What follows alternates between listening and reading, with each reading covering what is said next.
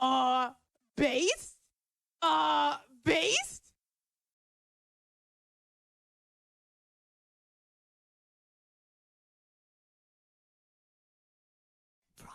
Studios.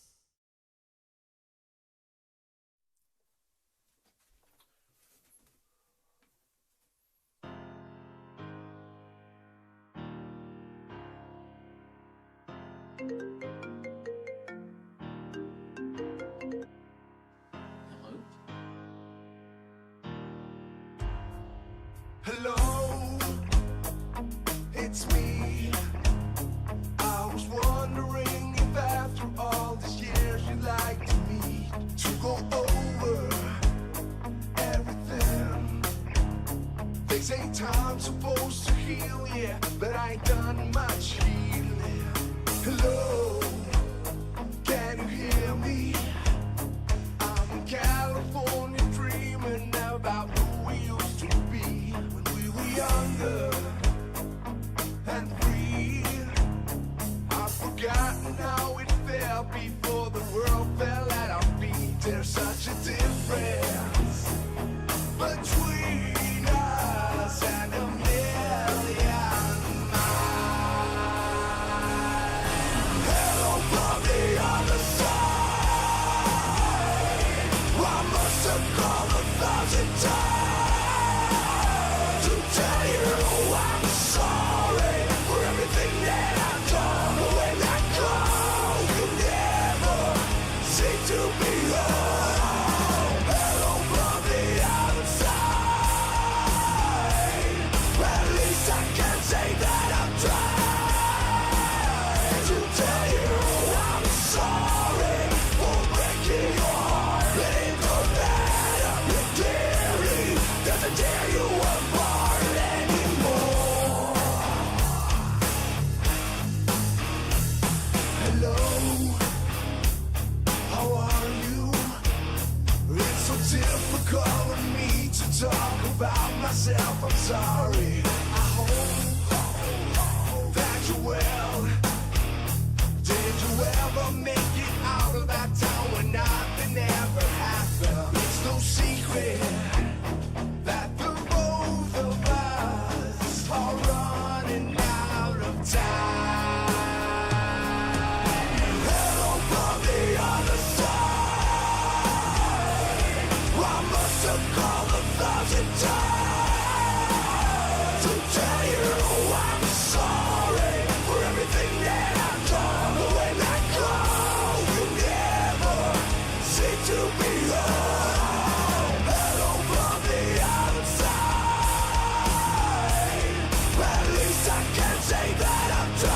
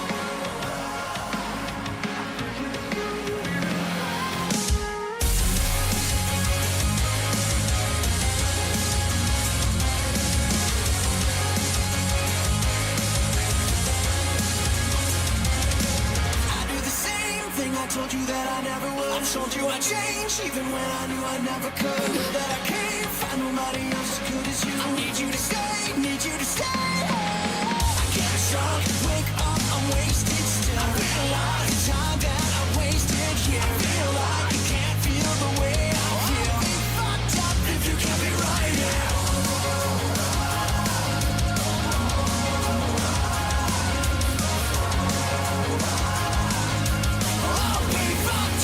You can't be right here. I do the same thing I told you that I never would. I told you I'd change, even when I knew I never could. I know that I can't find nobody else as good as you. I need you to stay, need you to stay. I do the same thing I told you that I never would. I told you I'd change, even when I knew I never could. I know that I can't find nobody else as good as you. I need you to stay, need you to stay. When I'm away from you, I miss your touch. You're the reason I believe in love. For me to trust, and I'm afraid that I will fuck it up. Ain't no way that I can leave you stranded, 'cause you ain't never left me empty-handed. And you know that I can't live without you. So let me stay.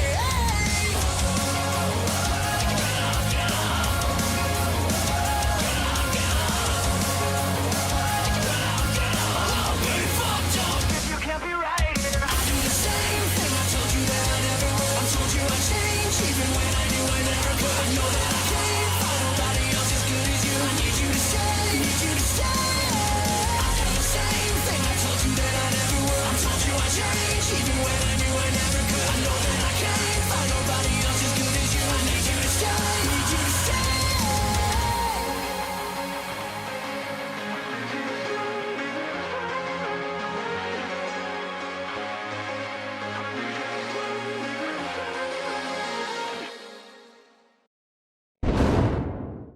Boom! Here we are, ready to go. Ready to Fate Stay Night for the first time ever. Yes, Fate Friday it is, because it's been annoying. I swear, I tried to play the visual novels. Everybody on this Type Moon Forum wiki is like, it's so easy. You download all this and then you run this program and then you run this translator. Oh, and by the way, it was meant to be played on the Windows 2004 or what the hell ever in Japan. So have fun figuring that the fuck out. But finally, they just remastered it and put it on Steam. And I'm not gonna lie, guys, that Fate Grand Order, well, we gotta finish Babylonia. It's fucking Babylonia. But, you know, I can only complain about sheep so many times. We need to get to the real shit.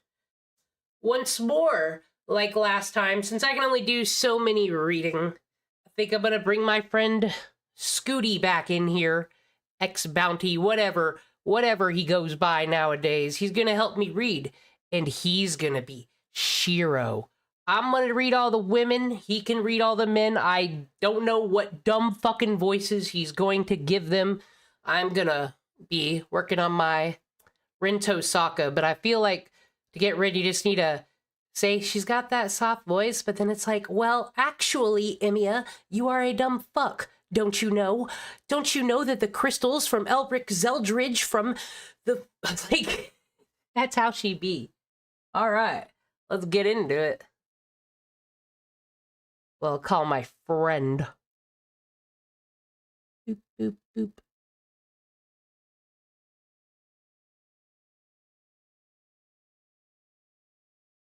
And here we go, everybody. Are you excited for the Fate Stay Night? I was asleep. Yeah, sure you were. Why are you calling me? Here we are. Yeah, Fate is Digimon for straight people. You figure out. Let me put Scooty on the screen here. Here you are. I hear so you. Saying I didn't. You're saying I didn't sell it? You didn't sell what? No. I didn't think I was sleeping. No, because you were like chatting on Discord 10 minutes ago. Don't you lie to me. Well, they didn't know that. Don't you fucking fake news cheated. me. You cheated. I will not allow. I thought I was convincing. I'll never be an actor. I'll allow fake fucking news any other day of the week, but not on fucking Fate Friday. No fake news Fate Friday. Here it is. Oh, I gotta so make it does count as Fate, right? Because even though it's Grand Order, it's not Grand Order, it's still Fate. Yeah, this so is... it's still, yeah. Shared the screen with you. Hold on. Trying to navigate. This seems to be the same... Settings. Seems to be the Yo. same controls as Digimon Survive, so I think I can handle it.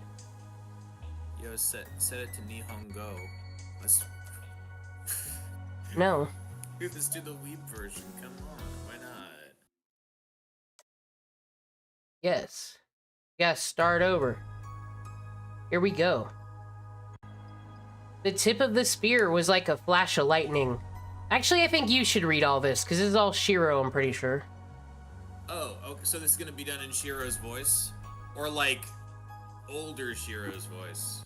It is in Shiro's head. The tip of the spear was like a flash of lightning. A spearhead thrust in the skewer of his heart. Even attempting to evade it was pointless. It was but a flash. Too swift for the human eye to follow, and yet... Hold on, I gotta... Up your Actually, mic. I have a better idea. Hello, tonto. I upped your audio. Cool. Now y'all can't ignore me. Moonlight swept in to save me. And from the strike that threatened to end me. The sound was beautiful, like the tolling of a bell. No, truth be told, the sound hung over me heavier than an iron wave. This beauty had little to do with aesthetics. The stark armor wrapped about what... Oh, shit, fuck, sorry. The stark armor wrapped about her was like a frozen night itself. Let me ask you very quick, you digging this track? It's nice. It's like old, like a PC engine sounding like Amiga, not Amiga, but like some of those old computer games. I was shocked by how good the soundtrack for this game is. I like it a lot. Feels very like 90s, 80s. And then like, because I listened to all the orchestrated versions and like the animes, but then seeing the game soundtrack, it's like, oh, it was already here and it's industrial and sounds cool as fuck. Like, I kind of like some of the originals way better than the remakes. I might have to hear some of them back to back, honestly. We'll I hear don't them remember during exactly this. how they go. The ringing was not in itself pleasant. It was to the sound of the steel. But the night herself was beautiful enough to make it into sorry, I'm not doing good today. Make it into the chiming of a bell. Oh, who that? Oh, it's Sword. I ask of you, are you my master? Her voice resonated in the darkness.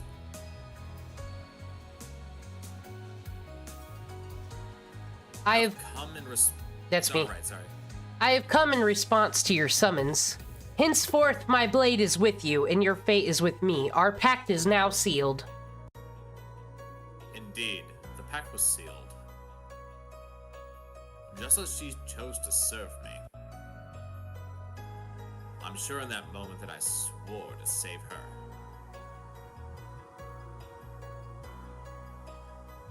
The moonlight cut through the darkness. As if in imitation of the night, the storehouse regained its former calm. Time had stopped. The vision before me had lasted less than a second. Be that as it may, I will always remember the sight of her as clearly as if it were still happening now, even if I fall to the depths of hell. Whoa. The faint slant of her profile. Pretty big words for there being other routes with other women in it. Oh, this one, though, Remember forever to the depths of hell. That's all. She pretty. Her serene, divinely green eyes. For a moment, time stopped. And her silhouette draped in a blue suede in the wind.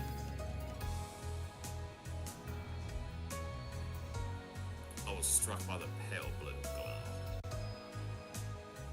Her hair, as fine as golden thread, was bathed in moonlight.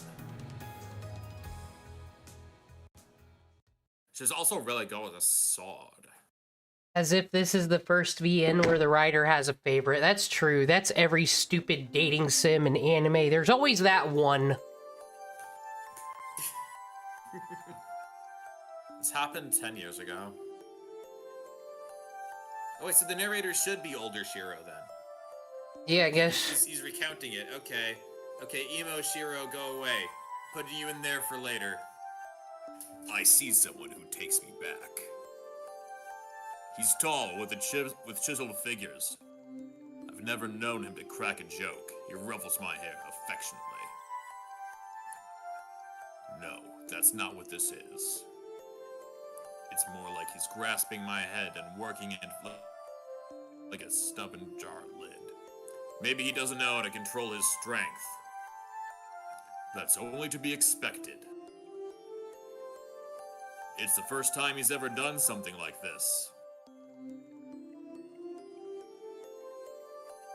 It's time for me to leave. You know what to do next.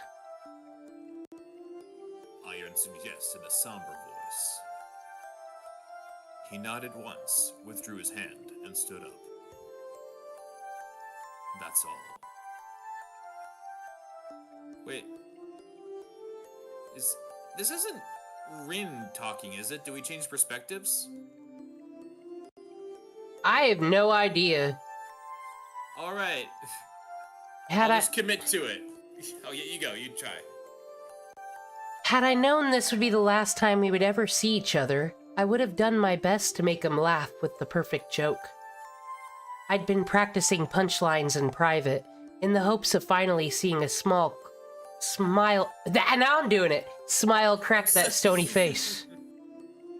If I have one regret, it's that I never got to tell him any of my jokes. I'm sure they were hilarious. Oh, she's talking about her dad. Oh. Hey, look, you watched Fate Zero. You're gonna pop in here where you left off. Okay, so who this talking?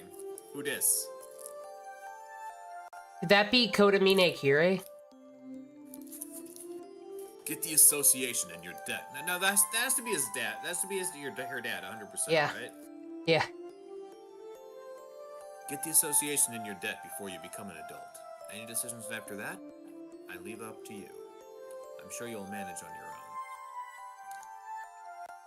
So he said, but I bet he was worried about me. He told me about our family's heirloom jewels, the gems passed down to us from our grandmaster, and how to manage the underground workshop. It was rapid-fire course of subjects he'd never taught me before. It must be he was gonna die or something. Even as a child, I realized that he would probably never come home again. He said he was gonna get a pack of cigarettes, and then he joined the Grail War. The prologue is Rin's POV? The entire thing, or just this part? Well, because the last was Shiro, obviously. Rin wasn't there's there. No, way. No, this isn't abridged Rin talking about Saber in that way.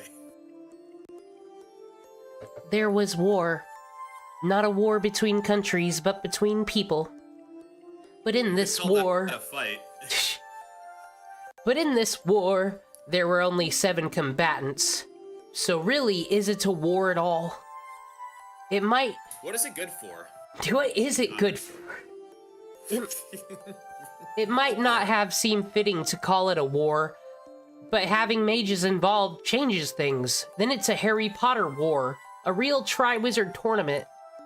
7 mages from different factions competed, but I wasn't sure why. They killed each other using other methods I didn't really understand. One of them was the man in front of me. It meant that he would kill and eventually be killed. I'm sure he felt the ticking of his life's clock even more keenly than I did. Keenly.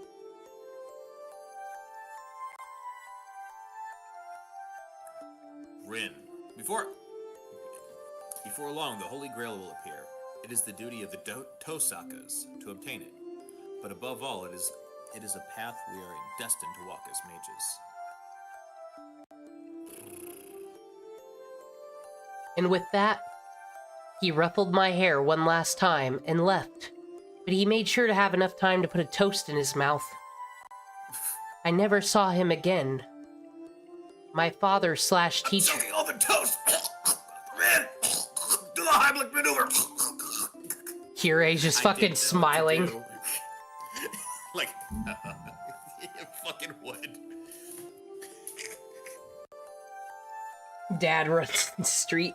He just runs in the street trying to catch the bus, but chokes on the toast. Dad is hit by a truck. Just in an alley. That was how my Grail War ended. I went out, summoned my servant, that got hit by a fucking car. I don't know who summoned that Toyota Civic. The Toyota Civic? Cars. Let's pretend that's an actual car in this timeline. Yes. Freaking Honda and Toyota like freaking joined forces like years ago. Toyota Civic, yeah. In the Fate Stay Night universe, they have merged. That is the difference between that world and our world. That's what created Magus. Toyota and Honda fucking merged. Yeah, exactly. And then there's actually Square Enix never had the merger. Yeah. This is a no merger world. There's never been any no, all mergers. All mergers. Toyota, Civic. So, Subaru thrown in there too. Safe travels, father. Thank you for leaving me the mansion. I bid him farewell, as a well-behaved daughter should. I knew I was on the verge of tears, but I didn't let them show. I loved him. He was a great father, and even a greater mage. Mages are stubborn people. As far as I knew, there wasn't a more upstanding man in the whole world. As my instructor, he trained me. As my father, he loved me. So I decided to become a Starbucks barista. I'd accept the things he left for me and choose my own path.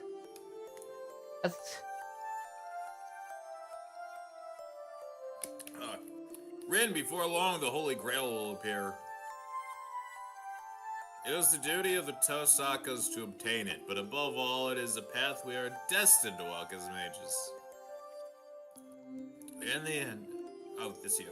In the end, his final words for me were given as a mage, not a father.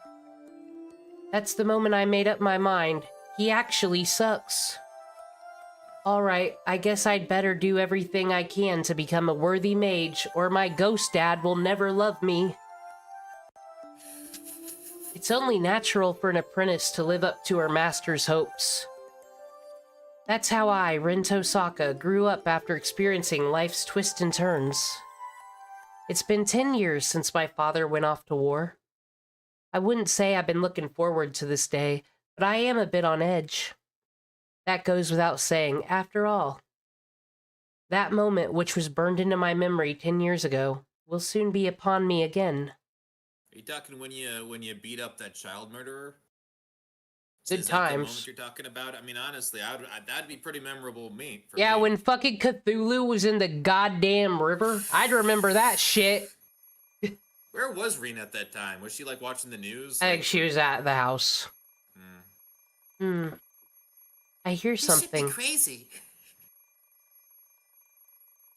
Ring, ring. Shut up. Stop. The noise doesn't stop. It's such an infernal racket. It's almost as if it's here to avenge my father. What a thought to have. That's the first thing you think, Rin. It's here to fight me. Yeah, ding dong. Oh, must be the police delivery guy. Must be here to avenge my father. It's like, oh, we got some mail for you. Ah, the mailman here to avenge my father, as they do. It's like, Rand, I think you need to move on. It's been 10 years. Don't be a freaking Batman here. Get over it. Move on. You're rich. Go to therapy. Good therapy. What now? I was up late, just a little longer. I wish it'd just let me sleep a bit more. In fact, it should. I fucking, you know what? Fucking... Based? Based? That's Ren is based. I stayed up into the early hours deciphering my father's will, and I used a hell of a lot of magical energy to do it. I'm totally exhausted, Is body and mind. that bad? Reading the will? Yeah, you had to use all the fucking crystals just to read that shit. Translate it. That's how they use Google Translate in the Mage organization. Okay. Car horn in the street. Be right back. I hope you don't need me. I've gotta take a break. Wow. See what he just did there? How rude. Didn't even announce that he was gonna take a break. Oh my gosh. But is this okay? Because I am Rin Tosaka, and a car won't fight me. Good grief, cut me some slack, would ya? Ring, ring, ring. Y'all remember that crazy frog in those fucking ringtone commercials? I remember. The alarm is deaf to my complaints.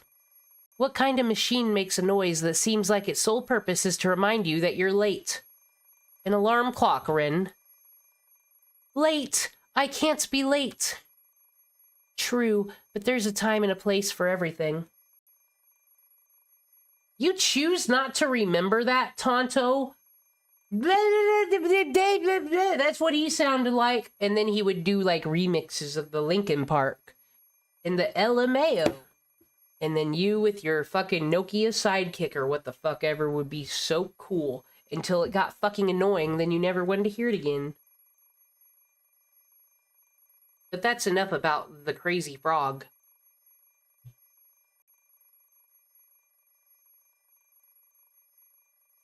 No matter how much of an overachiever I am, I should try to make it to school on time, at least for today, if only slightly. Oh, right. I set my alarm 30 minutes early, which means I should still be able to sleep another 30... No, just get up. Don't put yourself back in REM sleep. We're still I left for like a minute and we're still talking about the damn alarm. Dude, she fucking hates them, but we were talking about the crazy frog text messages, actually.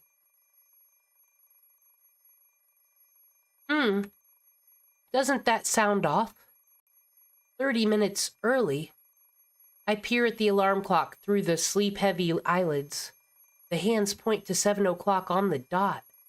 I usually get up at 6:30, which means I've completely used up my safety margin. Speaking of which, why is my brain so slow in the morning? Because you're fucking calculating how to save 30 minutes. God, because you hate that alarm clock so much. Fucking Christ, Rin.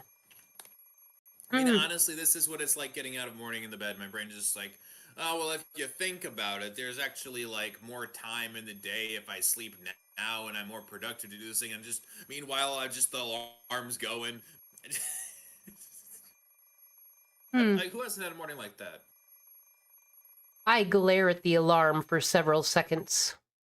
I shut off the alarm and climb sluggishly out of bed. I'm pissed now.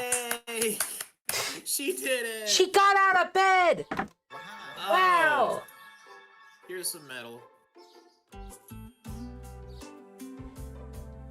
The morning chill bites at me as I cross the hallway and enter the parlor. You're right, Tonto, this is a 20-year game. 20-year-old game, crazy. This is the final 7 a.m. in January. Winters in Fuyuki are relatively warm, but the mornings here are cold as anywhere. Even at home, my breath mists white. It's that much colder without anyone else living here. Heater. I turn on the heater and go wash up. Single living is so inconvenient at times like these. If there was someone else here to wake up before me, then the parlor would already be heated.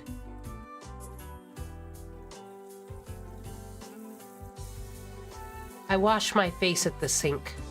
I run a brush through my long hair and get dressed. A chilly morning... Look in the mirror and describe your own face. Do it. Do that amateur freaking like writing club reading ass. What the draft fuck? We just description. started and you're already going at Natsu like I'm this? sorry. It's just like I don't know if you've ever been on a writing club before, but every single time it starts up by some guy waking up, going over to talking about like, oh, there's a thing today, the inciting incident festival. I can't wait to go there later. And then anyway, I look in the mirror and I have two different eyes and I have a mouth and I stroke my my very long and blonde and thick hair. Just Well, placing, okay, this is very important. This is very natural writing, man. Listen, Good job. this got made before all the trash did, so maybe it started it. The only thing to be said for is that the cold water I know what the word is, beats the sleepness out from me. I know. With a final tug on the ribbon of my collar, I finished getting dressed. There, they didn't describe her in the mirror. Hey! Get blown the fuck out. I'm just, I wasn't going after it. I was just saying that it was similar. Come on, has anyone else been in a writing club in the chat? Can anyone have my back on that? Who the fuck joins writing clubs? You fucking all watch PewDiePie play Tokidoki Literature Club and say that sounds cool? No, we read each other's manuscripts and shit. We didn't have those. What is Doki Doki Literature Club, which came out after I was in high school, by the way? Why would We didn't we have talk no about that in a writing goddamn. club? We didn't have no damn writing clubs. You did have writing clubs? Our people talk with smoke signals, thank you. So what the? You had a personal finance class that we didn't, but we had a after school writing club and you didn't? No. Lying. School That's for systems are dumb. after school is for Yu-Gi-Oh and Smash Brothers. You guys had a Smash Brothers club? Yes. What? No. How the fuck can you have a writing club if there's a Smash Brothers club? That's true. It would That be the that same totally makes people. sense. There wasn't a video game club, retro game, nothing. Wasn't even an esports club. You shouldn't go. You really shouldn't go around asking people if they've been in a writing club. Is that real advice, Why? Tonto? I'm sorry. I was just saying if there's anyone who was, speak up now or forever hold your peace. Okay. All that's left is to have breakfast and go home. The clock reads just past 7, so my morning rush feels a bit anticlimactic. Oh, I don't even need to run then. Of course I'd never do anything so uncouth as sprinting to school. I'm a lady. The Tosaka family motto. What about your dad? That's how your dad died. Yeah, it's how your dad died. School He was with running a out toast the... in his mouth. Dude, you don't want to live in the steps of your father? Oh, you're a magecraft, but you don't live his life? The Tosaka... You know, maybe that's why. Maybe she's traumatized. She said she'll never. The Tosaka family motto dictates that we conduct ourselves with confidence and elegance at all times. That's why I have this portal here. My ancestors must have been some high and mighty aristocrats, if that's what we've been taught through the generations. What is that word, Scott? Anachronistic. Anachronistic. The anachronistic... I need to start reading books again. Anachronistic. Anachronistic. Yay!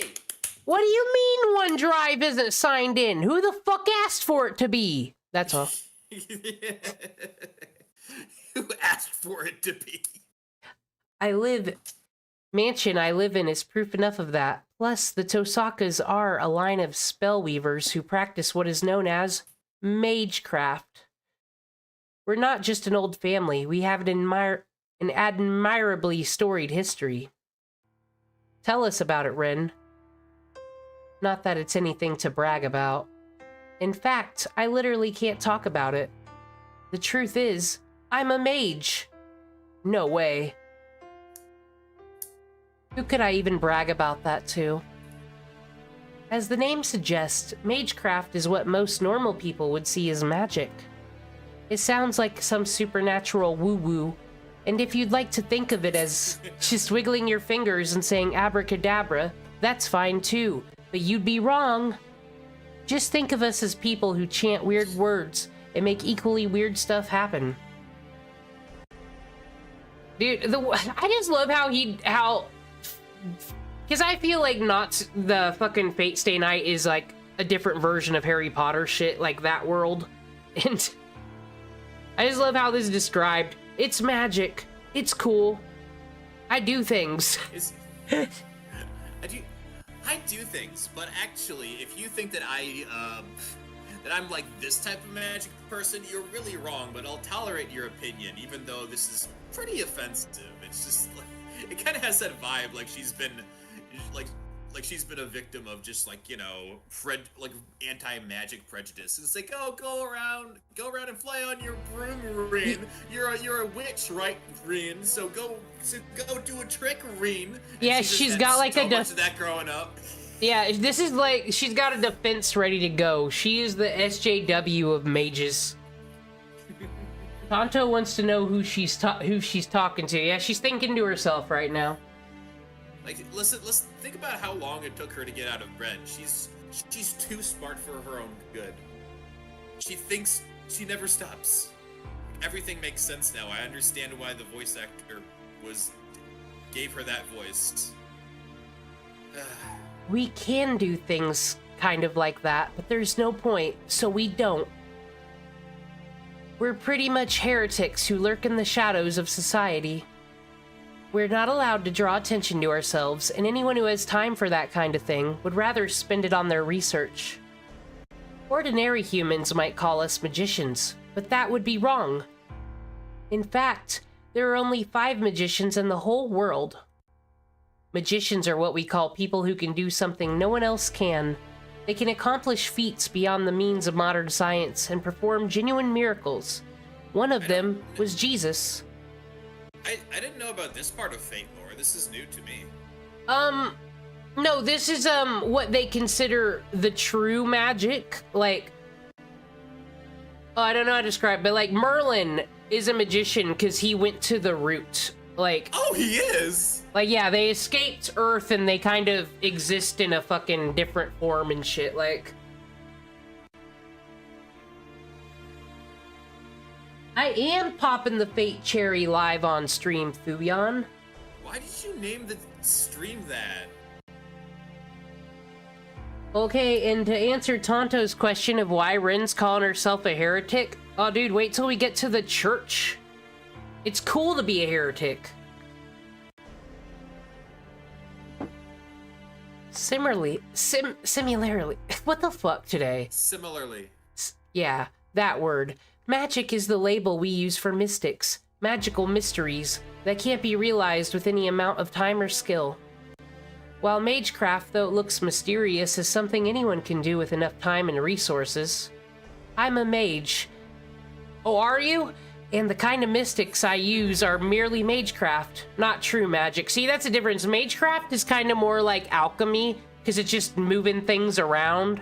Whereas true magic, that's supernatural shit no one else can do. Alright.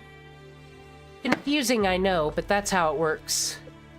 Also, modern civilization doesn't accept the existence of mages. That's why it's cool to be a heretic, you see. I'm special. We believe in, manipulate, and study things that can't be measured, which puts us at odds with modern society.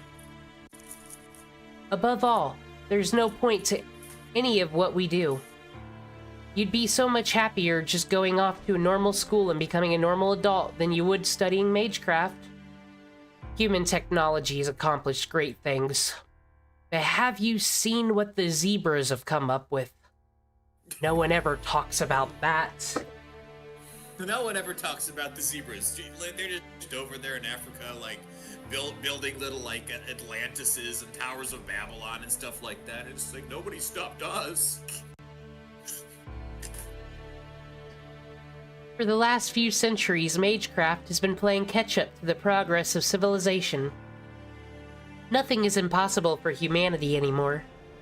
Miracles that could only be realized with magecraft in the distant past have been reduced to common tools and appliances like the microwave.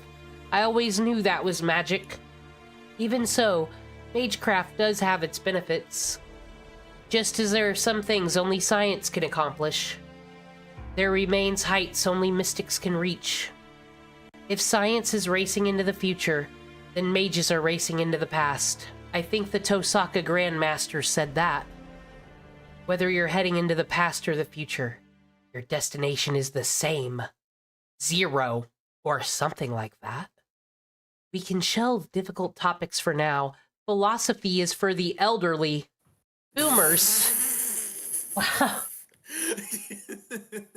Tonto says being a heretic literally means you're wrong, so how could you call yourself a heretic? I don't know, Japanese translation, maybe. That's how.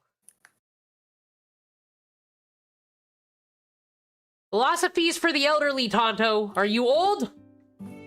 Stop philosophizing at us, Boomer. I finish my breakfast and pick up my bag. Oh right, I gotta bring my pendant, my special pendant that matches my clothes. I'm reluctant to take something so valuable to school, but it would be a waste to leave it behind. It's the anniversary of my dad getting hit by that car. I mean, this thing's 100 years old. It's by far the most powerful jewel we have. Next to that one from the Titanic. One could even say it is on an entirely different level. I obtained the gem after decoding my father's will last night. It's imbued with 10 years worth of my own magical energy. I've been told that the Tosaka family heirloom jewels passed down since the olden days, and this might be one of them. Tosaka mages specialize in the conversion and flow of power. We channel our magical energy into precious gems whenever we have a spare moment. Simply put, I'm the gun and the jewels are the bullet. The other main thing I inherited from my father is his hair color, the magic crest engraved in my left arm. A magic crest is proof that I'm heir to our lineage. It's like all the techniques of the Tosaka condensed into a tattoo. Can't let my guard down, even if it hasn't started yet. For now, I stow my pendant, my father's keepsake, in a pocket. It's my trump card. There's nothing I can't do with the power stored in there. It's 7:30. I'd better leave soon if I don't want to be late for school, God forbid. Yeah, did you just say, like, oh, I'm not going to be late for school? I don't want to be like my toast-chomping father. Oh, man. Meanwhile, monologues internally to yourself about something you already know, and now you're running late. Way to go, Reen. Yeah, she's only got her fucking self to blame if she's late. Oh no, she's bringing in the words, Scott. I ain't pronouncing these. I fucking failed German, dude.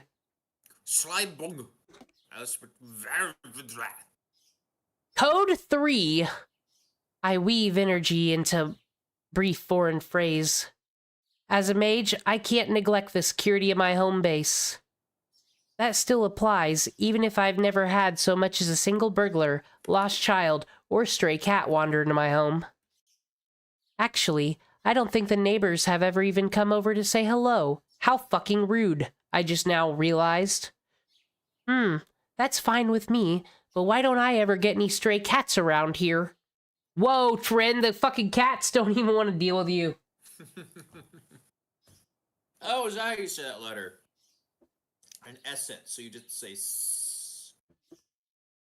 But, like, what's the difference between an essence and an S? Do they have S's over in the German?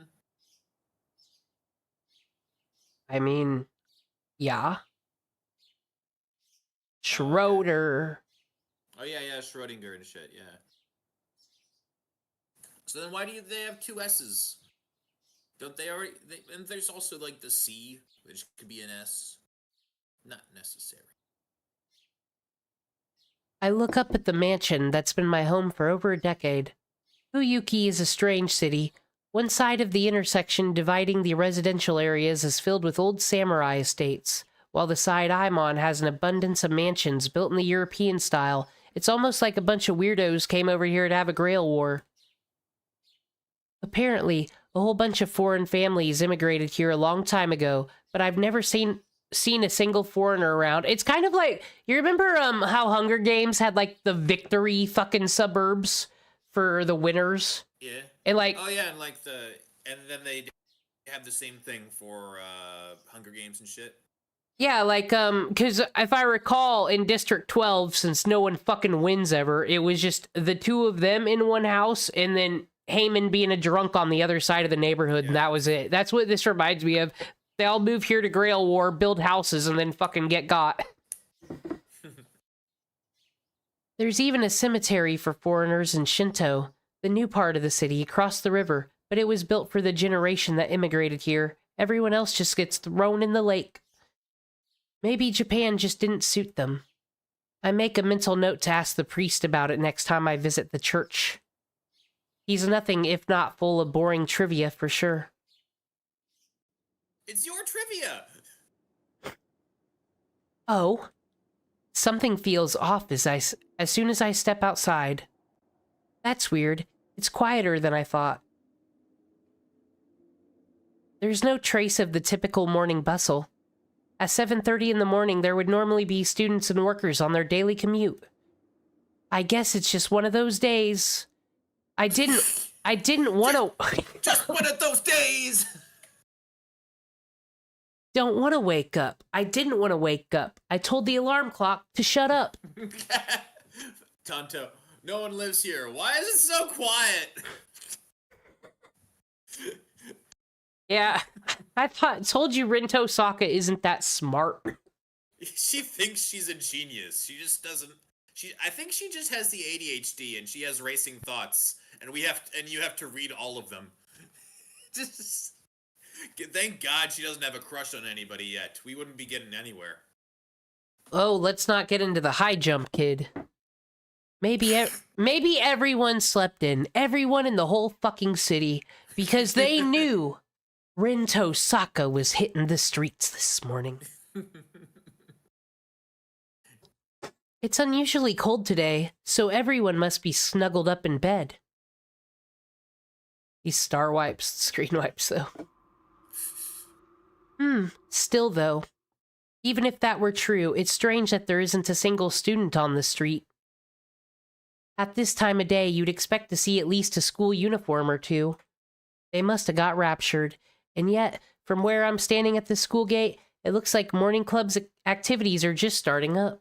Yeah, it did seem like the rapture the way that, like, there's literally nobody here in the middle of the day. Are we gonna like, you made it sound like there wasn't a single person in Fuyuki. All of Fuyuki. They all slept in, dude. They all slept in. They're all going to be late for work, but that's okay, because the bosses and managers are going to be late for work, too. Are we gonna discover the Grail Wars all in Ren's head? That sounds like one of those fucking...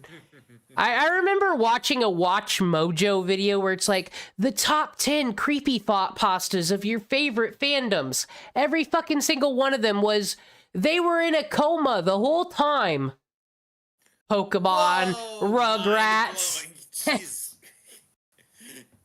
It was a dream all along. Yeah, that's one of my least favorite twists. Because it's such a nothing.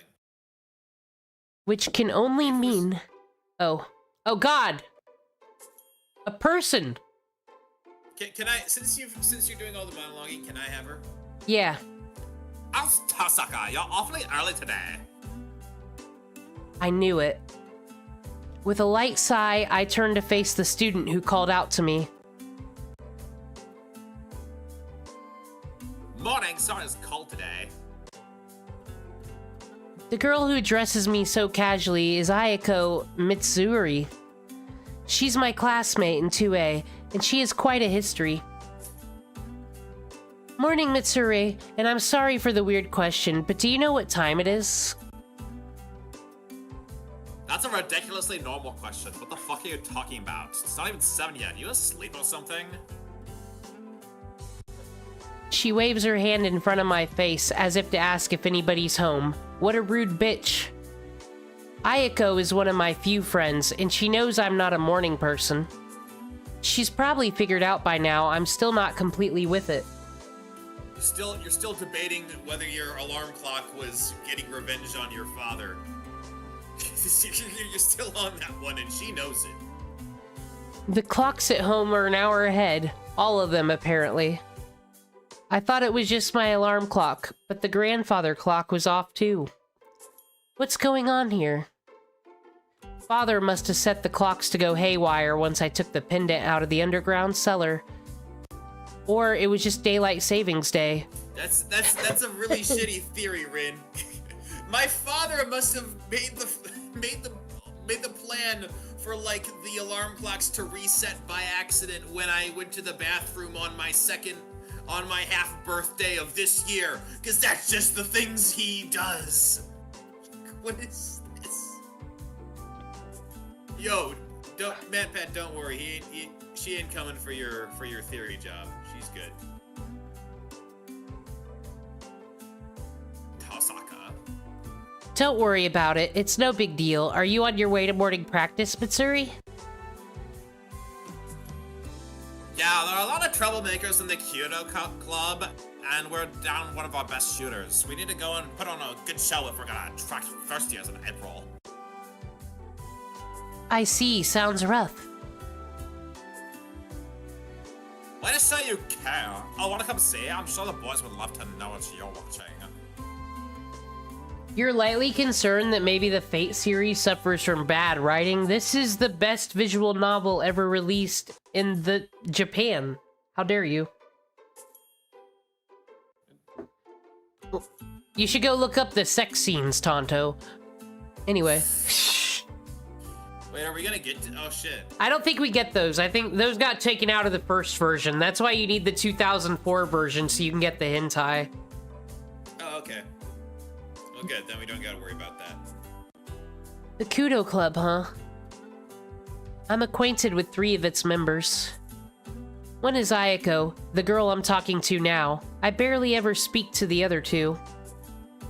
One of those latter 2, there's one that I can't explain away as simply as an acquaintance. I became friends with Ayako, the club captain, because I'd been watching the club from afar. Okay, as long as it's just watching, I'll come. It's not like I have anything else to do this early in the morning. Nice, let's get going. Come on, let's go! One of our school's trademarks is its well-equipped archery range. The chair of the school board has a passion for kudo, traditional Japanese archery, so they built a magnificent range on the campus. It's kind of a waste for a high school club, to be honest. Come on, let's go! There's still time to practice before it starts, so I'll get you some tea. Ayako tugs on my arm, looking somewhat pleased. You just call Rin Tosaka a cuck Tonto god. If I'm being... Do that. Yeah. Can't just... I'm being honest, her stupid way of speaking is a bad habit.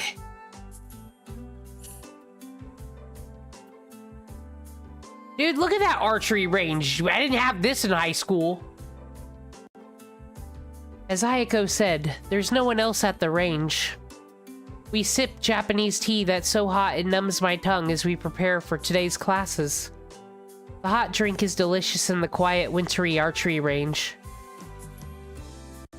Very wintry. Okay, I'll get right down to it. Where the fuck is the snow? They say I'm supposed to be snow today, and I'm disappointed. No one's knocking all the time. What's up with you? Did you finally reel in someone good? And she uses the occasion to ask me something completely ridiculous. Phew, you're just getting straight to it today, hmm? Should I take that tone to mean you beat me to the punch? No comment if you're not showing your cards, and neither am I. So how about it? Are you being If you being so tired is anything to go by, I bet I'm on the right mark. I'm right on the mark. No comment either, but I guess even if I tried to hide it, you'd see right through me. Sadly, not yet. What about you? Can you really afford to take your time on the romantic front? You're not wrong, things aren't looking too good. Sure, I could grab someone just for appearances, but my quality matters, you know? I shouldn't compromise when my future's on the line. Uh-huh. Are you worried that you'll make the wrong choice and lose to me? Obviously, the important thing here is that you lose to me. Let's be on the same page there. If you find a guy and I want the guy, I get the guy. Everybody wins. Yeah, I see. Good night, Tonto. See you later. See you later. Oh my god. Bye. Thank you for letting me be all best princess with her. My god. Fun.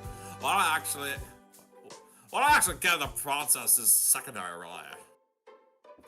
Oh. She chuckles confidently. That's my chuckle. Ah. Do you like it? I worked hard on it. We're two peas in a pod. Yeah, and I'm claustrophobic! I told you when we meet, this is what it's gonna be like between us. She did, didn't she? Kill or be killed. I'm sure that's how it'll be between the two of us. I was genuinely surprised to have someone say that right off the bat. Translation: our friendship won't bloom unless we're constantly trading blows. Is what Ayako was getting at. I agree with her. In the 2 years since then, I still haven't figured out whether she's my friend or my nemesis. Well, Shiro still is having that trouble with Shinji right now, so Ayako is her Shinji. Is that true? I guess. She doesn't suck that much though. Is she gonna suck more? Nah. Yeah. How did we get on this again? What? You started it, Tosaka? You complained that you'd never have a boyfriend, so we decided to make it a contest to see who catch- Oh, this is you. Thanks for stealing my line from me, you dumb bitch! God, you're always doing this! You already get the internal monologue, I don't get it. You complained that you never had a boyfriend, so we decided to make it a contest to see who catches one first, remember? God. Ah, right. That was the deal. We said that whoever loses has to do whatever the winner says for a day, right? Yeah, and you also agreed to give me, like all of your jewels and, like, your house and stuff, if you remember that. Never! Come on, you remember that. Never. I'm on a roll on gaslighting you. Yep, I don't think even kids make deals like that anymore, but we're both still losers. No matter what happens, the loser has to honor the deal. I gotta say, I'm looking forward to winning. Ayako snickers in delight. My goodness. Ayako Mitsuzuri, to put it mildly, a handful. I'll admit, I'm looking forward to winning myself, so that goes for us both. I see, but Mitsuzuri, you can look forward to the future. Don't lose sight of the goal. There's more to our contest than being the first to finish. I know, duh. It's like not a real victory unless it's a relationship that makes you green with envy. That's the biggest. That's the biggest challenge for us both, though. It doesn't matter how great of a guy. No, I'm not letting you do it again. Don't even think about it. Great guys, if we can't bring ourselves to love him. Ayako's sigh is heavy. From what I've heard, she's known as a bit of a misandrous. What is that? What even is that? Do you hate men? Misandrous. Is that like the opposite of misogyny? Is that? I don't know. I gotta look it up. The Japanese people have better vocab than me. God, what happened to my fucking phone? Can't put too much stock in gossip, though. That she made this bet at all means less than that she just doesn't like boys. And more that she hasn't found the right person. That aside. Wait, when did this become we? Yeah, yeah, you're right. That's what it is. It's freaking Tenko. The Tenko virus. Yeah. Fucking hate Tenko. The Tenko mind virus. Yeah. That's the Tenko mind virus.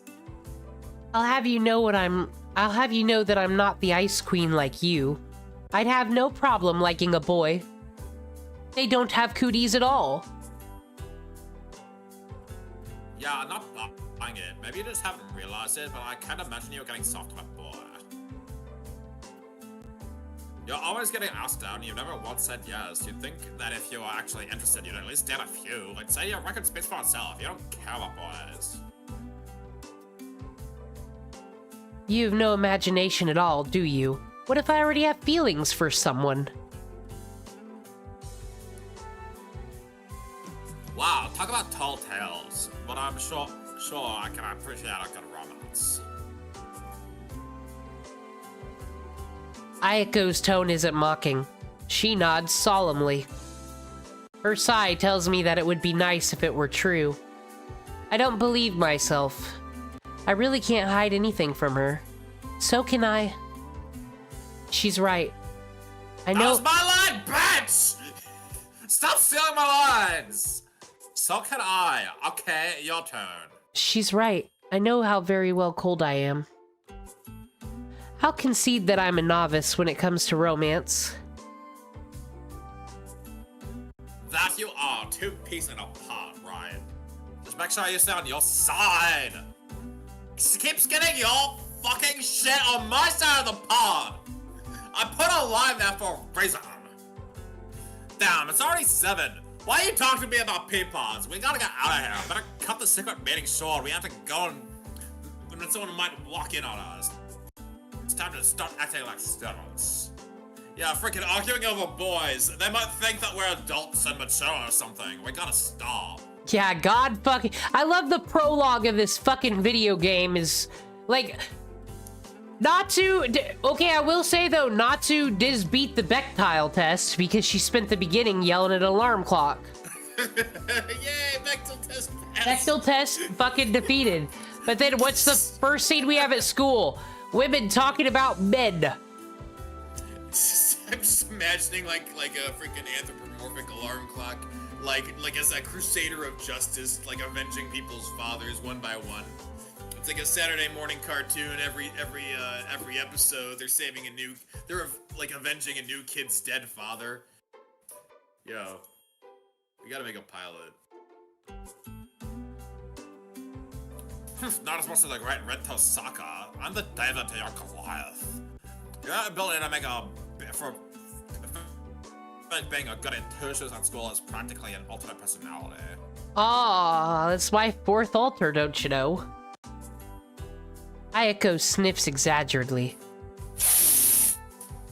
I empty the rest of the teacup she poured me and brew a new pot.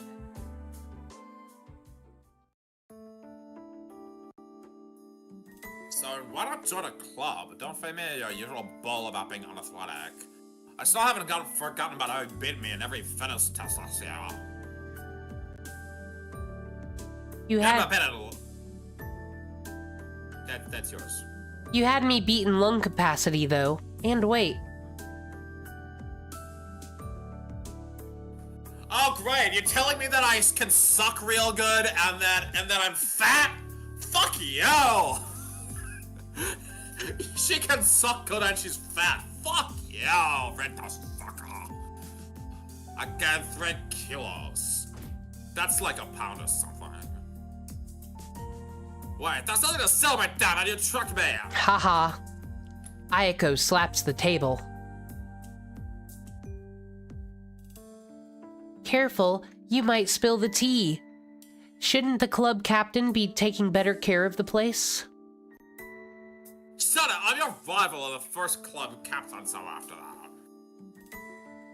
If there's no one else around you, you can bet I'm ready to tackle a fight at all. Ayako side-eyes me with a huff. She has a unique idea about beauty. A beautiful woman must walk the marital path. Martial path? I don't know. She's always going on about that. Not surprisingly, she's well versed in most martial arts. Kudo was the disciple. was the discipline she was least skilled at, so I joined the club and worked her way up to captain. So she joined the club and worked her way up to captain. She's probably... This isn't one of those, right? This is an anime. This is an anime. There's not even that many naked people in it. I watched it. That's why I haven't written off the entire franchise, because there's not a lot of naked people. There's no H scenes in this version. But what I do love about those scenes, though, is, the way the animes get around them. Because even though it's a fucking mature... I guess Heaven's Feel has sex in it, but Unlimited Blade Works, just the way they always have to dance the fuck around it is funny. I don't know where it is, so I wouldn't... Yeah. But, like, because, it's actually very important when it comes to mages and magecraft and servant shit. Should you really... So you really saying that to topic? Wait. That's me. Why can't they at least color code it? For real. Should you really be saying that you stop being a captain if none of your club members are around? Why not? I'm only captain for show. I can just have the more unruly members take care of any grunt work. Plus, there's better shooters than me anyway. I don't have any captain's honor to defend. Welcome back, Lord Fuyan. That so? I recall Miss Fujimara saying that you were the best they had. Good for her, that's a bit of an ego boost, but still, she's only just saying that because the guy left. You're right though. Miss Fujimura is thinks that much of me. I'd better act like a real captain. That's the spirit. And speak of the devil, here comes your club mates now. Time for me to go, but make sure you do your part. I didn't have to be a cuck at all. What, you're not gonna watch us shoot? We're just shooting shit? I wanted to shoot the ball! I wouldn't understand even if I did. It's one thing to watch from afar, but the uninitiated shouldn't loiter in the dojo. Ancient Japanese rule, after all. No loitering. Well, fucking shoot you with a bow then! I'll consider yourself initiated, bitch! I love how she wouldn't understand it. It is literally archery. They hit the bullseye with the fucking arrow. I wouldn't get it. Seems complicated. That's like something that you say to a guy if you're a girl like this, just to get out of him talking to you about it, but then it backfires and he's like, oh, well, let me explain it to you, little lady. And it's like, oh, fuck. Just as I get up to leave, the first club members begin entering the archery range. Ah! Good morning, Captain. Morning, Mato. Are you by yourself today? You have a ripest brother car. Yes, I'm sorry I couldn't convince him to come. God damn it! We're not gonna get the rapist that literally everybody likes and the best character in the game? Fuck! Fine, if he doesn't want to, there's no point forcing him. Ayako. Seriously, who's missing Shinji? Who says, God, you know, it would be so much better if Shinji were here? Why the fuck is he even in archery? Ever. Why is he in archery? That never made no fucking sense to me. That's all. He just doesn't seem like a school club kind of guy. He must be here to fuck someone. He can stay home and do that. Ew. Sorry. It was right there. I could not go for it. I hate it too. I hate him too. I'll be going then. See you later, Mitsuzuri.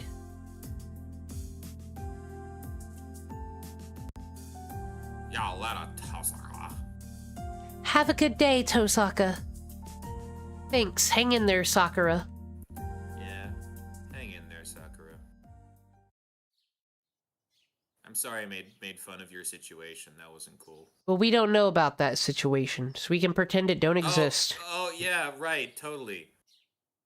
I leave the dojo behind, so as to not get in the way. Oh no, God. Oh Oh, we were just talking shit about you! Morning, Tosaka. Funny running into you so early. Oh no. Here comes the person I least wanted to see.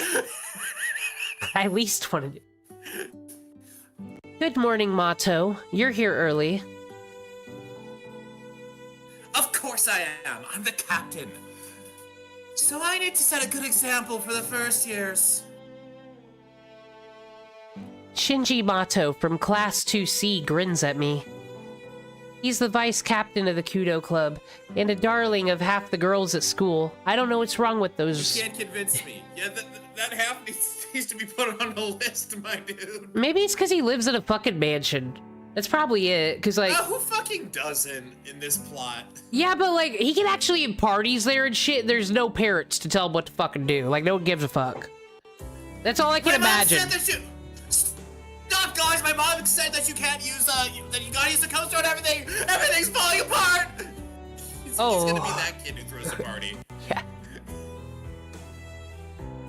It's mostly thanks to his looks, of course. But he's also admired for his good grades, social graces, being kind to girls, and being an overall heartthrob. Or something like that.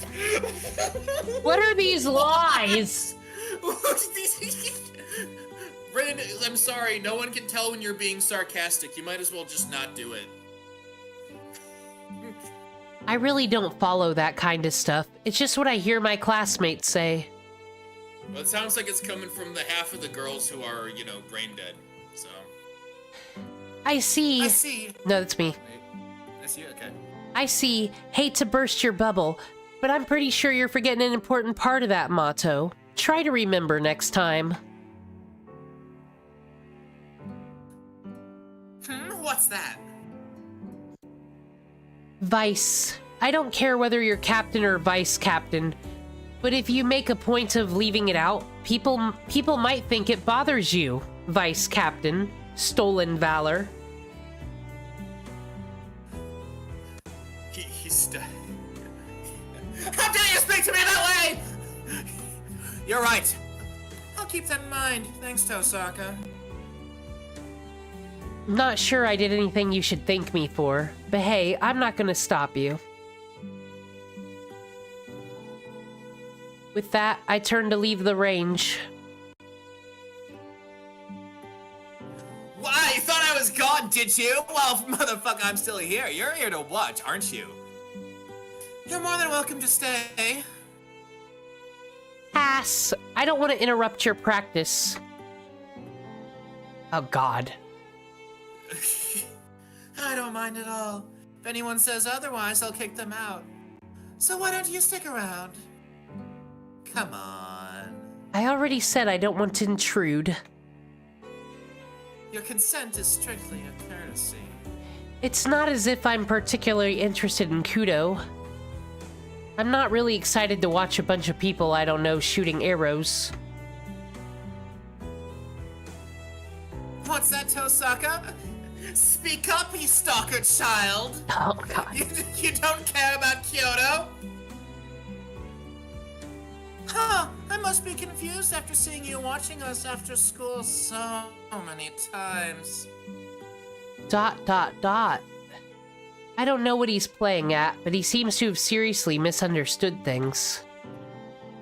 So you knew Mato? Yeah, our eyes met often, you and I. I saw you watching me. I wanted to call out to you, but you know how it is. I can't raise my voice on the range.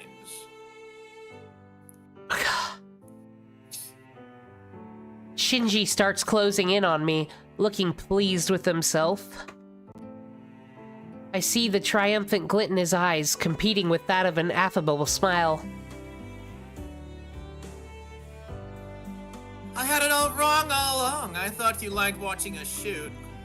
But you aren't interested. Why then were you watching Tosaka? Other reasons? That's personal information. ... Is it? It involves me, does it not? Unless if I'm mistaken. Ah. Oh, I see. Now I see. It would sound like that, wouldn't it? Would you mind taking a step back, Mato? I like my personal space. What was that, Tosaka? Those little lips that you don't have. You should use them. I can't really hear you, stalker child. You're still not getting it. Wow, you're still not getting it. This isn't my usual style, but I guess that's what it'll take. Here, I'll make it real simple so even you can understand with that small brain of yours. I am even less interested in you than I am in Kudo. I didn't even know you were in the club, and I doubt I'll remember next time either. Fucking God, fucking savage! Yo!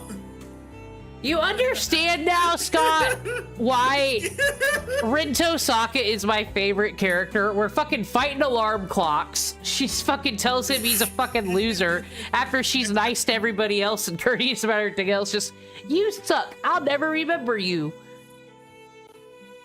You know that thing in Telltale? That they will remember this? I will not. At all. Okay, yeah, that's a huge W for Rin. What did you just say? Stalker child? Speak up! I must have touched a nerve because he tries to... Oh. I must have touched a nerve because he tries to grab me roughly. It's okay, they don't really ever fucking... I guess you gotta wait for the end of the quotation marks. Nice, yeah, I'll try to pay attention to that, but it's hard, it's kind of tricky to parse. I twist out of his reach and turn to leave. Bye, Mato. Sometimes a little self-consciousness can do you good. Saying you gotta buy some shame. Tosaka, you little! Shinji sounds like he's about to say something, but he keeps his temper and doesn't chase after me. The guy is all style, no substance. I wouldn't give him that much. Negative Riz. If he had even a little backbone, the people around him wouldn't suffer nearly so much.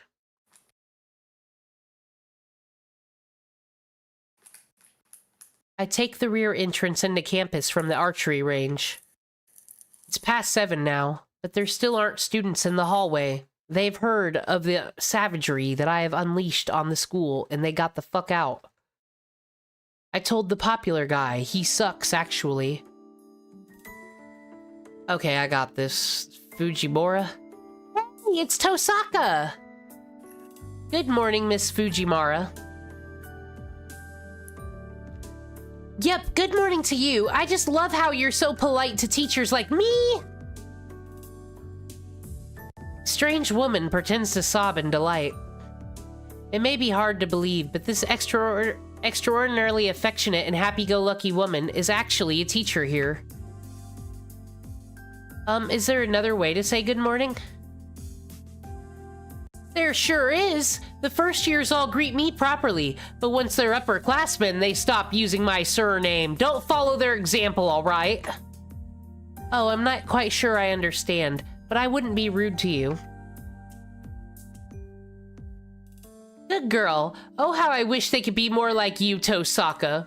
You think she's like the teacher in A Christmas Story where they all give her the apples and the fucking fruit baskets and shit?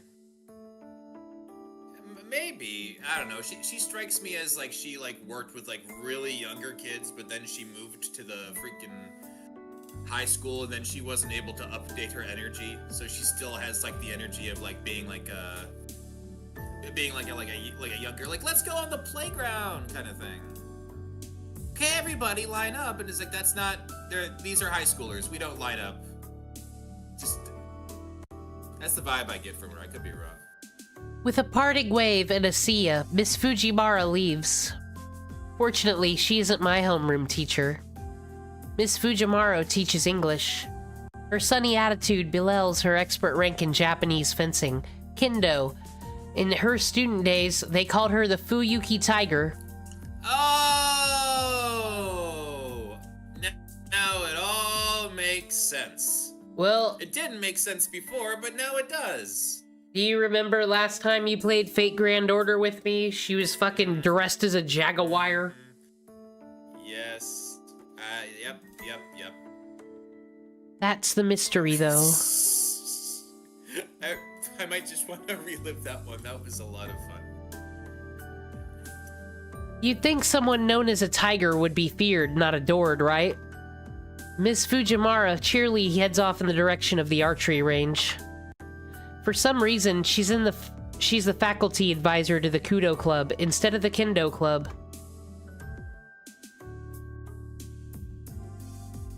It's just before 7:30. I can see students doing their club activities on the school grounds, but there's hardly anyone indoors. Except... God, Tosaka! He always blurts out my name like I did something wrong every time he sees me. Well, if it isn't the student council president, it's a little early for patrolling campus, isn't it? Or maybe fixing up club rooms? You're diligent as always. Not that I care. Oh, you said the tsundere line, dude. What are you doing? You're not even a club, so why are you here so early? I just felt like it. I'm not an early riser like your family, Rudo. The student council president's handsome face darkens with suspicion. He seems to have it out for me. I really don't know why.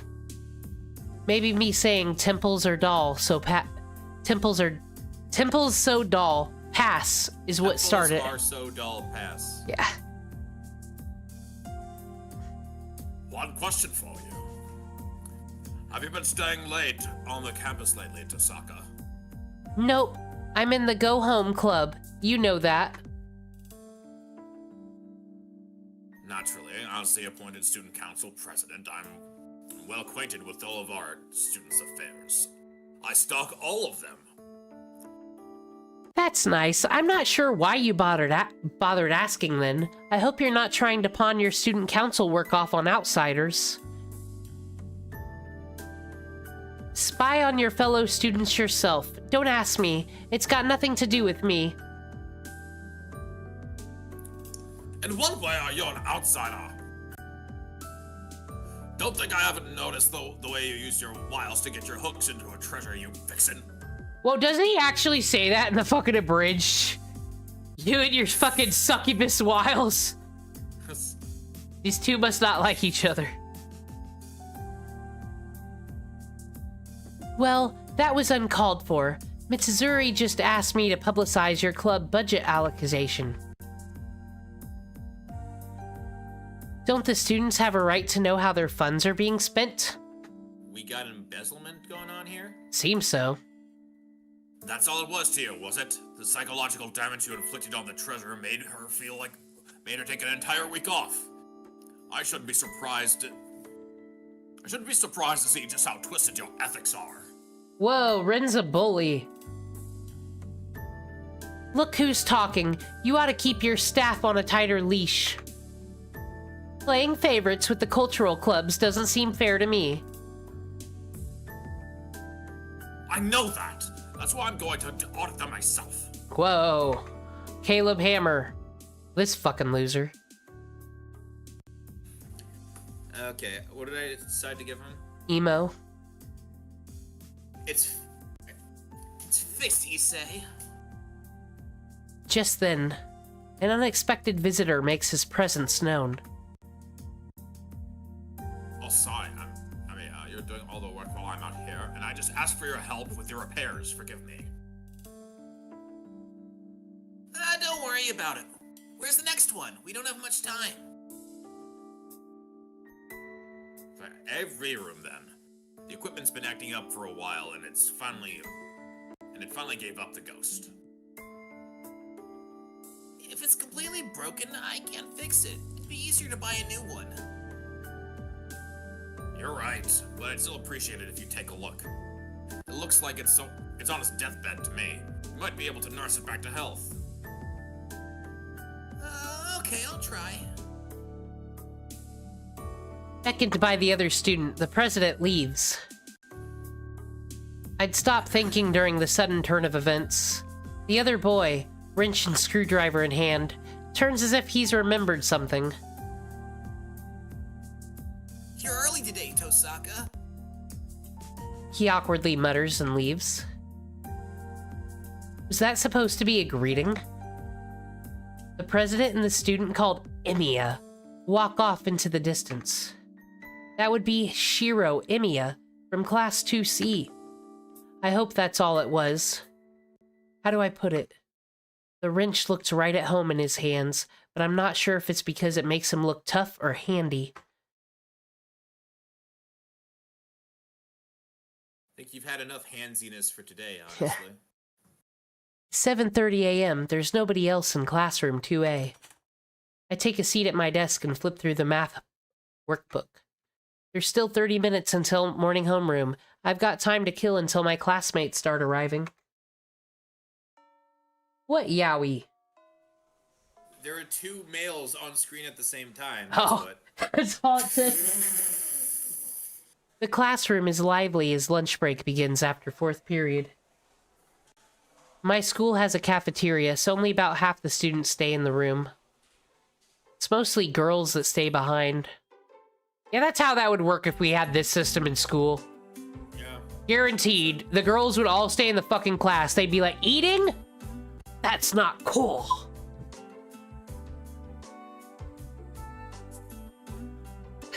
The girls think the cafeteria is a bit too liberal with the seasoning, so...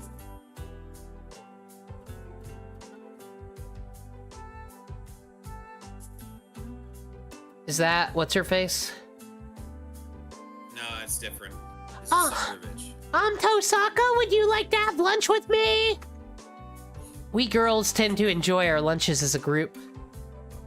I'm sorry, I can't, Sabrina, but thanks for asking. I'll be eating.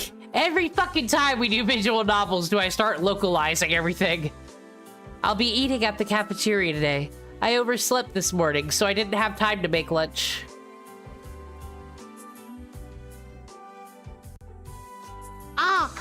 Of course. Sorry for ambushing you with that. Sabrina looks guilty at her feet. Among the refined, well-behaved students of Class A, she's the most demure. For some reason, she's really nice to me.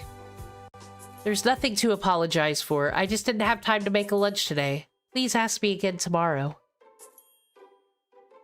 I let her down gently as I can and offer a genuine smile. Well, no Yuri here. Rid be turning everybody down. Shinji, Yeah, that's this person. Yeah. Fuck. Corrupted Wuna. You have your bias? Oh, okay. So even you sleep in too, huh? Perhaps my smile made her feel better. Sabrina turns back to her table, looking relieved. She's adorable. Yukika, this girl, isn't a drop-dead gorgeous, but her smile always puts everyone around her at ease. It does happen. I don't let it show, but I'm not really a morning person. I can't get up early enough to be in any clubs. I like that one. Sabrina somehow maintains an elegant air even when startled.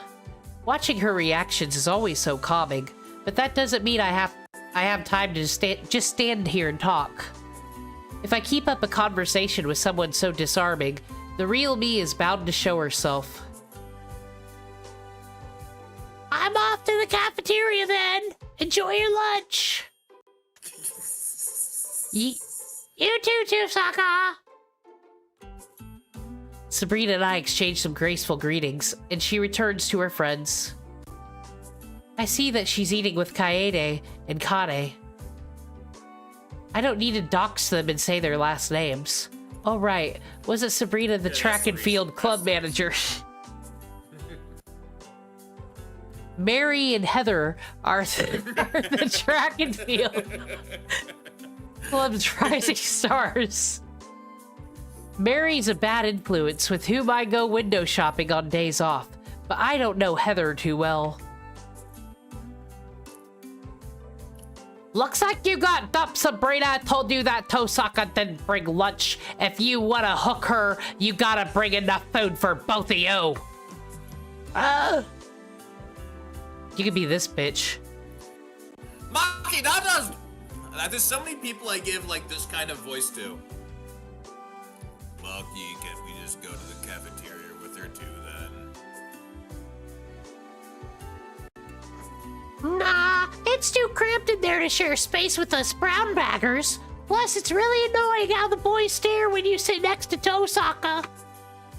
The last time we hung out, she hogged all the... attention. She's an overachiever, and all squeaky too. I can't take it. Mary takes hold of Sabrina's desk as she continues to rant about me. Use a rant about Rin Tosaka. Despite her foul mouth, she actually wears a kimono really well, like a picturesque Japanese beauty.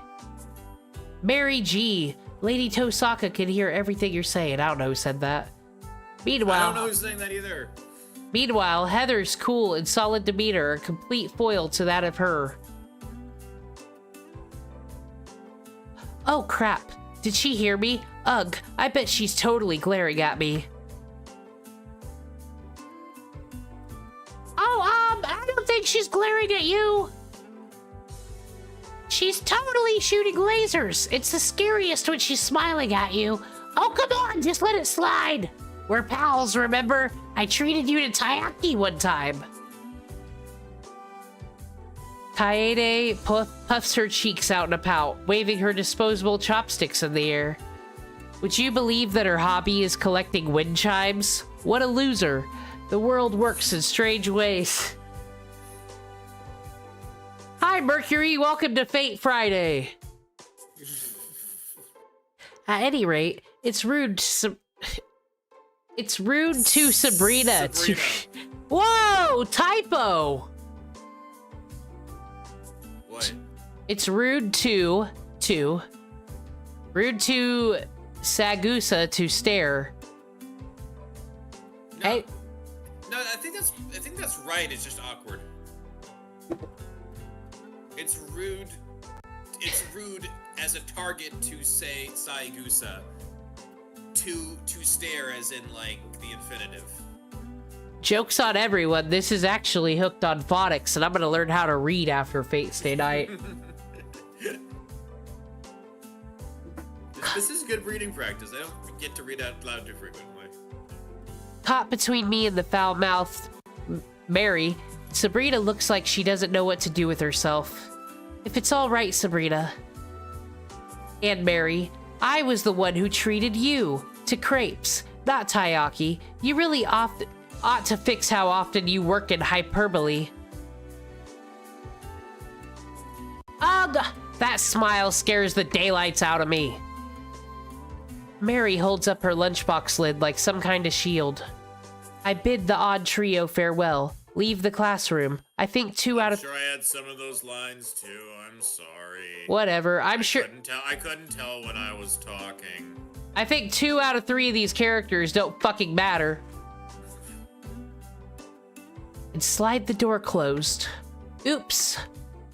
Ah, give me a break. Taiyaki, crepes, what's the difference? They're both sweet things wrapped in carbs. Oh, this bitch is talking shit. Mary utters something blasphemous for a girl. She thinks taiyaki and crepes are the same? Oh, fucking opinion basher! Opinion basher! We gotta contact the school rep right now. This is important. Is she even human? Are all desserts the same to her? If I'd known that her taste buds can't distinguish Fleur's 500 yen very, very berry from an 80 yen taiyaki enema. Damn you, Kai!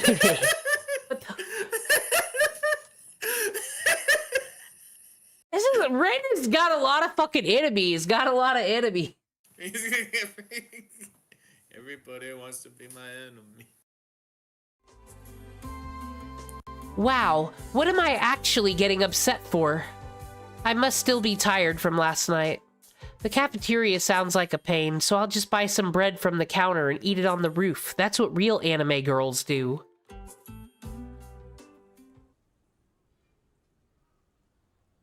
I purchase my lunch and head to the unoccupied roof.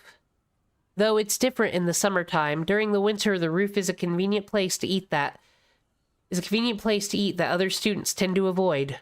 Yo, what if it just like said, like, I ate my sandwich. It was a nice sandwich. And then just goes into all the details about the sandwich. Then now I went back. Now I'm walking home. Like there's no point to this scene. It's too cold to hang out here during lunch, but that's a small price to pay for privacy. Well, you know it's the roof of a Japanese high school, so it's quite important. Yeah. I mean, yeah, how else are you gonna really soak in how big suicide is in Japan when the top of the high school roof is guards preventing you from jumping? If we could go to the roof on our high schools in America, do you think they'd put these up there? I don't think they'd be this tall. Maybe. But no, you can't have roof access. Someone would just be up here being extra threatening it all the time, probably. You have that kid every damn day. Every damn day. I'm gonna do it, you guys!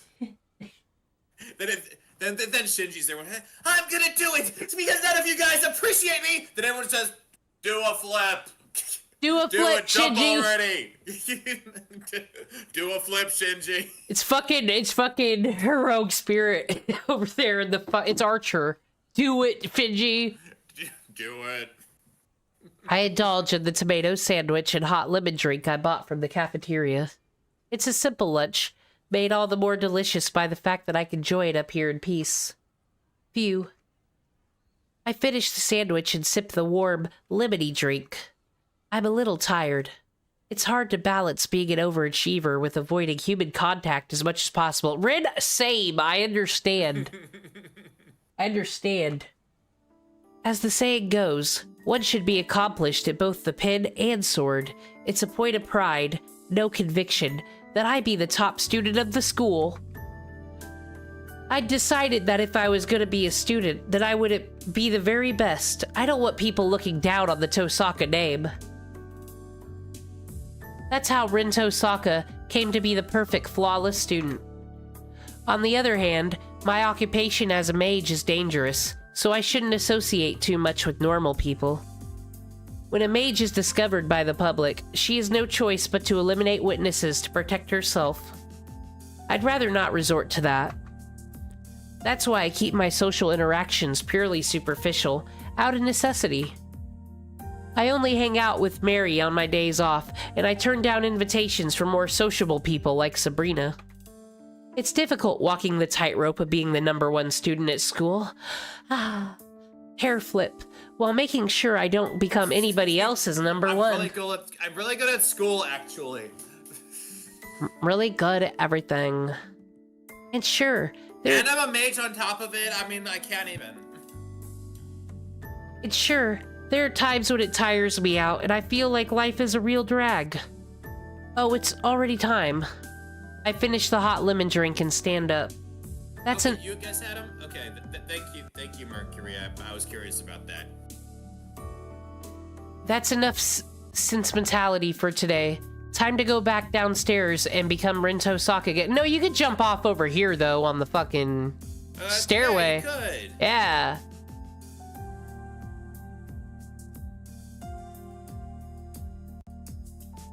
Oh, this guy. This guy. Homeroom is over. Make sure you long your day shifts and lock the doors and the windows. If you don't have any club activities, try and get home quickly. Class 2A's teacher gives his usual spiel and leaves the room. As far as I know, he said exactly the same. He said it exactly the same way all year. Tosaka, you gone home already? You heard the mysterious freaking man? Yeah, I had a run-in with Mato this morning, so I want to leave before it gets out of hand. I never fucking asked. You should have tempered this morning. You must have put him through the ringer. Oh yeah, I did. Did he now? Sorry for the trouble. It wasn't really. Mato's always hard on the younger students. It helps them build character. Sue me. Glad to hear it. I'll make it up to you later. Sure. I hope it doesn't put you off. Stop by again sometime. I'll record it next time. For real. For real. Nobody likes that guy. I make my home without taking any detours. Oh, I should save. Yeah. My time as Ren Tosaka, the honor student, ends once I leave the school. The next half of the day is reserved for the other me. I have to become a mage of the Tosaka.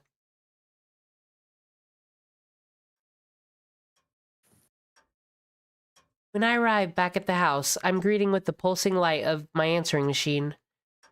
Voicemail? That's rare. Figures, it's Kirei. I have a feeling I know what he's gonna say, but I'd better listen or I won't hear the end of it later. I press the play button and hear a familiar male voice. It's me. As I'm sure you're aware, tomorrow is the time limit, Rin. We'll have a problem if you procrastinate any further. That's the There are only splash 2 attack of spots procrastination. left. If there was an actual, if anyone played Kirei, Kotomine Kirei, in a live action Fate series, it would need to be Nicolas Cage. It would need to be, there's no other casting. Oh, don't forget that Kirei's fucking, like, he's got abs. He fucking... There's an action star in there. Oh, that's true. I must endure all the masters are in order soon. The priest cut straight to the point. If you plan to forfeit your rights as a master, let me know by today. It'll take time to dispatch a substitute mage. Liar. I bet you could find a backup right away. You have already shown signs of a command spell. Promptly summon your servant and bind them to it. Of course, it's a different discussion if you choose not to take part in the Holy Grail War. If you fear for your life, then come into the church with all due haste. The voicemail ends. It was a clear message in simple language. If you're gonna fight, then be ready by today. If you aren't, then retire, because you're in the way. I'm gonna turn that into something. Yeah. I can't believe he stole one of my poems. I said that he shouldn't share it to anybody. Some friend. I don't need you to tell me that. It's only to be expected, I guess. Today's the last day I can drag this out. Thankfully, I managed to decipher Father's notes yesterday. My battle preparations are in order. All that's left is to seize the right to participate, as he said. The Holy Grail War, a fight to the death over a single chalice, a ritual that's gone on for centuries. The mages who take part in the Holy Grail War are called Masters. It doesn't denote a rank of any kind, it merely describes their role. There's a condition to participate in the Holy Grail War. You must summon a familiar called a servant and form a contract with them. But make sure to not get screwed on the interest rate. Regardless of your skills as a mage, you are not recognized as a master unless you command a servant. There's a clear difference between servants and normal familiars. The way you summon and use them are different.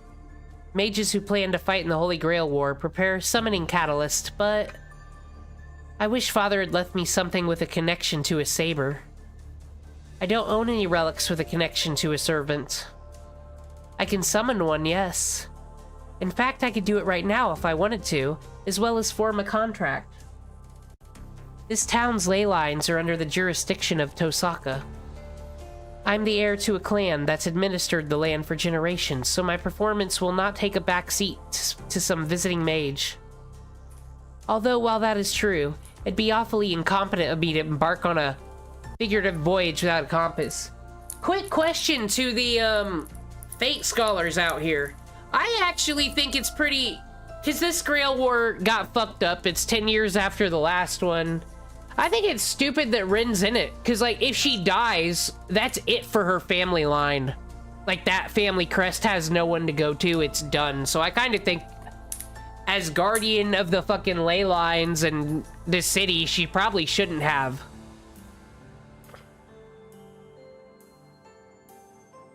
I'm a heroic spirit? Cool. Servants are drawn to symbols. To summon a powerful servant, one needs a symbol with a connection to that servant.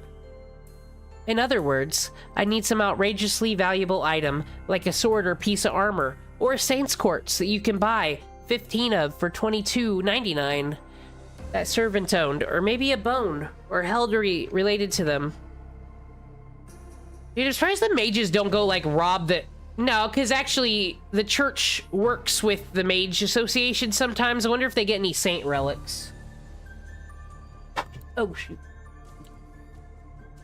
The pendant I discovered in the basement last night is an ancient artifact of highest quality. It's amazing all on its own. Still, it won't help me summon a servant. Fine. I don't need to rely on something like that to figure this out. To begin with, I doubt there's any masters more qualified to handle Saber than I am. What an assumption to make no one else has summoned his Saber yet. I don't know if she knew that or not. Alright, I've made up my mind. I'd rather not get another earful, and waiting until the last minute doesn't sit right with me. Now the real challenge begins. Tonight, I'm gonna summon a servant while I'm in peak condition and acquire a saber by force.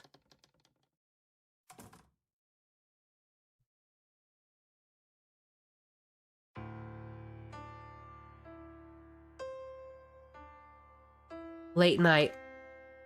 The clock reads almost 2 a.m. This is the period where everything lines up. My condition peaks at 2 a.m. sharp. In terms of limits, this will be my first and last chance, so I can't afford even the slightest mistake. Withdrawal within elimination. Engrave 4 circles of withdrawal and surround them with a summoning circle there.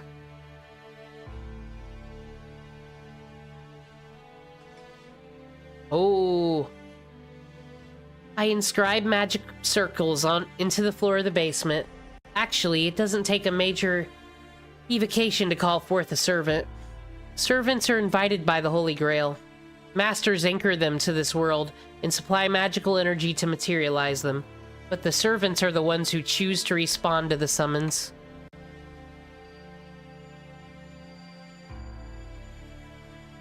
There I am! Didn't even need a mirror description. No, visual novel, why do they? Exactly. For the elements, silver and iron. For the foundation, stone and art and the Archduke of Pax. For the ancestor, my great master, Shrinern. Raise a wall for the wind that shall fall. Close the gates of the 4 directions, come forth from the crown, and follow the forked road leading to the kingdom. Still, I need to keep cautious and focus.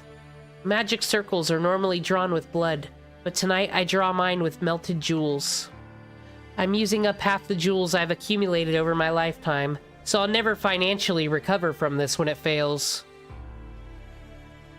Oh yes. Yo, Caleb Hammer would call her out for this shit. Dude, Caleb Hammer would fucking... Oh, I don't know, because Rin does have a roof over her head. I don't think she's any credit card bills, but yeah, she's got... Any dollar she gets, it's on fucking gems.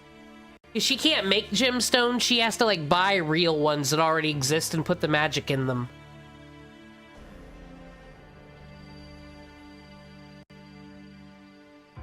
Fill, close, fill, close, fill, close, fill, close, fill, close. Repeat 5 times. But when each is filled, destroy it.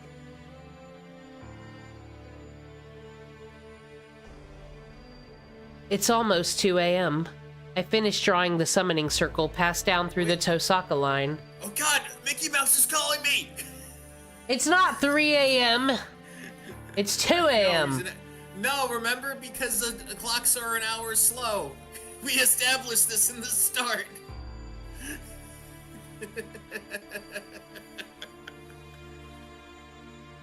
Anfang set. I flick a formless switch within myself. With a click, I feel my insides turn over to something else. Okay, calm down.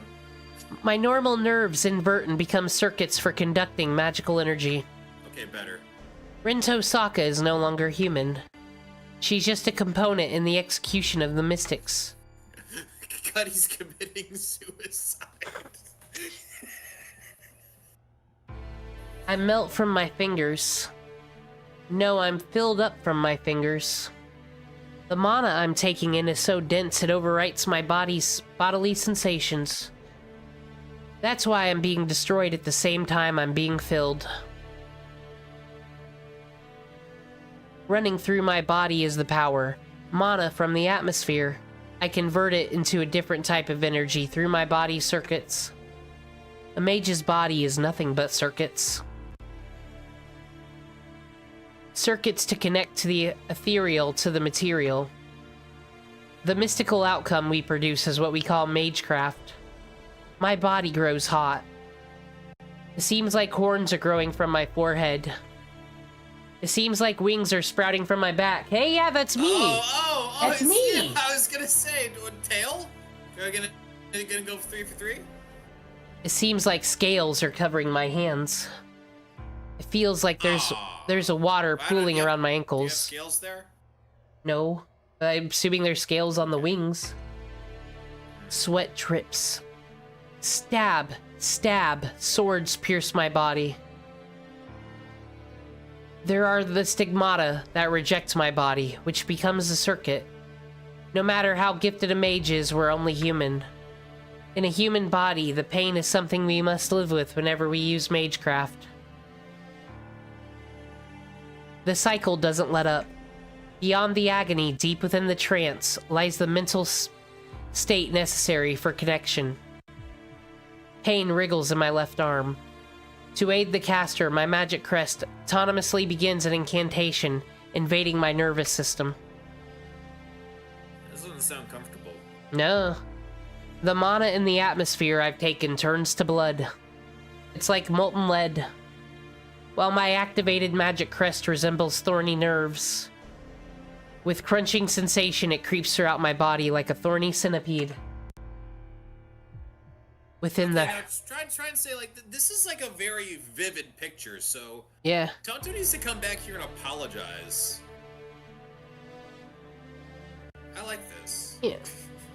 Within the hurt, I forget myself. At the same time, I can feel it taking hold of me, like I've reached where I need to go. My hypersensitive hearing picks up the ticking clock in the parlor. 10 seconds left until 2 a.m.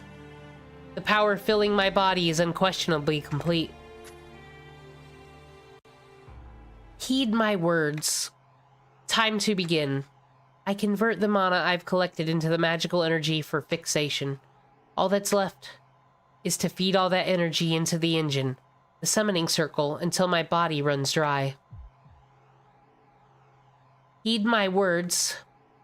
My will creates your body, and your sword creates my destiny. If you heed the Grail's call and obey my will and reason, then answer me.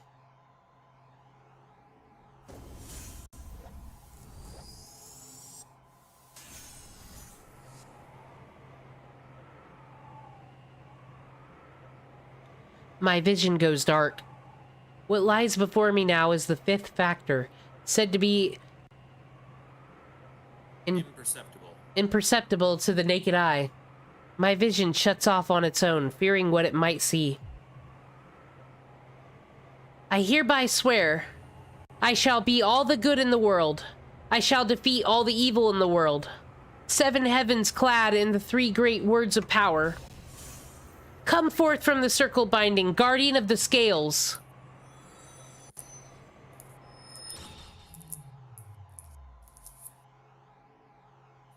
That went off without a hitch. It feels so perfect. It's like I'm reeling in a whale with a fishing rod. Flawless. I'm positive I just drew the strongest card. The gotcha. The gotcha. I feel it. The gold sparkle rainbow cards. It's here. I can't wait for my vision to return to see what awesome person I summoned. It'll take a few more seconds, but when it does, I'm sure the strongest servants will.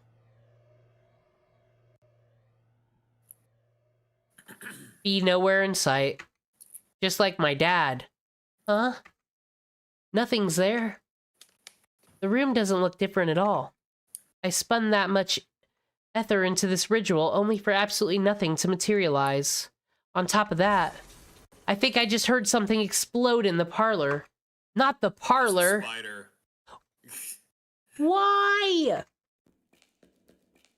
I bolt. My head's empty at this point. I just run. I race up to the stairs from the basement. The door is broken? The door to the parlor is askew off its hinges.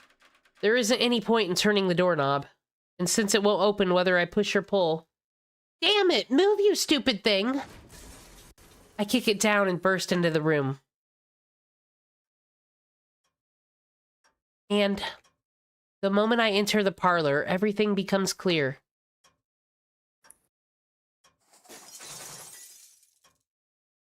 Whoa, fucking trash my place. Everything is in tatters. Rubble is I strewn... redecorated. Rubble... Like it? No, I don't, actually. Oh, well, you should have stopped me. Rubble is strewn across everything, as if something has fallen through the ceiling. On top of it all sits a man, cocking his head arrogantly. He must be some kind of criminal. Clearly. But something graver draws my attention. The grandfather clock, having escaped destruction, tells the time precisely. Now I remember.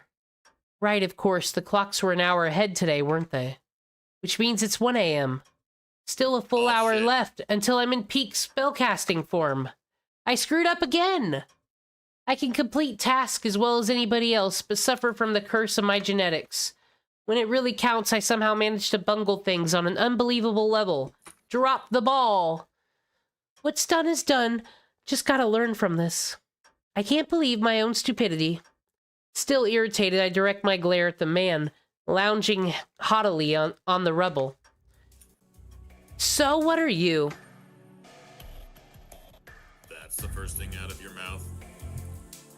Oh, I seem to have been dealt a truly ridiculous master.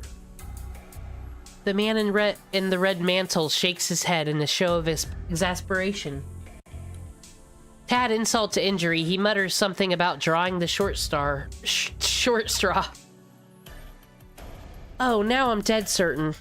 This guy has a messed up personality. That's what she got out of this? Kinda rude, really. This guy's uncool. Loser. And this is a servant? I thought familiars were shapeless beings, but this is just a man. No, not just a man. Even from here, I can tell that it's brimming with this shocking amount of magical energy. Don't be fooled by its appearance. I'm staring at something that's undoubtedly more than human. It's a human-shaped ghost that's on the level of an elemental. He's a real hot fucking ghost. This is no time to be dumbstruck. That thing belongs to me. Whoa! Objectifying the man? Rin. Well, good thing I just destroyed most of your objects then. Maybe it brings you down a peg or two. I need to get my head in the game. Just checking, but you are my servant, right? That's what I wanted to ask. Are you even my master? I've never been summoned so violently before, and honestly, I'm still struggling to get my bearings. It's my first time, too. I'm not answering questions like that. I see. But you weren't here when I was summoned. Care to explain why? Are you serious? You're no baby bird. Don't joke that you can't decide who to serve if they aren't there when you open your eyes, loser. I have a short attention span. What do you want from me, Reen? I mean, girl.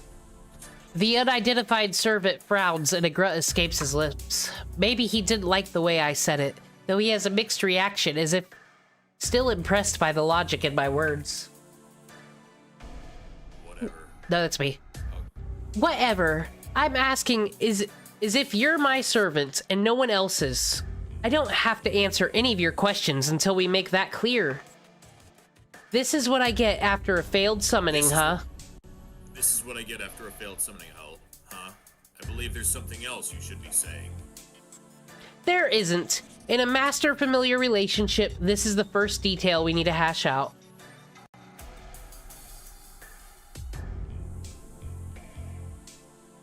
The servant's eyebrow twitches.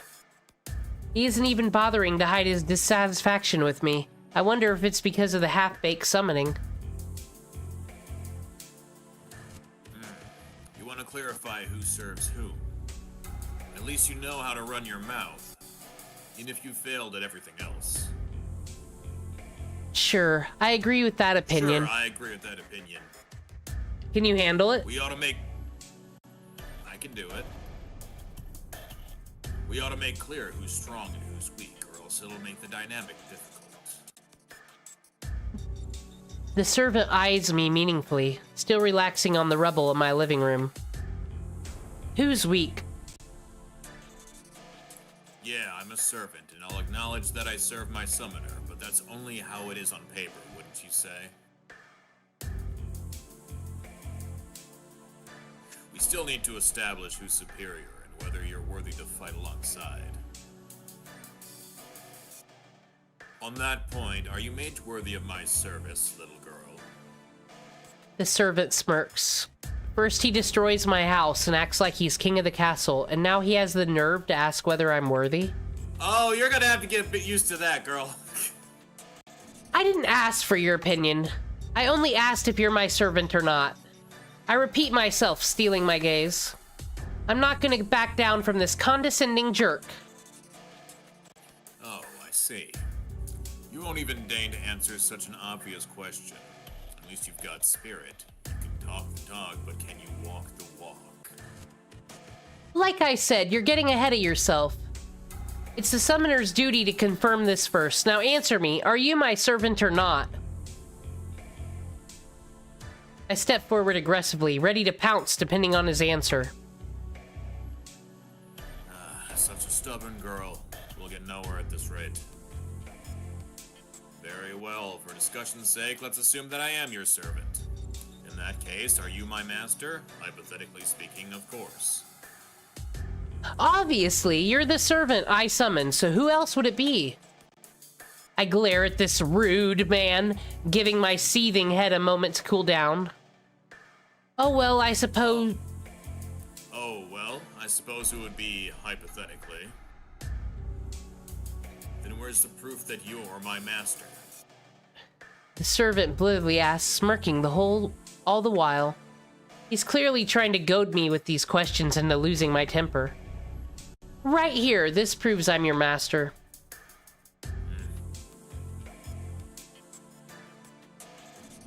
I show him the command spells on my right hand. Don't think I was born yesterday. Father's told me enough that I know what command seals are, at least. Oh, they call them command spells here. Yeah. Good. Good enough for you yet? Any other complaints? I thrust the symbols at him in a challenge. But the lounging servant rolls his eyes. Are you serious right now, girl? His face darkens, looking even more disgruntled. What do you mean? I'm talking about the way you think. Command seals are automatically make you my master. They're merely tools to compel a servant. I can't believe you thinking flaunting some signals is enough to play master. What I want to see is whether you deserve my loyal service. That makes sense, but normally you'd think of command seals if someone asked for proof you're a master, right? What, you think I'm unqualified to be your master? I wish that were the case, but unfortunately your command seals show that you summoned me. As hard as it is to believe, you appear to be my master. He shrugs in mock exhaustion. Uh-oh. I've reached my boiling point, and I'm not gonna cool down this time. Oh, pushed me, boy. I'm hardly satisfied, but I'll concede at this point. Concede the point. For now... Oh, that's you. I'm hardly satisfied, but I'll concede the point. For now, you're my master, but I have conditions. I'm not going to do what you say. I'll decide the direction of battle, and you'll act as I see fit. This is the greatest concession I can give you. I'm sure you don't mind, girl.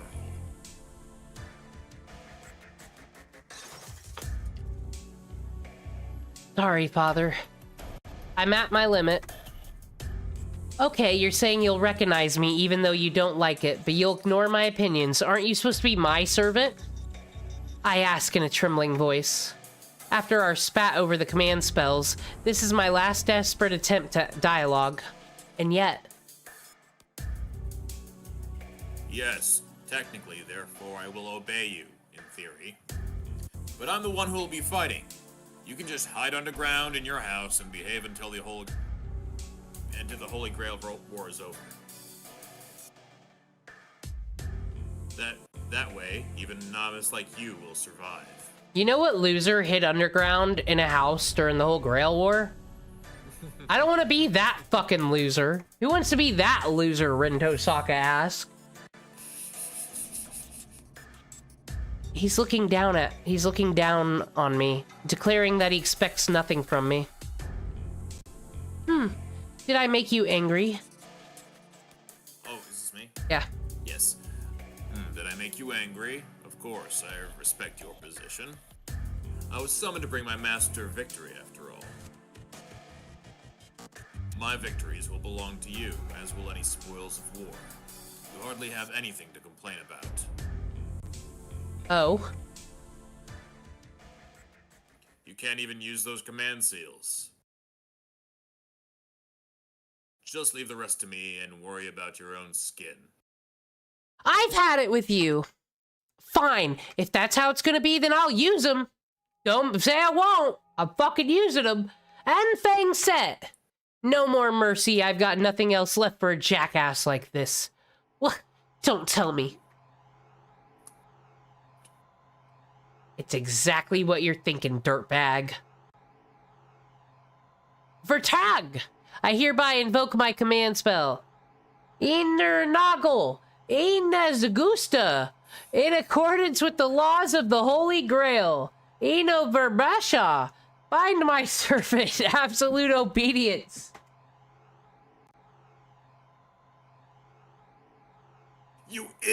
Wait, if you lost your mind, Master? Who would waste a command seal for something so stupid? I would. Godrine! Why? Shut up. You're my servant, get it? That means you absolutely have to do what I say. The emblem on my right hand aches. 3 command spells. They allow a master to issue 3 unbreakable commands to their servants. Did you even think this through? Did you even think this through? If you use a command seal on such a vague order... Ugh, it's too late to whine now. I didn't expect this to happen either, but you pushed my buttons and wrestled my jimmies. I want to die of self-loathing. I can't believe I just burned one of my precious command spells on a petty squabble. Now call them command seals. After that, I retreated from the ruins of the parlor and went to my bedroom. Before me stands the servant whom my command spells compelled absolute obedience from. Supposedly, anyway. I see. I more or less have figured you out, Master. Who would call this absolute obedience? Just to be clear, do you understand how critical the command seals are? Sure I do. They let me order my servants around 3 times. What about it? You literally just blew one to just own an argument. It forced your servant into an action. You can use them not only to stop actions, but also to strengthen them. For example, normally I can come to you instantly from a distant location, but if you order me with your command spell, it's possible as long as it's something that's attainable with our magical abilities. That's what the power of force compliance means.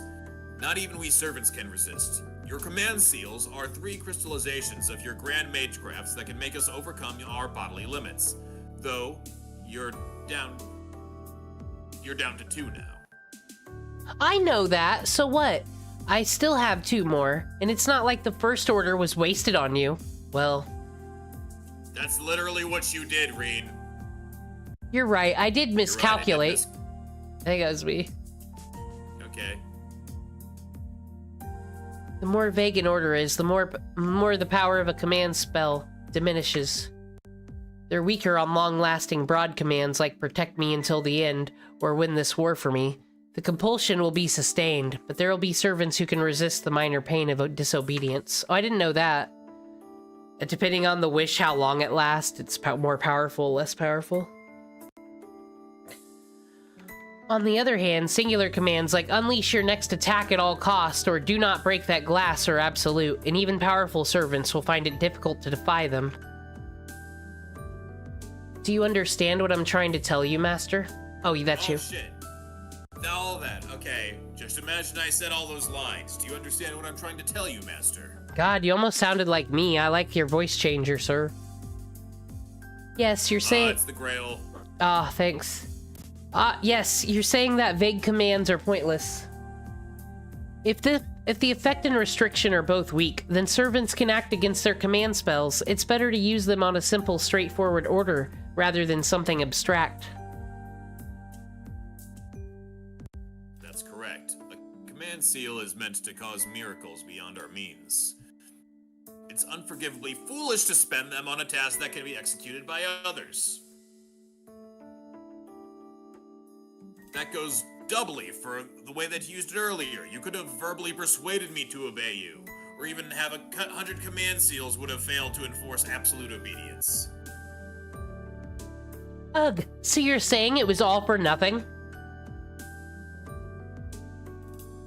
Normally that would be the case, but it appears you are an outstandingly talented mage. Is he shocked or happy? My servant's lips twitch upwards, even as he sighs. By outstanding, you mean? Hang on, tell me honestly what your condition is like right now. The implication dawns on me, and I ask him eagerly. That was my miscalculation. Your command should have resulted in a change of heart that would make me want to respect your opinion slightly more. But I can feel a strong compulsion from your every word. If I voice an objection, let me think. It's as if my defiance would weaken me. So let me understand this. He's an opinion basher, but because of my power, he will handle the opinions. In other words, my body will grow heavy, making it difficult to move if I defy my master's will. My servant shrugs in resignation. So he's saying that my command spell wasn't a waste, but an actual benefit? He's still being as sarcastic as ever, so it doesn't seem to have had any effect. Besides, even if he's weakened, I doubt even Tenemy could resist if he decided to rebel against me. He would never. He's a good boy who does nothing wrong. I am a good boy who does nothing wrong.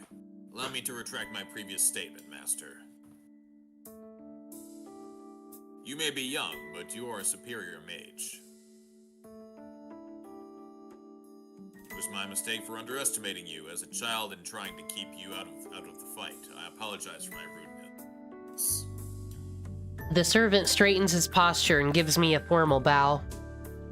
Wait, hold on. I know we said a lot of things to each other, but it's not like we need to make up after. Is that so? Good. I'm glad you're so understanding. Awfully quick on the uptake, aren't you? Indeed, I be what they call a happy accident. I have no qualms bringing a mage with your talents into the war. Huh? Is this a roundabout way of saying I'm a strong master? So you'll recognize me as your master, even without command spells? Of course. I was still getting my bearings after the summoning earlier, and I was a grumpy Gussie. But now that we're completely connected, as a mage, you should be able to feel the bond of our pact. Our pact? Now that he mentions it, something does feel weird about my body. It's as if my closed-off nerves are now connected to the outside. Specifically, I can feel a portion of my magical energy flowing to the man before me. Oh. Oh. I think that's me. You. The Holy Grail calls the servants, but masters keep them in the world. Yes, that's your power as a master. You supply your servant with magical energy so that they can remain in this world. And my supply is adequate. I have concerns about... I have concerns about your experience, but your powers make up for it. A common mage would probably faint at the second they summon a servant, yet you're standing here, full of life. Considering the command spell you used earlier, your energy capacity unquestionably makes you a master of the finest caliber. Flattery won't get you anywhere, by the way. I break eye contact out of embarrassment. Well, I didn't see this coming, friends. When I decided to summon a servant today, I did not know my home was gonna get damaged. I know the command spell is making him obey me, but still, this superhuman servant is sincerely acknowledging me as his master. Senpai noticed you. So which servants are you? I clear my head and return to business. Sell me this pen, Archer. Oh, well, this is a great pen. You can use it to sign checks and then give them to me. Great use. You can't tell by looking. You don't see the bow on my body? No, Very I don't. well, then. I take it all back. He's definitely making fun of me. Loser says what? Fine. Then I'm asking... Loser says what? Loser says what? Loser says what? Fine! Okay, that's fine. Then loser says what? Then I'm asking as your master. Loser says what? Laymaster says what? Hey, aren't you a saber? Unfortunately, I'm not equipped with a sword. Dumbass. Go die, then. I need to get more Saints Quartz. I suspected as much. When all is said and done, I got the time wrong, my summoning circle didn't do its job, and my servant was spat up into some random room. It was far too sloppy of a ritual to summon the strongest servant, Saber. I really botched it this time. I'll never live down failing to pull a Saber after spending that many gems. Look, there it is! This game from 2004. Look at this. This motherfucker invented gacha.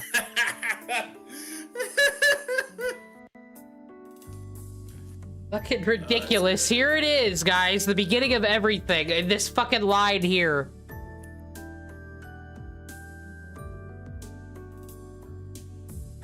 I'm sorry, I'm not a saber.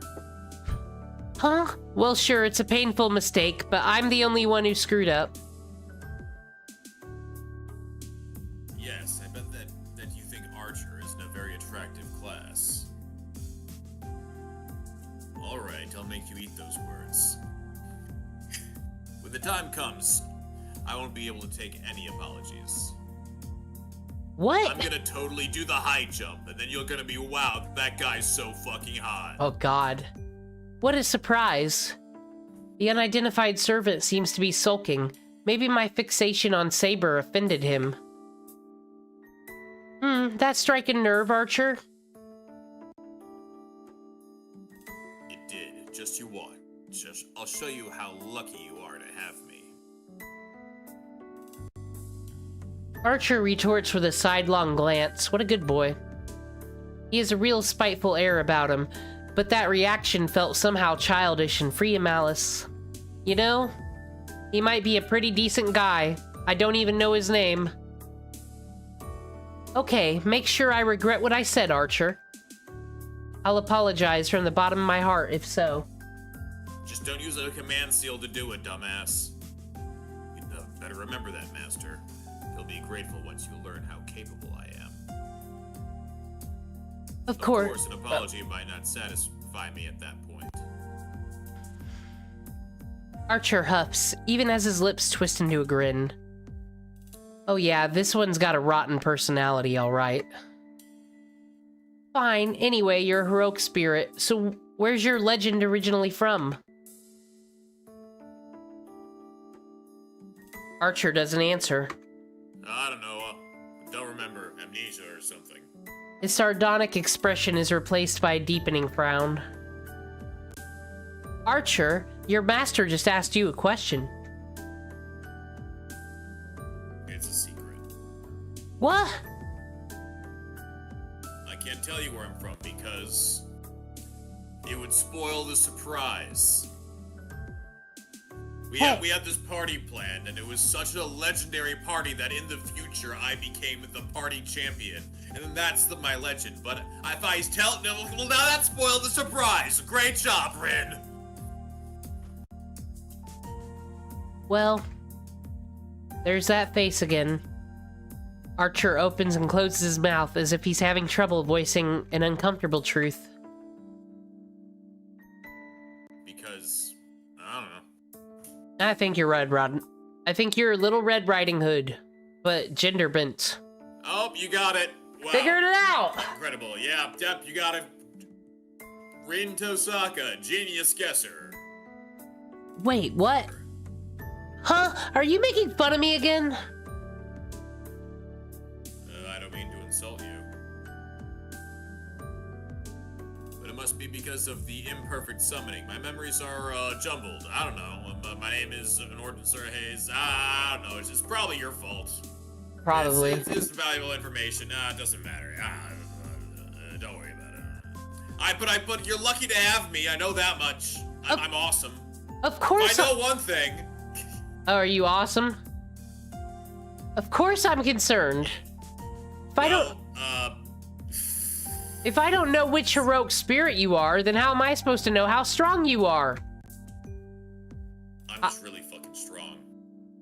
What's the problem? That's a trivial question. Why would you want to know my credentials? For doing this job you want me to do?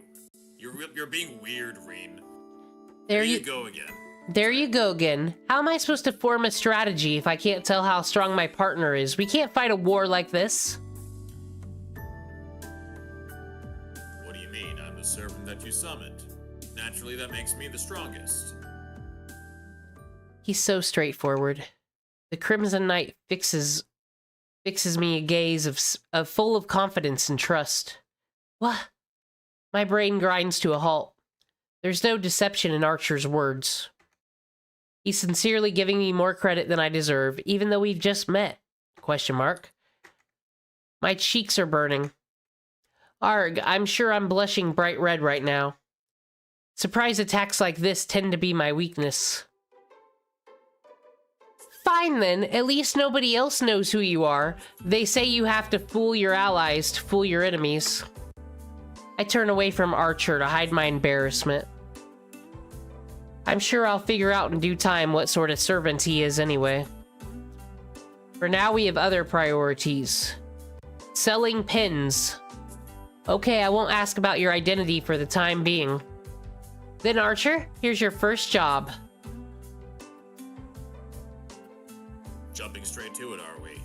Guess you're an aggressive type. Where's the... Before he can say enemy, I toss a broom and dustpan to him. Go clean up the mess you made downstairs.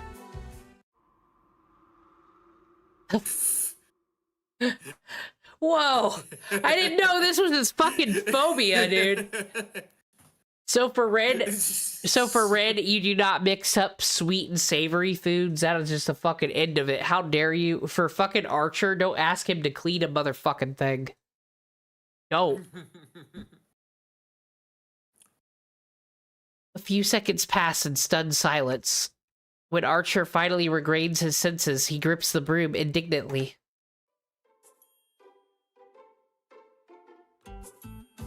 Wait, what exactly do you think a servant is? A familiar, right? A little uppity and hard to deal with, though. Archer cuts himself off. I had no intention of letting him off, and if he tries to weasel out of it, I still have a card to play. I'll use another command seal and say, clean the fucking room. Your second command seal. I object. I refuse to.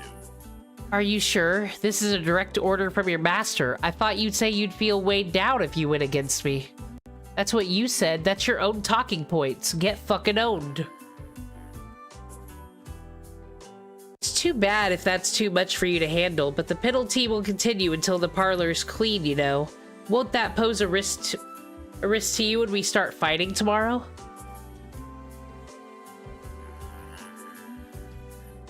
He stands there for several more seconds with broom in hand, grumbling under his breath. And so the Archer in the red mantle closes his eyes. Understood. Go to hell, Master. And gracefully accepts my order. All I had to do was fucking white woman him. Now then. It's getting late, so I should rest. I can decide. You have to guilt trip him. Good job. Oh. I can decide how to deal with him once I wake up.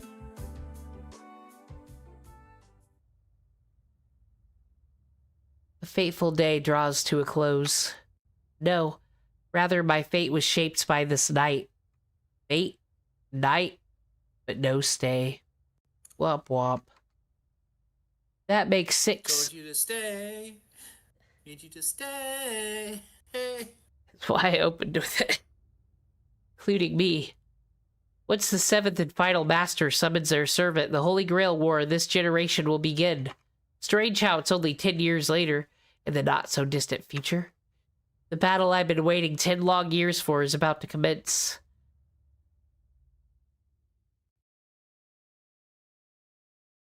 Ooh. Oh, we did it! We got through the prologue, I think. Whoa. Yeah, now it's literally tomorrow. And it is literally tomorrow. It's past midnight in the Eastern times. Well, I'm gonna save and take like a 15-minute break from all that reading. I'm sure you could use it too. Yeah, I'm gonna go grab a little snackle. Alright, I'm gonna go yell at chat very quick. Yell at chat. Yeah.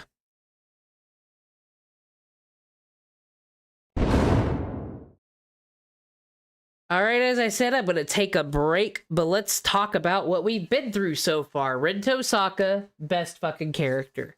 As I said, remember when I took the character test on this very own stream? I am Rin Tosaka, and actually, Natsu's writing of her, being in her mind, is kind of a bit better than what you get in Unlimited Blade Work. She's kind of just...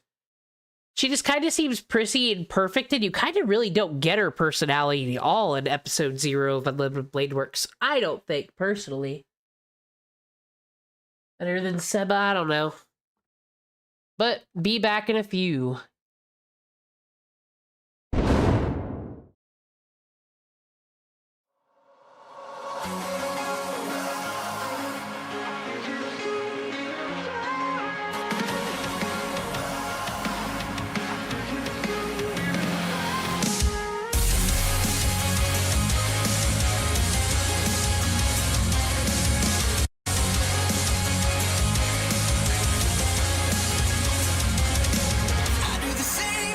Told you that I never would. I told you I'd change, even when I knew I never could. That I can't find nobody else as good as you. I need you to stay, need you to stay. I get drunk, wake up, I'm wasted still. I realize the time that I wasted here. I feel like you can't feel the way I feel. Be fucked up if you can't be right.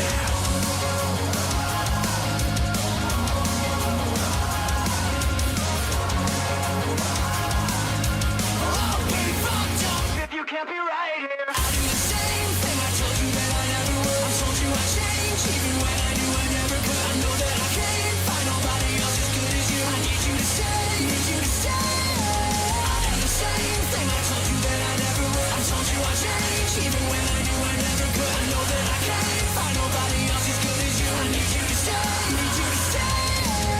When I'm away from you, I miss your touch.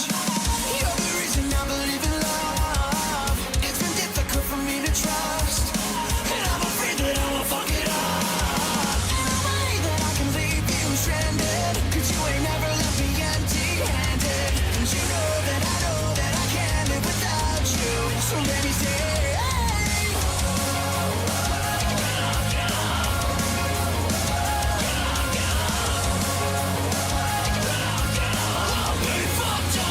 Can't be right here. I do the same thing I told you that I never would. I told you I'd change, even when I knew I never could. I know that I can't find nobody else as good as you. I need you to stay, need you to stay. I do the same thing I told you that I never would. I told you I'd change, even when I knew I never could. I know that I can't find nobody else as good as you. I need you to stay, need you to stay.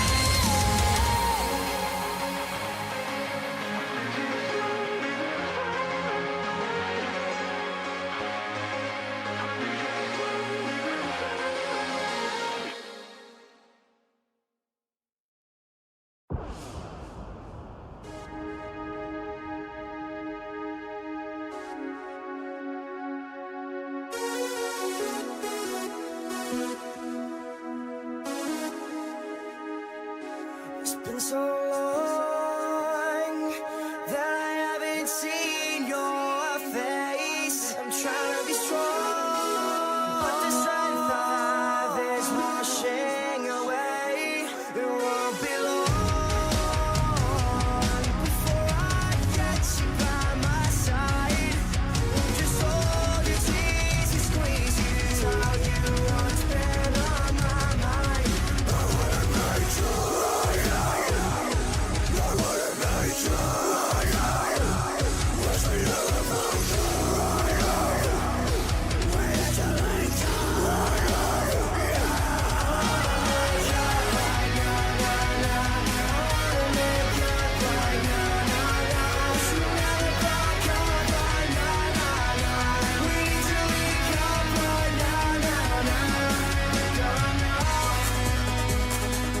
Mistakes were made between us two, and we sure always at night even said some things weren't true.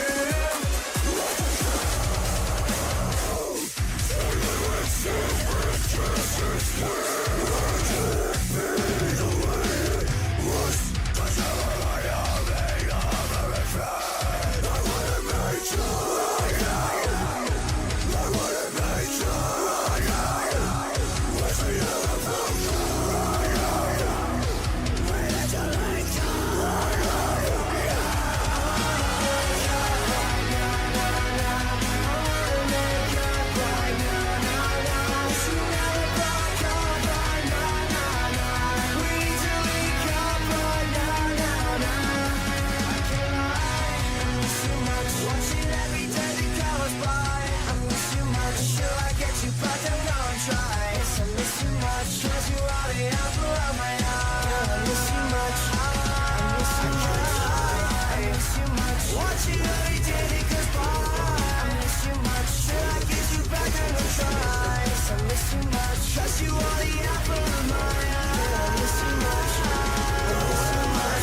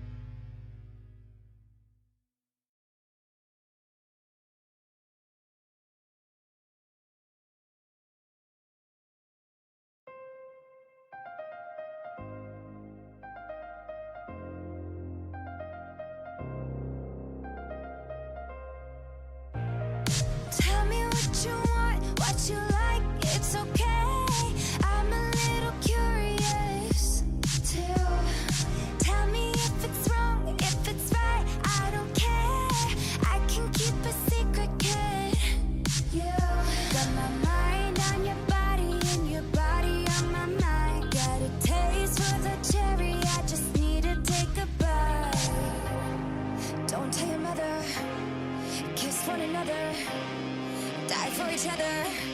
We're cool for the summer.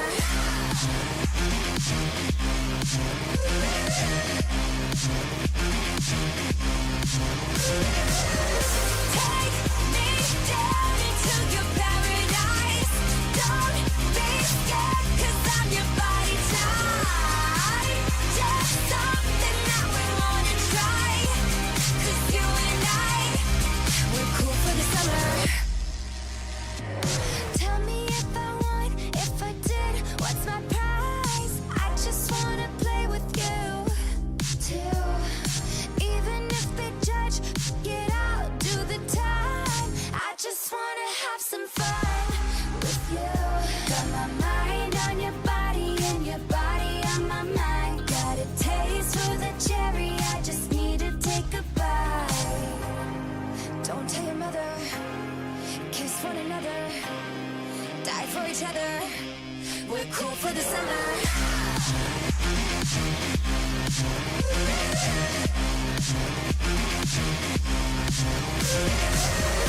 Take me down into your paradise. Don't be scared, 'cause I'm your body type. Just something that we wanna try. 'Cause you and I, we're cool for the summer. We're cool for the summer. We're cool for the summer. Don't tell your mother. Got my mind on your body and your body on my mind. Got a taste for the cherry, I just need to take a bite.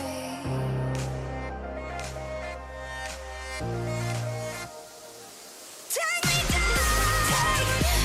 down into your paradise. Don't be scared, 'cause I'm your body type. Just something that we wanna try. 'Cause you and we're cool for the summer. Me down, we're cool for the summer. Don't be scared, 'cause I'm your body type. Just something that we wanna try. 'Cause you and we're cool for the summer.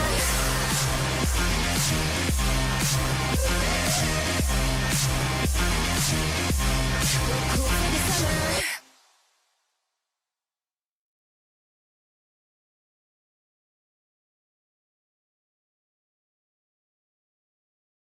I thought that I've been hurt before, but no one's ever left me quite this sore. Your words cut deeper than a knife. Now I need someone to breathe me back to life. Got a feeling that I'm going under, but I know that I'll make it out alive. If I quit calling you my lover, move on. You watch me bleed until I can't breathe, shaking, falling onto my knees. And now that I'm without your kisses, I'll be needing stitches, tripping over myself, aching, begging you to come help.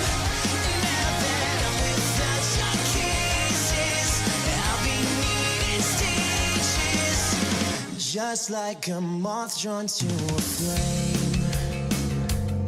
Oh, you lured me in, I couldn't sense the pain. Your bitter heart cold to the touch.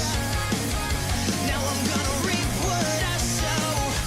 I'm seeing red on my own. Got a feeling that I'm going under, but I know that I'll make it out alive. If I quit calling you my lover, move on. You watch me bleed until I can't breathe, shaking, falling onto my knees. And now that I'm without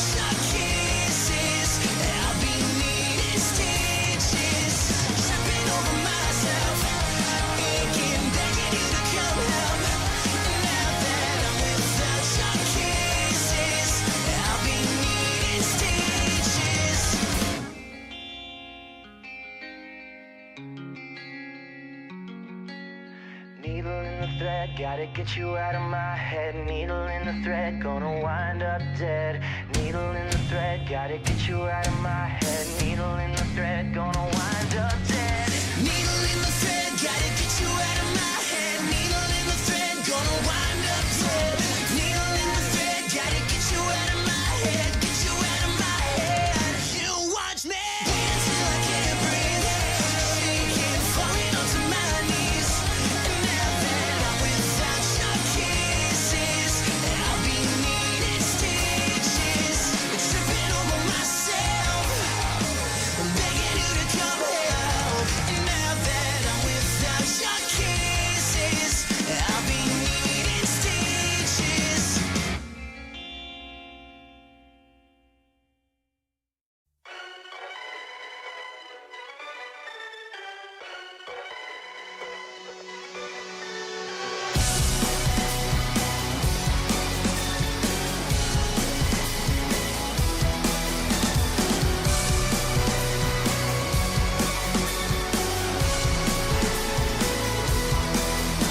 It's pouring in, you're laid on the floor again. One knock at the door and then we both know how the story ends. You can't win if your white flag's out when the war begins. Aiming so high but springing so low, trying to catch fire but feeling so cold. Hold it inside and hope it won't show. I'm saying it's not, but inside I know today's gonna be the day you notice. Cause I'm tired of explaining what the joke is. This is what you asked for. Heavy is the crowd. Fire in the sunrise. Ashes raining down. Try to hold it in, but it keeps bleeding out. This is what you asked for. Heavy is the crowd. And I'm back. Man. Archer, though.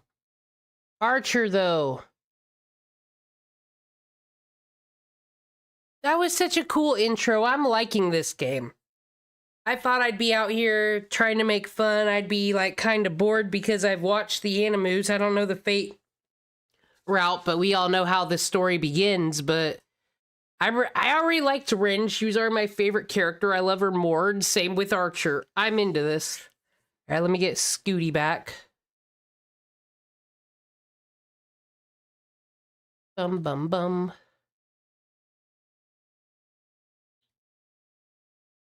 Why'd you wake me up from a deep slumber? Yeah, whatever. Okay. You ready to get back to the Gameu? Yeah. I can do that. Is it a game mode, technically? Yeah. I mean, like, can you lose? Yes.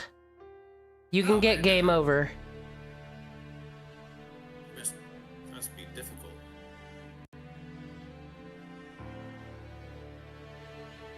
Okay.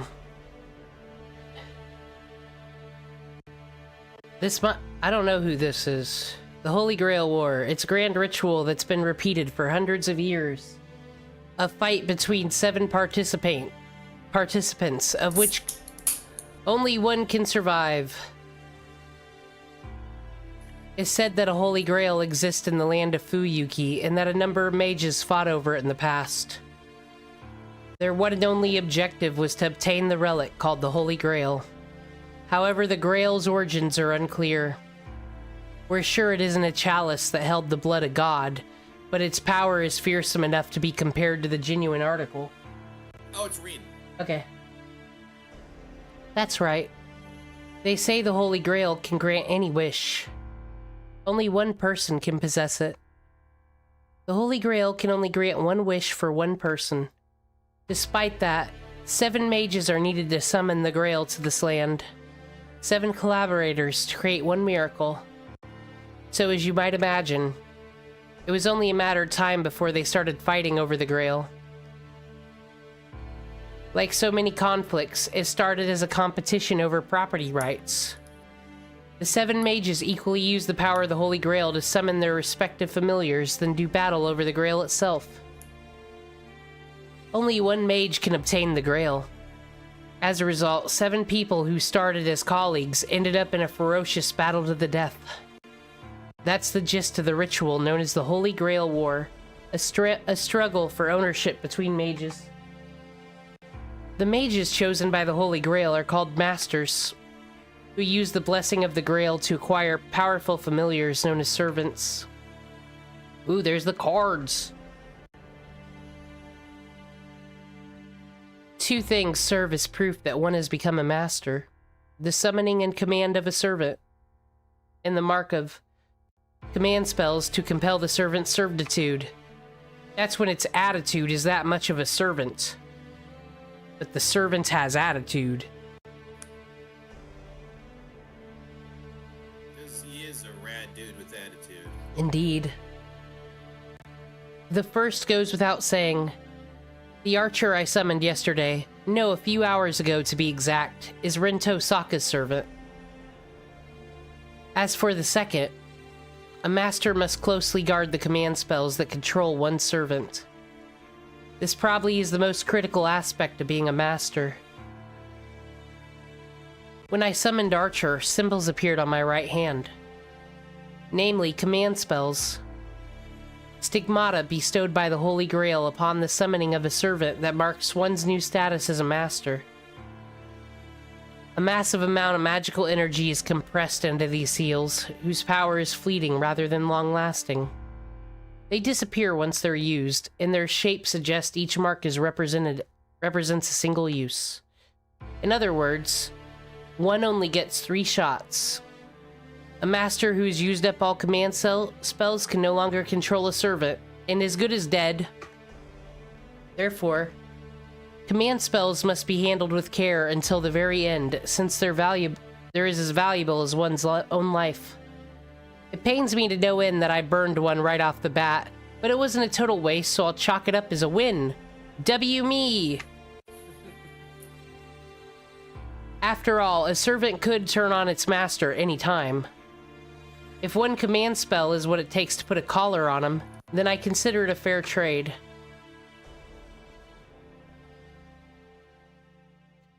That's about it for the broader strokes of this business. Once 7 servants have been summoned, the Holy Grail War will begin. Tonight's sleep will be a fitful one. I don't know when the final master will appear, but they could be right around the corner. He wasn't. I looked. Is it morning already? I feel sluggish. My bleary gaze goes up to the window, only to see that it's already bright outside. It's after 9. This doesn't even count as being tardy. After a drowsy check of the clock, I make up my mind to skip school today. Fuck it. Body's heavy. Mom's spaghetti. Feels like that business mostly drained me. Sitting up in bed, I heave a long sigh. Not being a morning person isn't enough to explain why I feel so dull. I think Archer mentioned something about it. A master would be out of commission after summoning a servant. That's right. I summoned Archer, not Saber. I remember it all clearly now. I'd rather not, to be honest, but it's not as if denying the facts will let me do it over. It'll take a day or so to recover my power. I'll just treat today like a break-in period. I drag myself out of bed. A mental boxing match rages between the outside air, which is quite warm for winter, and the comfort of my bed sheets. It concludes in a 3-second knockout match against the temptation of going back to sleep. Every fucking day. Every day for this woman. It's a battle. I check my body in the mirror. You okay, man? You okay? I check my body in the mirror. Nothing out of place, aside from the loss of half my usual magical energy. Not that it's a problem. I review the situation. I summoned the servant Archer, who doesn't have an ounce of respect for his master. How rude. To make matters worse, he doesn't even know who he is. Wow. Wow. Talk about a headache. I guess that means his trump card is off the table until his memories come back.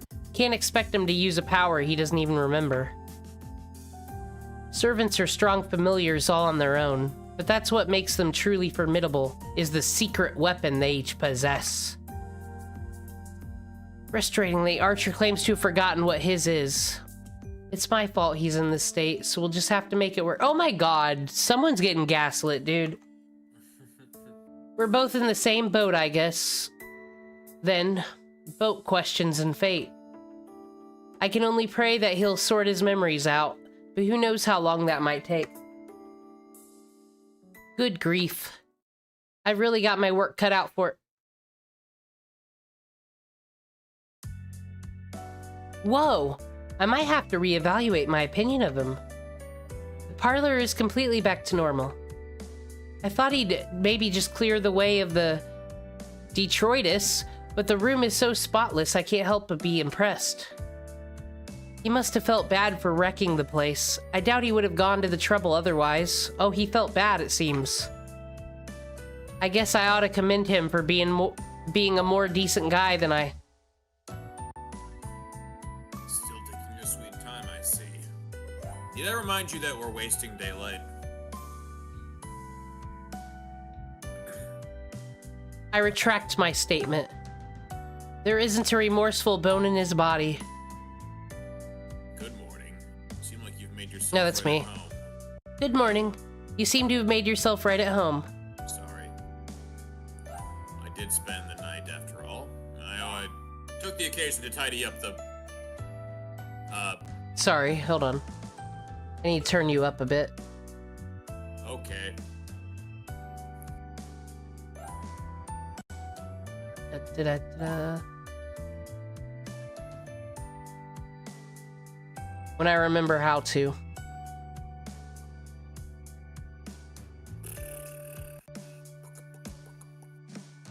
No, not pop out. Oh, there you are. Okay. Hello. Got you. Here you are. Oops. Oh, fuck me, I guess. Can I go back? I think I can, actually. Yeah. X.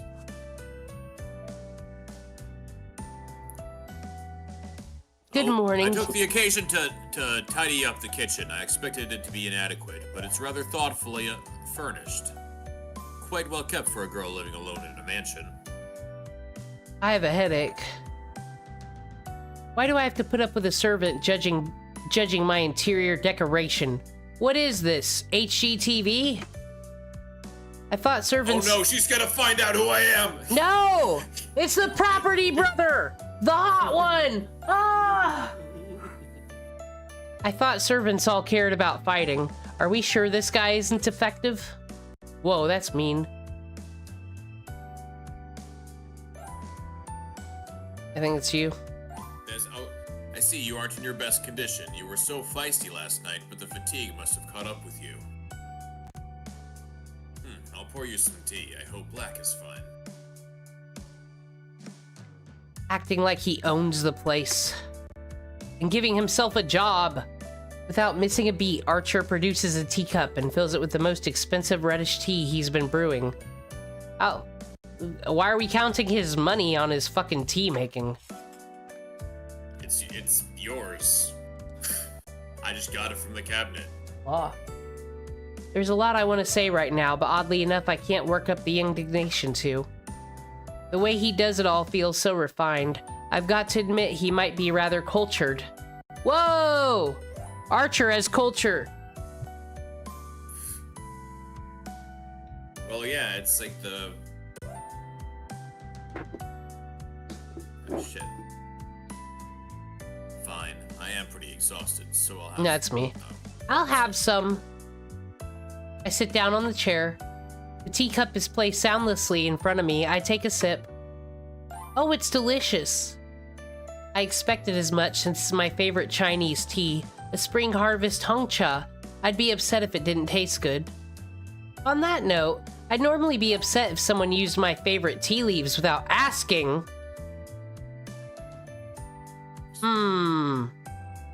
What do you want, an apology? Yes, It's for you.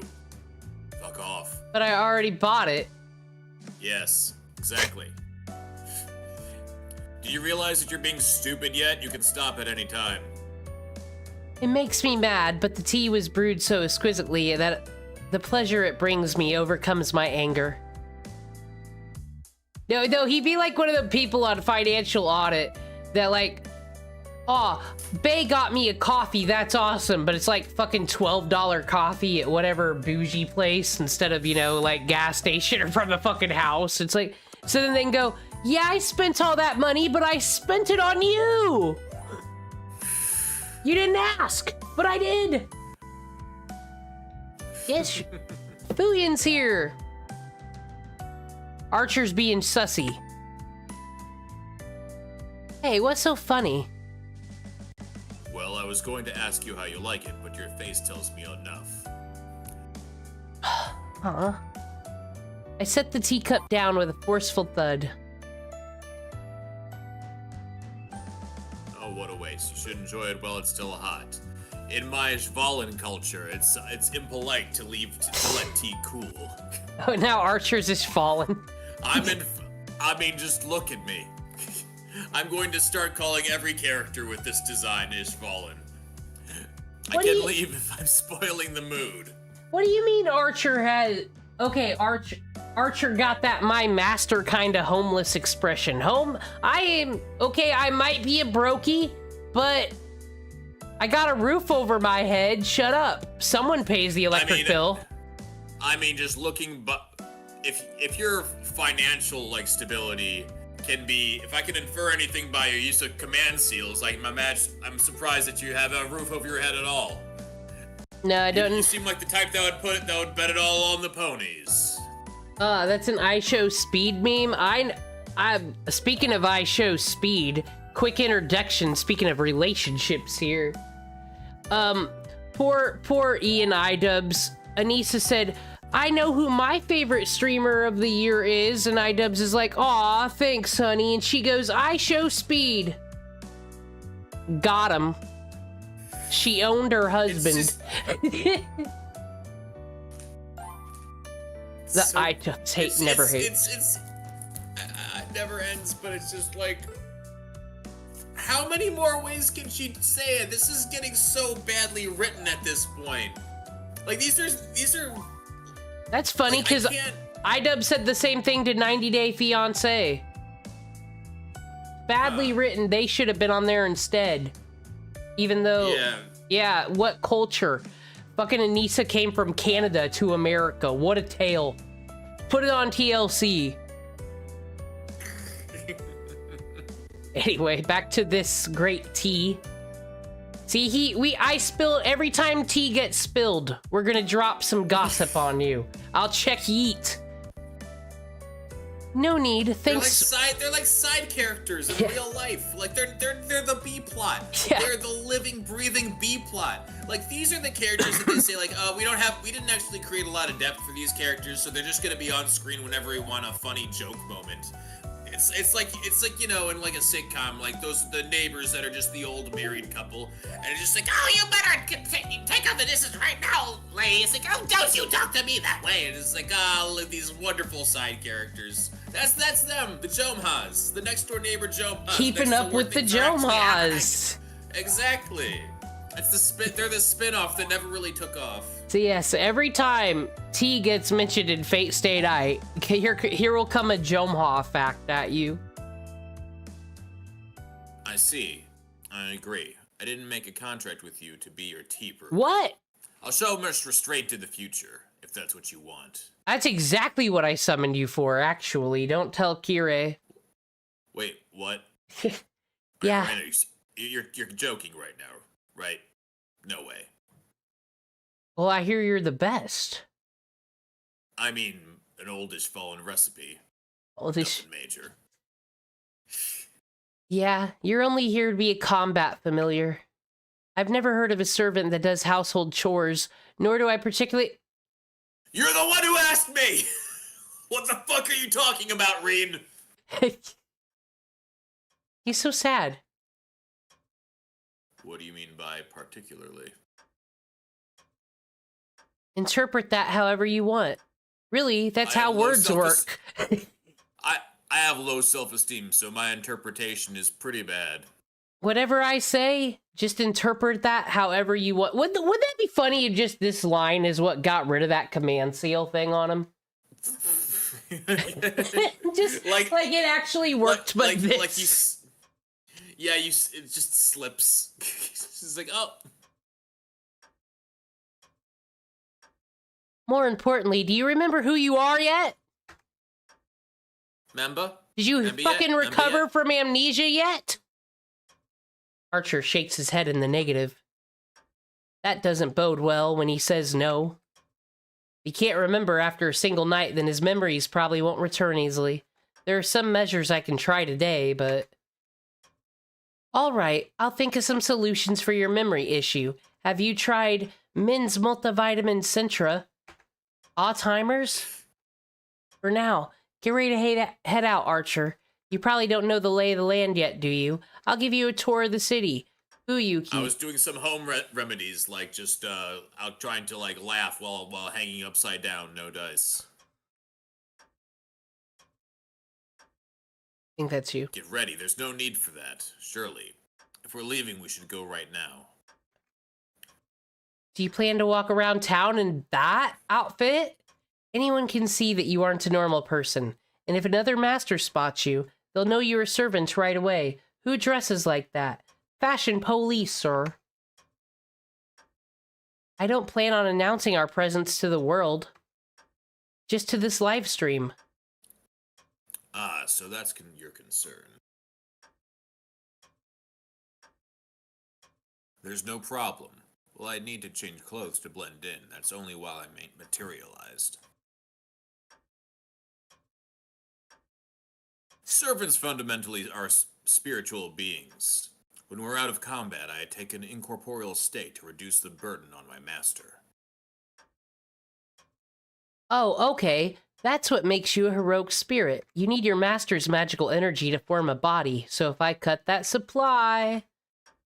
Don't you do it. We naturally turn to spirit form. Don't you do it, Reen. It's not funny. It's not funny, and that's... In this state, servants are more like guardian angels. We can only be observed by masters connected to a ley line. Of course, we're capable of conversation or... Reconnaissance. I got this one. Yes. Reconnaissance. Wow, that's handy. That would make it really hard for other masters to locate you. Yes, but just as mages can sense other mages, servants can sense other servants as well. A servant who is skilled in magecraft may even be able to locate other servants from afar. Archer has it in one. Masters are supposed to be capable mages. Except that one time there was a serial killer, and the more magical energy the mage has, the better they are at detecting traces of magical energy. As far as I know, however, there isn't anyone else around with that degree of power. So what about you? Can you tell me where the other servants are? You ask on Facebook? Master, have you forgotten which class I am? Do you expect a knight to be able to scry far-away enemies? He has a point. Archer's magical energy isn't on that level.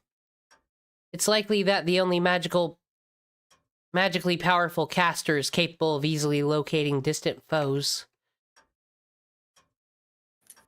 Fine, then follow me, Archer. I'll show you the world you've been summoned to. I doubt it'll be particularly new to me. Moreover, Master, haven't you forgotten something important? Oh, is it your birthday or something? Huh? Something important? No, it was your birthday. Remember the surprise party I ruined yesterday? Oh shit, I did it again! God damn it! Oh my goodness. Damn it, if only I could give you the amnesia. I just bootstrap paradoxed myself. No! My goodness, you aren't really at the top of your game. We still haven't exchanged the most critical point of our contract. The most critical point? The moist critical point? What do you fucking mean, the moist dude? Critical point. What's... Hello, everybody. My name is Critical. Like that guy. He's fucking funny. The Holy Grail War is crazy. Situation's crazy. The Holy Grail War situation is crazy, yeah. Is he demanding equivalent exchange? This is the wrong anime. Go back to Ishfall. Illegal anime immigrant in visual novel. My people are already dead. We don't need more bloodshed, please. To the wall. When I bought this mantle, it was white. These are all the blood of my family. Whoa, intense. So he's kind of an emo Fucking boy. metal, right? Yeah, I know. Fucking rad. There shouldn't be anything else left Scar to trade. eats your heart out. Shrug though. Wow, you really aren't a morning person. They really like the word "wow" in this fucking localization. It's just because I don't think we'd ever heard this in the anime, really. Wow. Well, maybe Archer. Archer sounds exasperated. His oh-so-sardonic manner of speech finally gives me an idea. I'm going to start a podcast. I call it Sardonicast with YMS. Come to think of it, he's never once called me by my name. Oh crap, my name! Finally caught up, are we? I suppose it isn't too late. So, Master, what is your name? What shall I call you? Wait, no, I have a crazy guess. What is it? Wait, I'm gonna blow your fucking mind. Is it... I'm just gonna take a guess, just randomly, like a Breen or something. Yeah, it's short for Rihanna. It's short for Rihanna, though. Didn't know that, motherfucker. Oh shit. Well, maybe we should have talked more in the the next topic. Rihanna Tosaka, but you know, I gotta go to the Japanese school, and like, it's already crazy enough I live in a European fucking house, so... Yeah, so you changed it to the most popular, You shortened it. name in fucking Japan, yeah. Okay, yeah. Went from Rihanna to Reen. Yeah. Archer sounds sulky. Oh man, he really is a decent person. I love how Red can't make up her mind on this fucker. What is this? Who are you, Dr. Jennifer Morrison, who's like has a crush on House but doesn't? But is he good? Oh no, he's not. Fucking Archer is the Dr. House. Fucking He is Dr. House. I gotta kill myself by killing myself and saving myself. I'll fix the patient.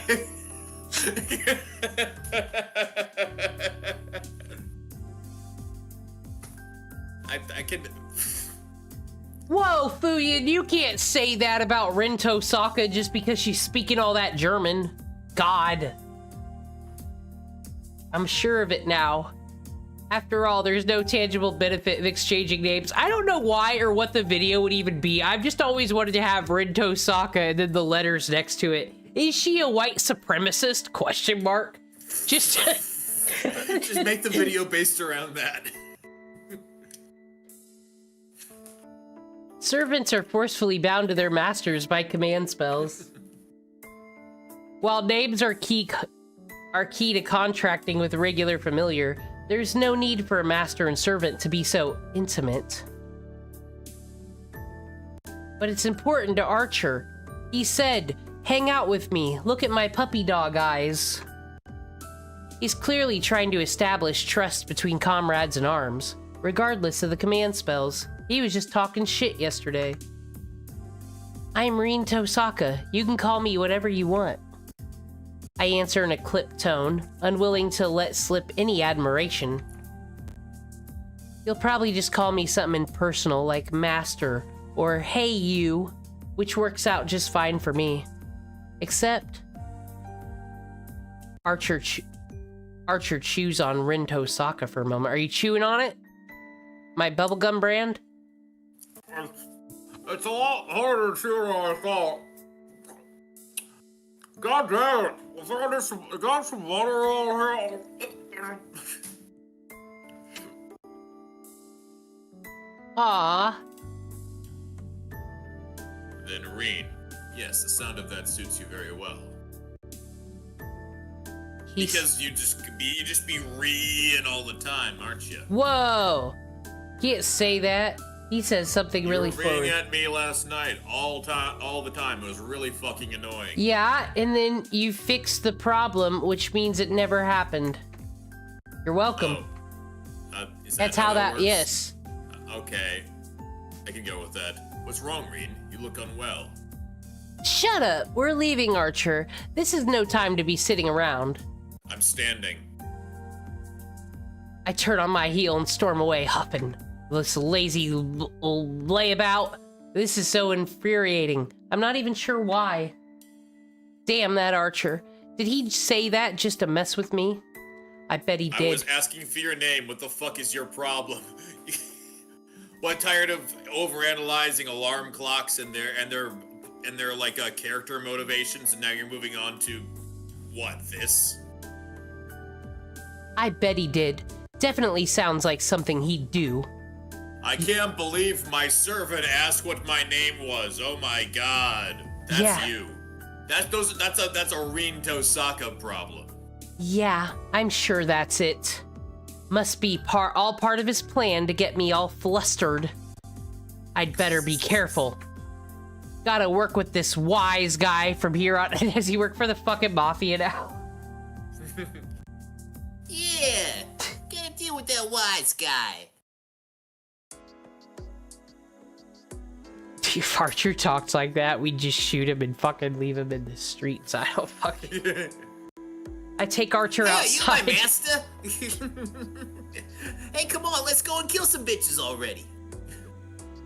Fuyuki, my hometown, is broadly divided into two halves. There's Miami, which is left over from the village the city grew out of, and Shinto, the developing modern region across the river. My house is in Miami, the old part. You have a house in Miami? Yes, in Miami is itself split into two areas. The European-style neighborhoods, originally inhabited by immigrants from abroad. And then, I don't know, every like 80 years they all disappear or something. And the old Japanese-style houses set against a mountainous backdrop. It is crazy that a lot of us teenagers all live in mansions, all by ourselves, and it's affordable. Everyone moved to Fuyuki. Both areas are situated on hilltops along the outskirts of town. This just turns into a fucking HGTV House Hunters fucking episode. It fucking I was just thinking, like, Fuyuki. you're like saying, like, Rain, do you secretly want to be like a freaking real estate agent? Dude, Fuyuki would be a nuts place for it because of all these different... And then you got fucking Ilya's goddamn castle in the middle of the woods, so... Like, that's the third house, and it's like, oh man, but we can't afford this one. Just after every Grail War, there's a fucking real estate boom in Fuyuki. How normal, you ask? This normal. This is the crossroads of Miami. On one side... Just call it Miami. I just called it Miami. On one side lies the road going up the hill to the European neighborhoods where I live. Don't make eye contact with the French. Opposite, it is the road to the Japanese houses. Don't make eye contact with Jackie Chan. And between them is the path leading into shit. You asshole. Wait, I thought he was Japanese. Am I wrong? Wait, no. He is not Japanese. Because Bruce Lee's Chinese.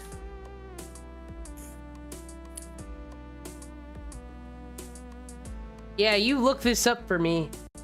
But Jackie Chan's from Hong Kong, so neither.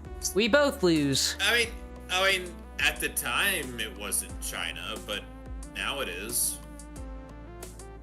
But it wasn't when he died, so therefore, Hong Kong all the way through. It was when he isn't dead.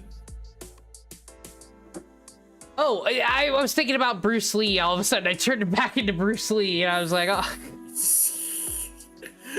Poor Jackie Chan. Okay, Bruce Lee was also from Hong Misinformation Kong. train. Whoop, whoop. Also from Hong Kong. Okay, yeah, there's no one. Yeah. Opposite is the road of Japanese houses, and between them is the path leading into Shinto, where my school and the shopping areas are, as well as Rudeo Temple in the mountains.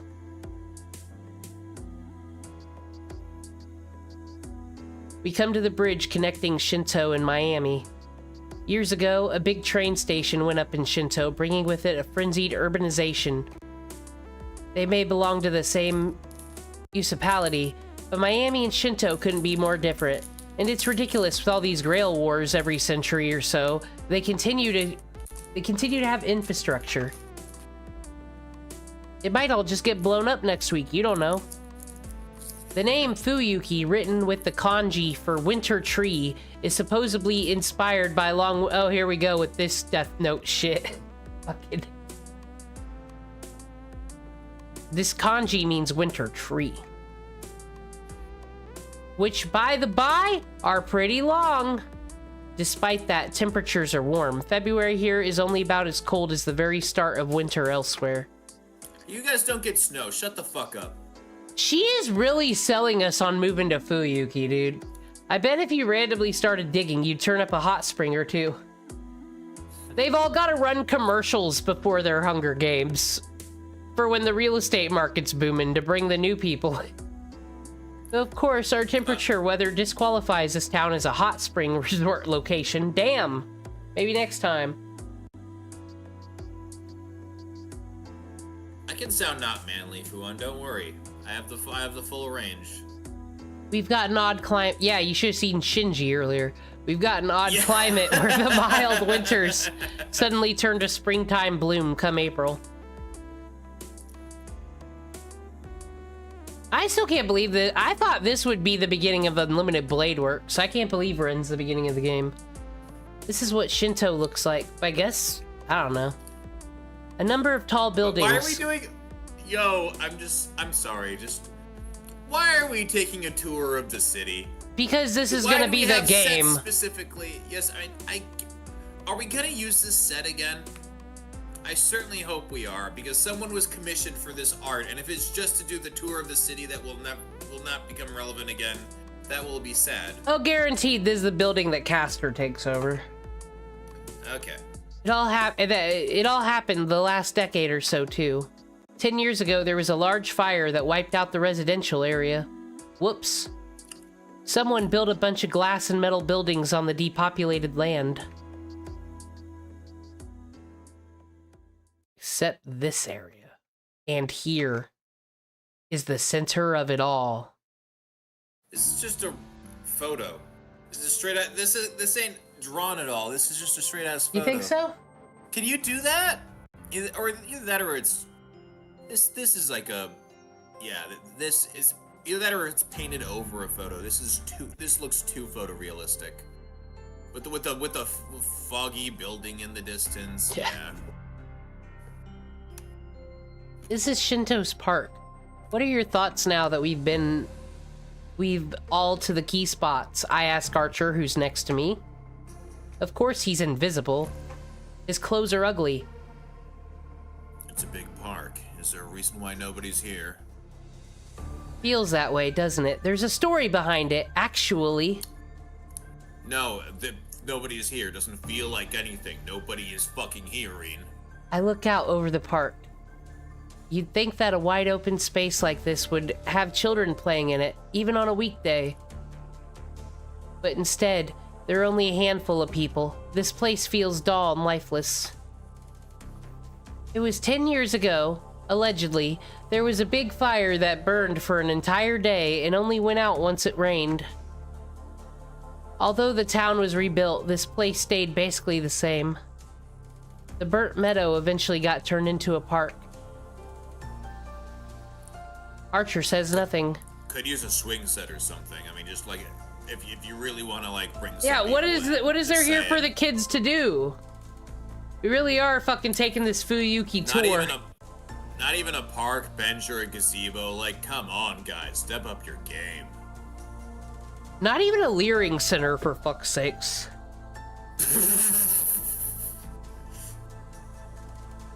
Noticed, have you? Noticed. I think that's me. Fucking he doesn't answer, and she's like, "Oh, let me continue." Notice. Okay, tour guide Rain. Let me look. If you look over to your right. Yeah. Noticed, have you? That's right. This is where the last battle of the previous Holy Grail War was fought. It all ended here.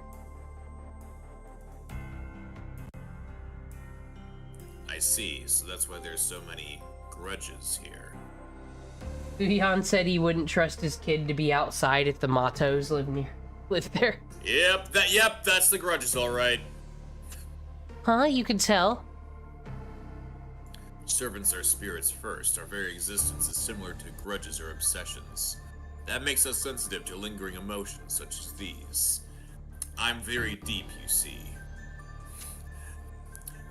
There were other areas around the town that felt dense with such a feeling, but this is on a different level. From our point of view, it's almost like a reality marvel. I feel like a lot of these lines are used in the abridged. The abridged. Yeah, because yeah. I watched OG Limited Blade Works, and I feel like this was way more like Magecraft complicated all this dialogue for some reason. Yeah, this. So clearly, when Logan Landau likes this dialogue better than the dub.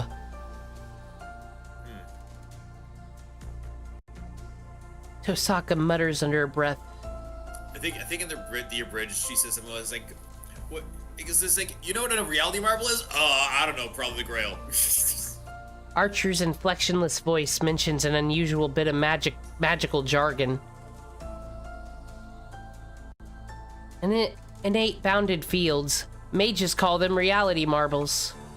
Reality marbles are considered one of the apaxes of magecraft. They're said to be infinitely close to true magic. Close! For the last few centuries, bounded fields have served as mages' defense barriers. To put it in simple terms, they're like a home security system with real teeth. Bounded fields are conventionally erected on a piece of land or a building to guard against outside threats. They're merely an alteration of an area that already exists. Reality marbles, however, are something else entirely. This almost sounds kind of Stranger Things, this track.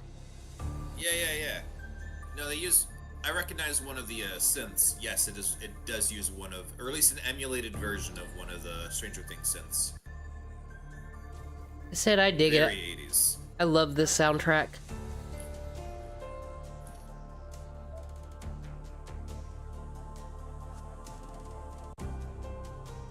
You can think of them as a space that consumes reality itself, including the Real Housewives.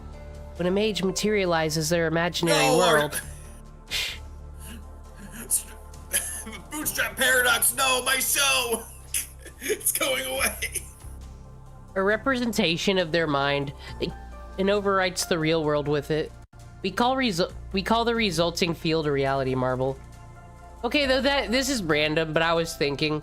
If anyone, like, talks about politics around me, what if I just start acting like I don't know who Donald Trump is, and I'm just like, the reality TV star? What? Like, acting like Doc Brown with fucking Reagan. The host of The Apprentice? Who the hell let that be? I've been under a rock for a while. I don't really pay attention to politics. Yeah. I was Amish for the last 27 years, and then we don't have to pay attention to politics. We don't pay taxes and get to do whatever the fuck we want. It's a large-scale magecraft that twists. No, rebuilds the world according to a mage's wishes. But then I stopped being Amish to play Fate Stay Night. Like, you literally just stopped being... Yo, there's so many different versions of, like, VTubers that you see where they go for a different aesthetic. Have we ever had, like, a fake, like, a Amish VTuber where, it's like, where their lore is that they just left their community and they said, I'm gonna be a VTuber. So they, like... Fuyan says you should say the actor from Home Alone 2. What? Yeah. That's crazy. He's like the guy with the golden toilet on the lifestyles of the rich and famous. My gosh. Whoa. Okay. I mean, that's gonna be... That would not diffuse the situation, though. Then they'll just mansplain, even if they believe you. No, I think it'll stud lock him. I think it'll fucking stud lock him and it'll kill all political discussion. Yeah, just keep up the bit. Then it'll be like an improvisational thing. Yeah, go for it. Let me try that out in real life and see what happens, and then report back. Going to the How bars. it goes. Actually, that's all of our homework. We will all try this next time someone brings up Donald Trump. Pretend you don't know And who then that we will is. Yeah, pretend you don't know who it is. Say or just know him from something that isn't being president. We'll all do our homework. We'll all come back here next stream, and we'll share our findings. Yes. Next week on Fate Friday, we're gonna discover how Yes. rage-baiting politic people go. Okay. Yeah, this sounds fun. Okay. Oh, Rian, is something on your mind? Huh? No, I was just a little surprised, thinking about a Donald Trump funny bit. I didn't expect to hear the words reality marble from an archer. You. I'm just sorry. It's the thing is lagging. I can't read it for shit. Okay. Okay. Fuck. What? That was me. It is so strange. It is so strange that I know it. Well, yeah, to mages, reality marbles are a taboo among taboos. Some of the most esoteric arts out there. It doesn't make sense that an archer would know what they are. I don't know why it's taboo for regular mages. I shoot a quizzical gaze in his general direction. In reply, I feel an incorporeal sigh. Okay. Can you I'm sorry. I can't read this. It's too slow. Could you like stop sharing your screen and then like make it like a lower frame rate or something? Sorry.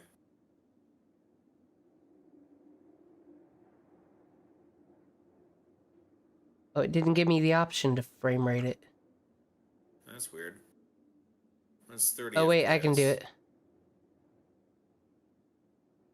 50, okay, yeah, that's good because it's all text. Okay. Reen, the word hero implies someone familiar with both martial and magic arts. You're free to assume that your archer only knows how to use a bow, but I hope that you don't hold the same illusionness about the other servants. Oof. That does make sense when he puts it like that. Okay, I get it. I didn't think that through, and I'll be more careful next time. That good enough for you? Rin, let me be blunt. That's basically becoming your catchphrase. You're certainly talented, but that makes you tend to underestimate other people. You should break that habit before you become an adult. Just remember, everyone else stupid. Yeah, you really don't know when to stop, you know that? Breaking the habit. He's talking about me like I'm a Linkin Park song and an unruly racehorse. That's 3 Days Grace, I'm pretty sure. Never fight again. No, breaking the habit, because that's... He didn't break the habit. There's also a Breaking the Habit that's 3 Days Grace. Not exactly an original title, to be fair. Oh, forgive me. I didn't mean don't know to suggest what... you're a horse. Whoa. But it did feel like an appropriate choice of words. You a Vosh fan, Archer? Hey, that's just as bad as... Ow! My right hand suddenly flares with pain. Reen? Quiet down You're for... having You have carpal tunnel. Here, just do this thing. Hold out your arm and then pull your fingers down like this. Okay, 1, 2, 3... Quiet down for a sec, Archer. I'm trying to concentrate. The command spells on my right hand hurt. They're throbbing, almost like a dull alarm warning of their owner. Someone's watching us. I scan my surroundings. I mentally weave a detection web and cast it out over the park. I can't find them. Any luck, Archer? Doesn't look like it. Can't even sense them spying on us. Which means it's a master. I don't know who it is, but if Archer can't tell, then it must be a master. We don't have all 7 yet, but the fighting could still start at any time. Maybe whoever's watching me is up for an early skirmish. Command spells react to other command spells. If we're dealing with a master, then you should be able to identify them if we come across them. Would they be able to do the same to you? Yeah, but advanced spellcasters can hide their energy signatures. Our command seals may... Oh no, we flipped. This is your line. Yeah, but advanced spellcasters can hide their energy signatures. Our command spells may react to each other, but it still takes magical energy to activate them. As long as the master keeps their magic circuits shut, it'll be hard to find them. That's troubling. Does that mean we're broadcasting our position? Hopefully not, because fucking Ren Gunnar confirmed.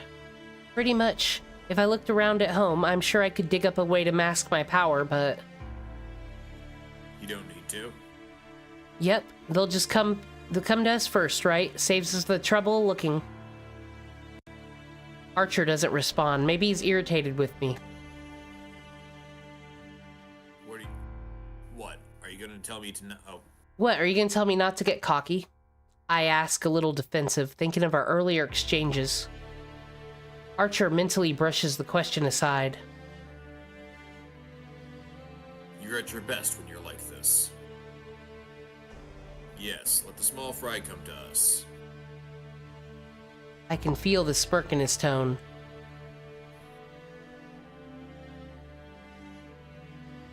See, we came back, and it's a different time. I'm not saying yes, it's in the old Wild West times with the sepia filter going on there. Who wants some sarsaparilla? I'm not saying I like what he said, but it is enough of an olive branch, I suppose. We start walking around town again. I spend the day talking to him at all the important places, and even drop by some less significant spots that might be useful to know. After dinner, I make for our final stop. It's now after 7 in the evening. This is a good chance to show him the best vantage point in the city. Show him the great view of Fuyuki. Everyone move here today. The wind howls. We're atop the tallest building in Shinto.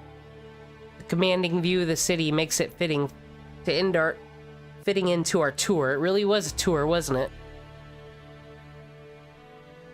As that our tour is over, our touria is now beginning. Uh-oh. So, pretty great view, isn't it, Archer? Huh. I feel sorry for any future boyfriends. You really know how to run a guy ragged. Whoa. Huh? What did you just say, Archer? Just an honest thought. It is a good position, though. If you'd taken me here first, it would have spared you the effort of all that walking. What are you even talking about? It's nice. Sure, you need to visit places to really get a lay of the land. This only gives you a bird's eye view of the city. Not necessarily. You think too little of the archer class. One can't be a good bowman without good eyes. Really? Can you see my house from here, then? Not quite that far. Just to the bridge or so. I can count the number of tiles there at least. No way, the tiles on the bridge? I didn't expect his vision to be good as the telescopes I often see on rooftops. Sharp-eyed doesn't even begin to cut it. That's like 80/80 vision Archer has. I'm surprised. You really are an archer. Rin, are you mocking me? Nah. Of course not. I just didn't take you for the bow and arrow type. My mistake. You didn't take the archer for the bow and arrow? Okay. Why That's would a I? misconception we'll have to address once we go home. Maybe this is where the fucking her just like calling him a saber, not giving a fuck. Why you acting like an archer? With that, Archer goes quiet for a while. He must like the landscape from up here. He's probably considering to buy a house, the layout of the city. I shouldn't interrupt him while he's thinking. I step away from Archer. Now, should I get the one in the European house or in the Japanese area? Oh, that's a tricky one. It's fucking summon your servant and sell them a house. That's the new face. Like, the fucking Grail War got too violent, you know? They said just stop it. So they decided what we're gonna do is we're gonna make a reality competition show where we all be real estate agents and get the best deal on the best house for the best servant, and that'll decide the winner. Just a friendly competition. In sales? Yeah, and they find a way to capture it on camera, and they televise it, but it's like, oh no, they're just cosplaying for a convention. Don't worry about it. So then you get a bunch of other people, and you sell them the house after they disappear. Dude. Perfect plan. Okay, so like in Fate Zero, you had the Cthulhu monster, right? And at that point, it was really powerful, and you needed the Noble Phantasm to take it out. But I've often wondered, what happens if some fucking idiot, like, okay, Mozart's a servant. Let's say you summon Mozart. He'd be like, dude, I'm gonna fucking sell Mozart to the news. Like, he's gonna do all the interviews and tell all his story and all that shit. And I'm gonna get a commission for this fucking exclusive interview. Like the fucking church. They can put that down, so I think you're just getting black keyed in the back of the head for that shit, trying to profit off your servant. I mean, they allowed the whole... And they borderline allowed the whole child murdering thing to happen, so this is honestly a bit tame in comparison. That is true. I guess maybe because Fate Zero isn't canon, but it's like they fucking have gas leak excuses for everything, but they had nothing for the child murder. I'm sorry, guys. It's a gas leak again. Fuyuki just really has some bad natural gas lines. I don't know what's happening. I'm sorry, guys. Okay, I get it. Because the church can't fuck with fucking Bluebeard. Dude, like, he's not happy with God, remember? He's not happy with the Catholic... He's not happy with the Catholic Church. Headlights flow through the streets, and I can make out people on the way home from work. I can't tell what kind of cars they are or who exactly is walking. I can see them, but not clearly. It's not unlike how I could tell someone was watching me earlier, even if I couldn't pinpoint them. At the very least, I know someone's made their base in Shinto. I squint down toward the ground. There's a loser over there. There are 7 masters in total. I don't know who they are, nor which servants are with them. At this point, every master is probably gathering intelligence on their rivals. Suddenly, I feel someone's eyes on me. There's no reaction from my command spells. I simply sense that someone else is looking at me. Down there? I peer down. People are walking on the street. But one in particular is gazing up at me as if he's staring at the moon. Tight moon. I'm not sure exactly who that is. I can't say for certain, and yet I know exactly who. I can't believe that guy. What's he doing out this late? Have you found an enemy, Reen? Want me to kill him? I can totally kill him. Yes, fucking stab that fucker. Archer calls out to me. Maybe he can make out my rising hostility. Archer, this guy acts weird in the hallway. Every day. All right, that's valid target for me. Valid military target. Let's go. Not really. It's just someone I know. A normal person who has nothing to do with us. Loser. Unable to clamp it down, I irritably snap back at him and step away from the roof's edge. He couldn't have seen me from the ground. I'm sure it was just a coincidence. I haven't given myself away. And yet, my mage side was screaming at me for allowing an eyewitness to catch sight of me. Only mages would stand on rooftops, don't you know? No one saw you, right? In that ugly outfit? No. Good. No, we're good. No one can see me. Remember? I'm a ghost. We had a whole explanation for that. You need to get like some special ghost cameras in order to get me. Well, I didn't know if you like turned visible on the roof. Just be like, I'm on the roof. I've been just to you, I'm pretty sure. By the time I get back to Miami, it's 9 p.m. Unlike Shinto, Miami is mostly residential. After 9, there really isn't anyone outside and the streets are silent, as if it's much later at night. That's it for the tour. Did you get a good look at the city? Now decide, where are you gonna build your house? I don't know. I'm still deciding. I'm honestly thinking about the shore location, but it's just really outside my budget range. Fuck. If only I'd fucking summoned at 2 p.m., you'd have a better budget, Archer. I swear to God, it's my fault, dude. I'm sorry. Yeah, you're probably right. So can you fork me the extra $20K that I'll need to get it? Since it's your fault after all. You can get that shore property. I'll see if I can liquidate something. I do have this pendant around my neck, this heart pendant. It's like 100 years worth of energy. Oh, just like this one? Right. I think we can get like 2 mil, bro. Like fucking, you're gonna live it. Then we're done for today. I'm not feeling so great, so I'm going home to rest.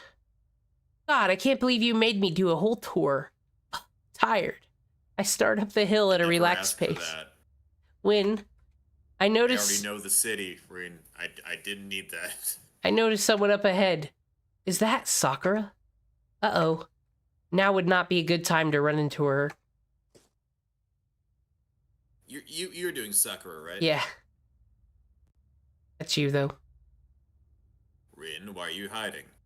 Quiet. There's someone I know up ahead. I skipped school today, so I don't want her to see me. I'll get in trouble for playing hooky, dude.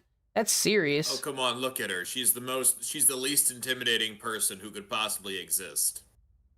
Nothing to fear from her. As I answer, I keep an eye on her. In the middle of the street, there's the first-year student I know. And a foreigner I don't.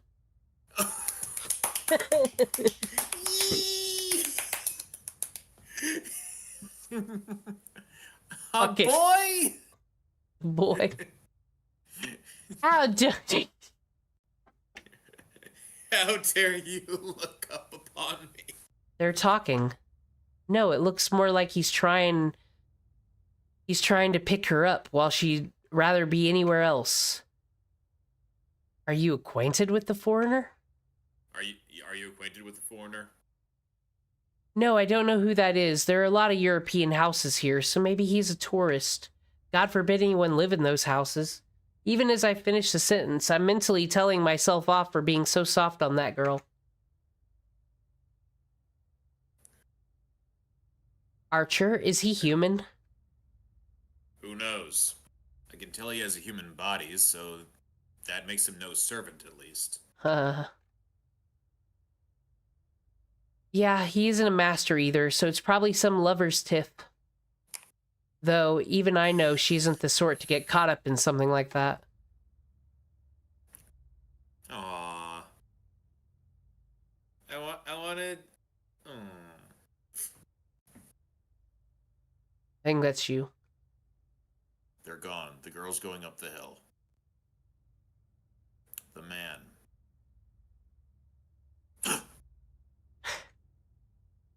Blonde-haired man descends via the street we came by.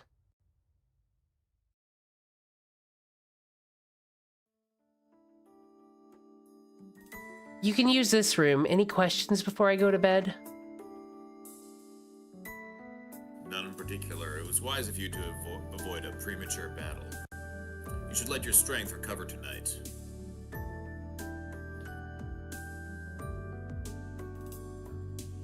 Yeah, I'll see you tomorrow. Make me that tea again, and we can talk about the Jomhaws. I cannot wait to inform you on what is going on in that situation. I have been itching to know. And, like, did you check up on it last time you were summoned by someone? Fucking no. Last time I was summoned by someone, Creator Clash 1 hadn't even happened yet. I'm still catching up. Fuck, dude. Would you get Yeah, I know, I'm really behind. This time travel shenanigans, you know how it'd be.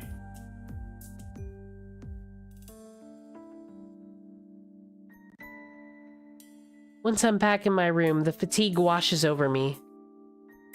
Oh yeah, I need to call Kirei first. I was gonna do that. That annoying priest left me a message. By now, he's probably sent for the backup mage. It isn't my problem, but he is my legal guardian. I owe him a phone call at least. This is the person who's to sign your permission slips. Wonderful. Phone. Oh, my phone is ringing. I punch his number into the telephone. Before long, the fake priest picks up. Kirei, it's me. I've contracted a servant yesterday, so you can register me as a master now. There's a brief pause. Kirei's silence is deafening. I can feel its weight even through the earpiece. Did you just call me a fake priest? I'll have you know I love God, and God loves me. Oh, God. Understood. What will you do next? Should I stop by? I have something from your parents. They asked me to pass it on to you only if you became a master before adulthood. They shouldn't have seen that coming. So that's kind of weird, but... Oh, are you talking about Father's will? I already decrypted that. I'll drop by the church if I feel like it. Bye! Wait, Rin, now that you're a master... Bye! I hang up before he finishes. If I have to listen to Kirei's nagging while I'm this tired, I have a feeling my magical energy will drain away instead of recover. Alright, I should be ready. All that's left is to sleep. Once I open my eyes, it'll be a brand new day. 10 years ago, my father fought as a mage in the Holy Grail War and lost. It's probably because he hid in a basement and had a servant he couldn't control. Now it's my turn to risk it all for the same prize, and I'm gonna do the opposite. I doubt it. Shut the fuck up, Kirei. Ooh.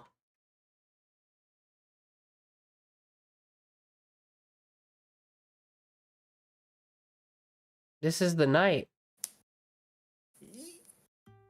Here we are again. And after breakfast, I lay out my plans for the day. You're going to school? Yes. Do you have a problem with that, Archer? She really is just ready to fight him all the fucking time. It's not a problem, but... Archer looks reluctant, but doesn't protest. After spending a whole day with me, he probably understands now that Rin Tosaka doesn't go back on her word when she's made up her mind. I can sense his disagreement, even if he doesn't voice it, but I've also learned that Archer has a sincere side beneath all the sarcasm. He won't whine about a decision he's accepted. Yep, he's loyal and awkward like that. That's why my intuition says, at least after watching him yesterday. Rin, now that you're a master, you need to always be wary of enemy masters. If you're ambushed at school, it'll be difficult to protect you. Not necessarily. Listen here, Archer. I don't intend to alter my lifestyle just because of this. Besides, masters fight out of public view, don't they? I don't think anyone would try to sneak up on me in front of everyone at school. School? If that's your choice, then I'll follow along. But at least let me... But at least let me stand guard in spirit form. Surely you don't intend to go there without me. Of course not. You'll stay with me whenever I'm outside, not just at school. That's a servant's job, so I'm counting on you. I'm glad to hear it. A knight has a duty to repay his lord's trust. You won't be disappointed. Still, hypothetically speaking, what would you do if the enemy was in a place you thought safe? Are we supposing that there's a master at the school? That wouldn't be possible. I mean, you're already a master at school, so immediately possible.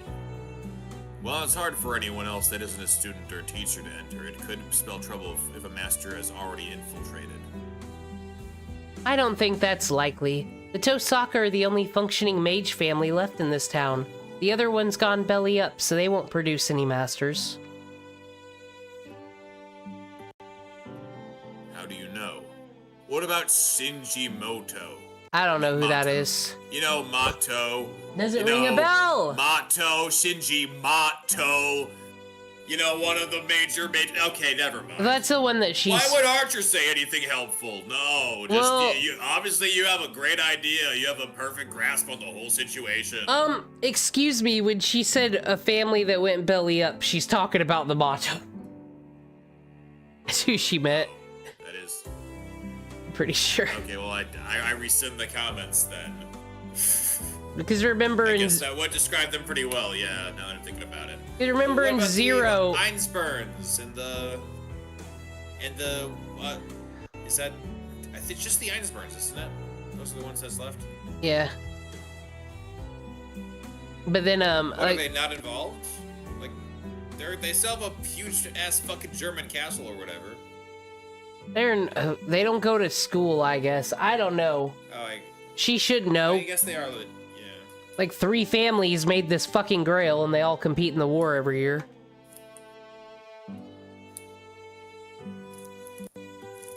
Hey, if there's any other mage families in Fuki besides Tosaka, you can bet I've looked into them already. He isn't a master. As the heir to that family, he can't wield the strength to become one. We can safely ignore them. Shinji. I see. So there is another mage at your school, but they lack the magical energy to be a master, and they just generally suck at like everything. That's right. Most of the other masters will be coming from the outside. They wouldn't be at my school. For now, perhaps. But there are exceptions to every... But there are exceptions to every rule, Reed. What will you do if you encounter an unknown mage at school?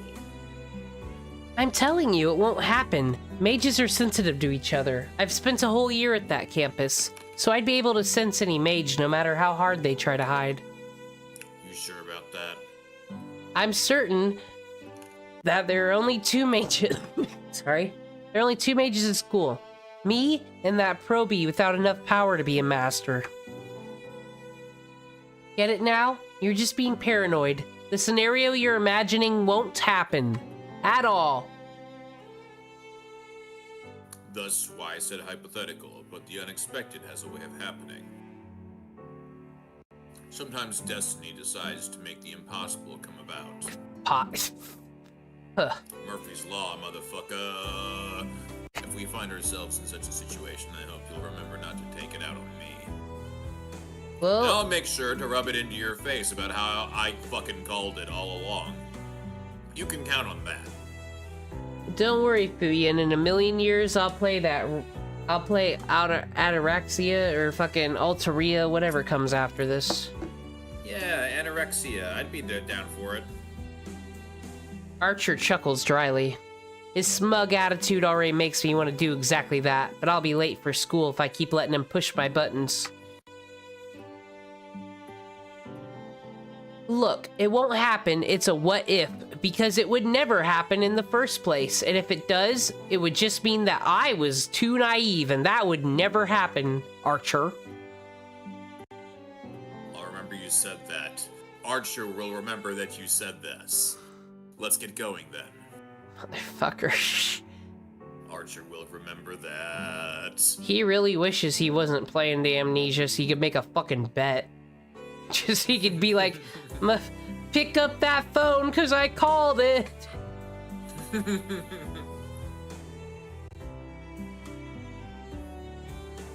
Yo, what if he just like, in one of the many times he's fucking off and letting like Shiro die later, if he's just like placing bets on horses and shit, or just doing polymarket or something. Just straight up fucking Back to the Future 2 biffing it. Fucking Archer's just out here getting money for Red to leave her for fucking her crystals or whatever. Oh, you were telling me that I got 30 minutes more to make it to school. How do you know my schedule? I am legitimately shocked. It really did happen. The Grail. I'm surprised as well. It really does pay to be a pessimist.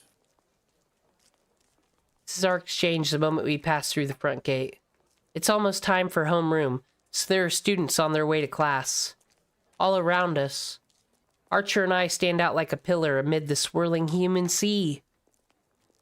The air isn't just stagnant. Someone set up a bounded field, don't you think?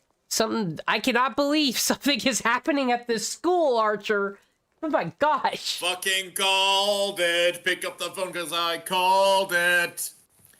All right, that's 50. God damn it. Here you go.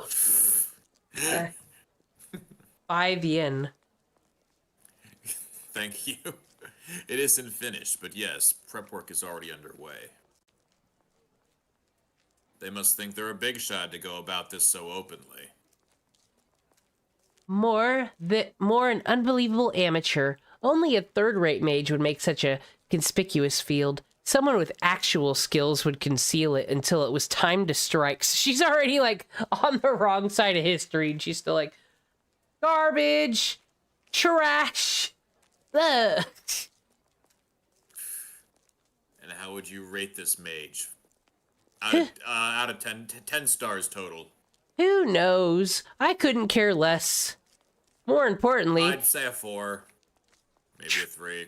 trying such shoddy work in my territory is just going to earn them a beating. I let out an indignant huff as I crossed through the grounds. It is very interesting having someone like a character like Reen as the protagonist character, because like you know like what they're all about, but yet you kind of are just like, oh, she's doing this thing. This is how they think. This is what it's like to be in their head. Now I know.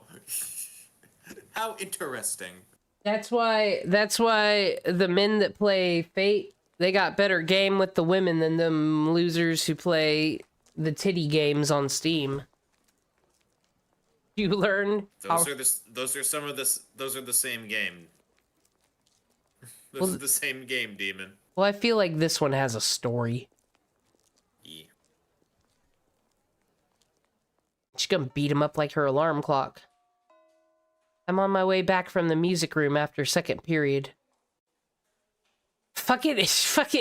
Is Red, what if Red was like a tuba player or some shit? And she's like, I got first chair again. Of course I did. I win this grill war.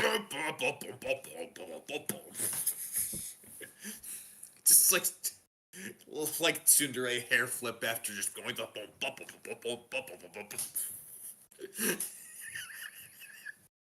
I spotted first year floundering in the hallway, so I followed her with my tuba. She looks like so I can call her fat. She looks like she could use a hand with a large stack of documents she's carrying. It's her. She has the Epstein files. Let me help, Soccer. Huh? Oh, Tasaka. Printouts. Our class is supposed to take care of world history. What is that Kuzuki thinking making you carry all these? Here, I'll take half. Ah, thank you. It's fine. Are we taking these to your classroom? No, to Mr. Kuzuki. He said he needs to take them back because there's a typo. I can believe that. Kuzuki's got such a huge stick up his butt. He once suspended an entire exam over a single typo. You mean an exam here at this school? Yeah, it was during midterms last year. It was near the end when everyone's answer sheets were already filled. He just came out and said, "There's a typo. The questions are incorrect. The exam is suspended, and we'll redo it tomorrow." The teachers were as surprised as we were, and people still talk about it. This is their urban legend. This really has some like, oh, you're a first year, let me tell you the lore energy. Also, Sakura, would you like to buy an elevator pass from me? That was our school's thing. Wait, you had people who actually did that? Well, because in our gym, we had like an upstairs, but you could only get there through stairs, so you would just lie to all the fucking, yeah, be like, do you know where the elevator is?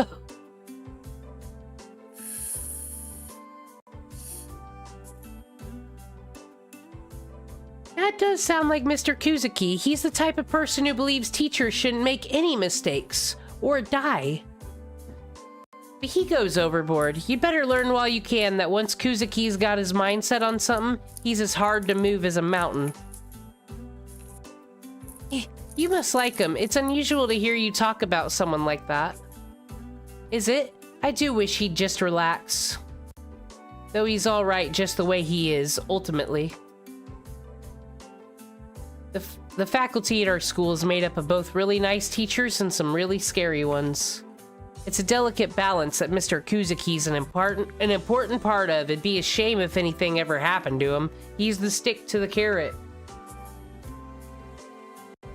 You'll see more of him next year since he teaches ethics. Oh, What? that's funny. They get ethics in high school?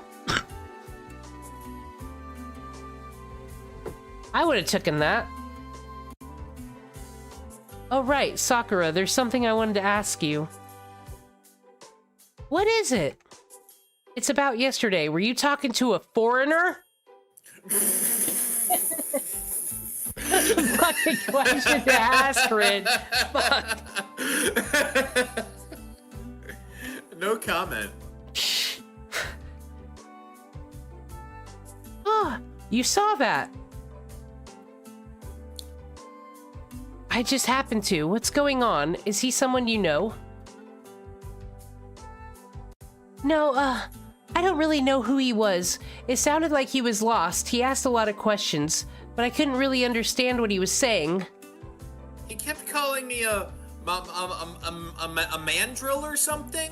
Damn. Kept saying like oh, stop talking to me, mandrill. I'm not quite sure what he was talking about. Ah, and that's when she slipped away.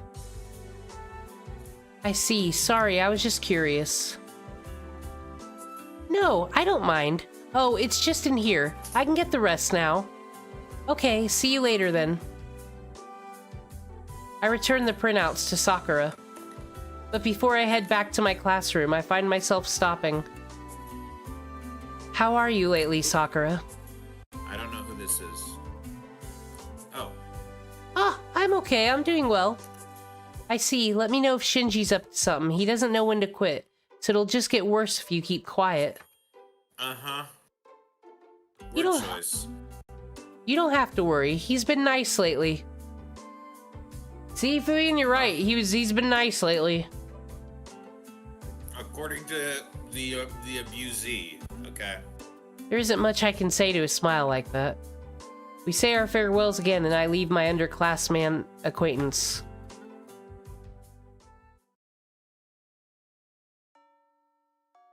The school day is over. The classroom steadily empty, and the campus darkens by the hour. The crimson sun will set soon. Once night falls, there won't be anyone left around. Let's begin. Archer, first we'll investigate the bounded field. Once we determine what type it is, it could be Earth, it could be Moon, we'll decide whether to erase it or leave it.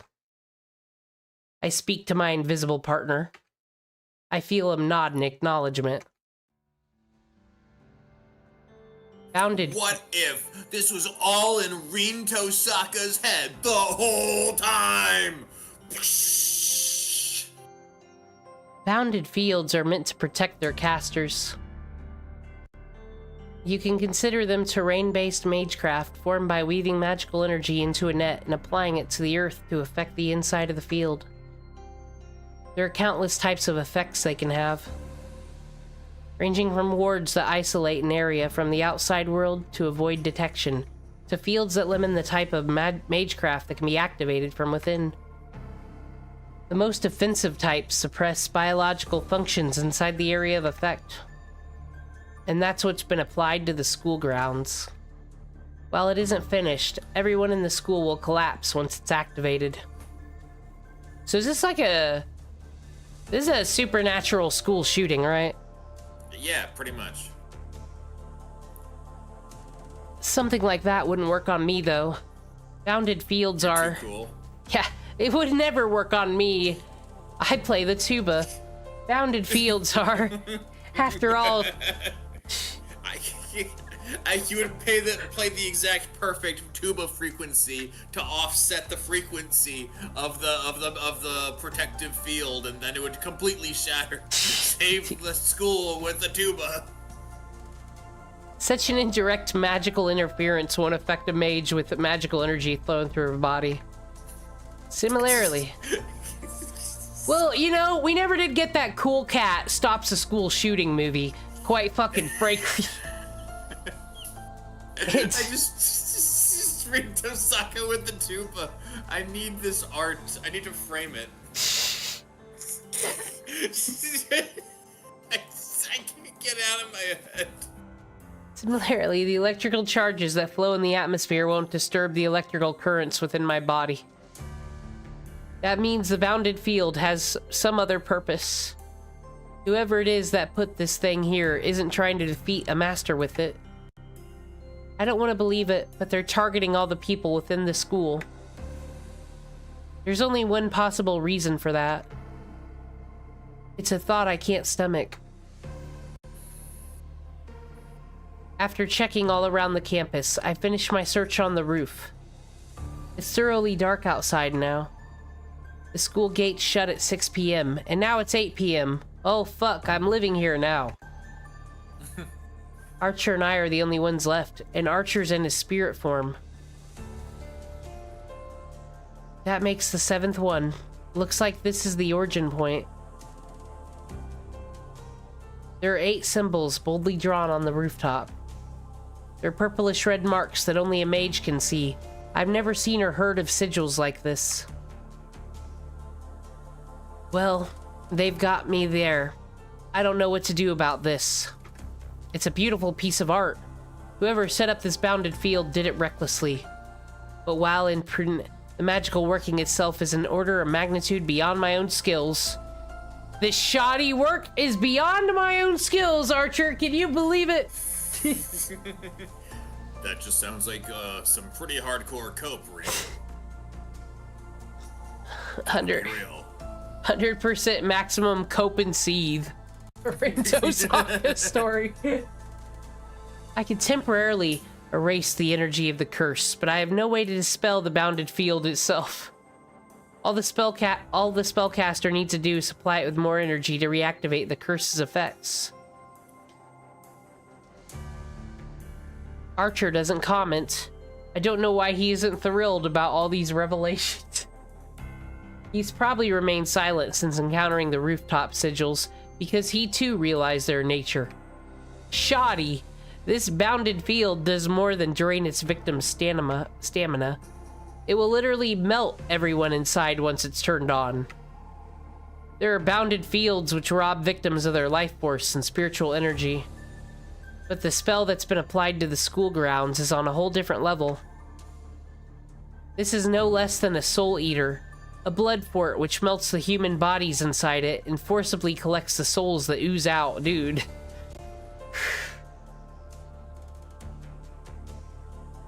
Since antiquity, souls have always been difficult to handle. They're theorized to exist and are considered to be necessary components of magecraft, but only one mage has ever proven their existence. Oh, so we got souls exist confirmed. Well, so wait, in this freaking magical thing where there's magicians and freaking ghosts and shit, we're still unclear on the whole is the soul real thing.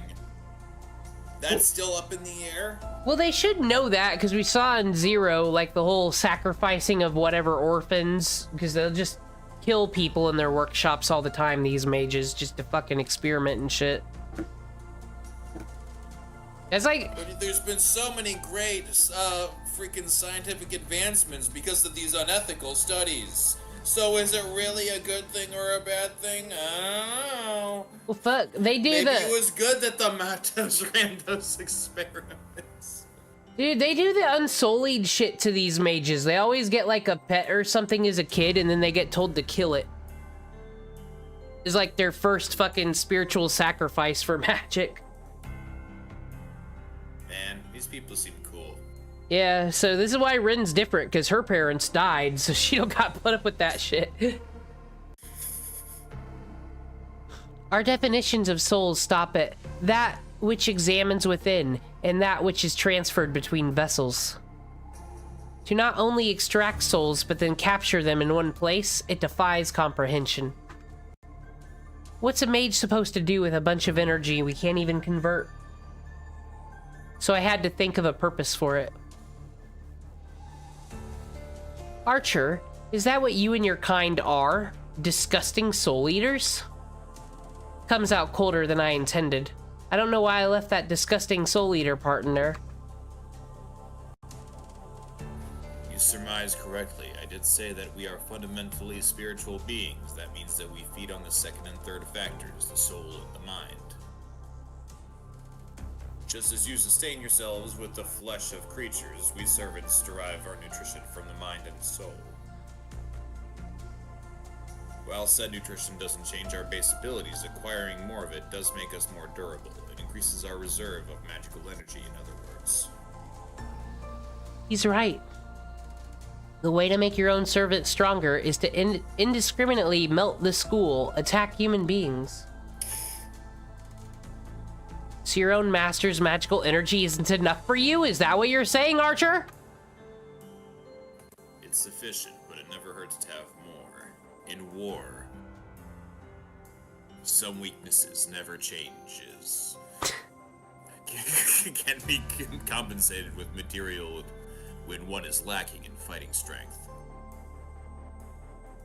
It's a basic strategy for a master to take energy from the humans around them. In that sense, this bounded field is an efficient tactic. But God, the handwriting is horrible!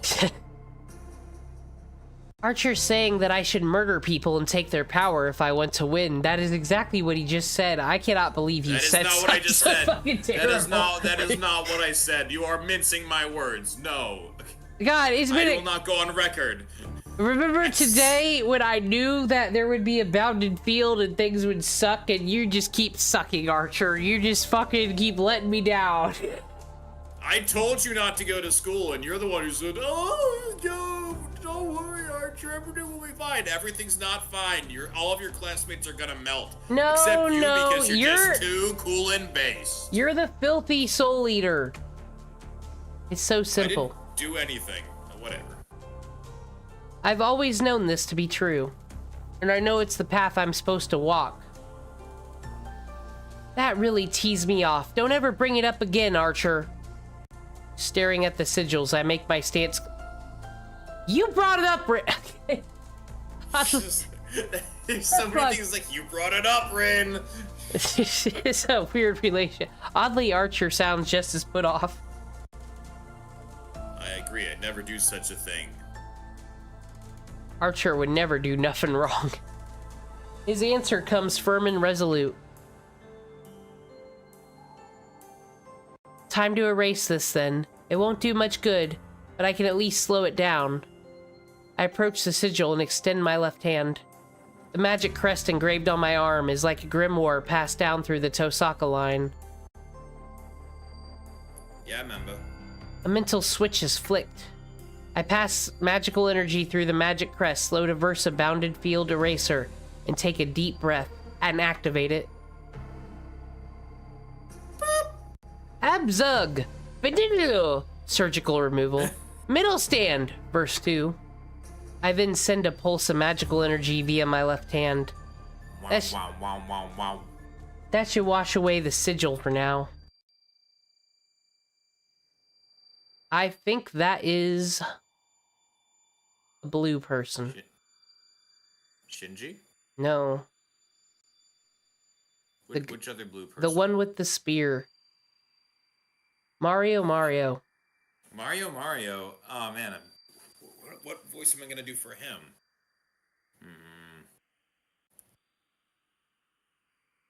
What, you gonna erase it? What a waste. Suddenly, a third voice chimes in while I'm casting the spell. An annoying one. I whirl around.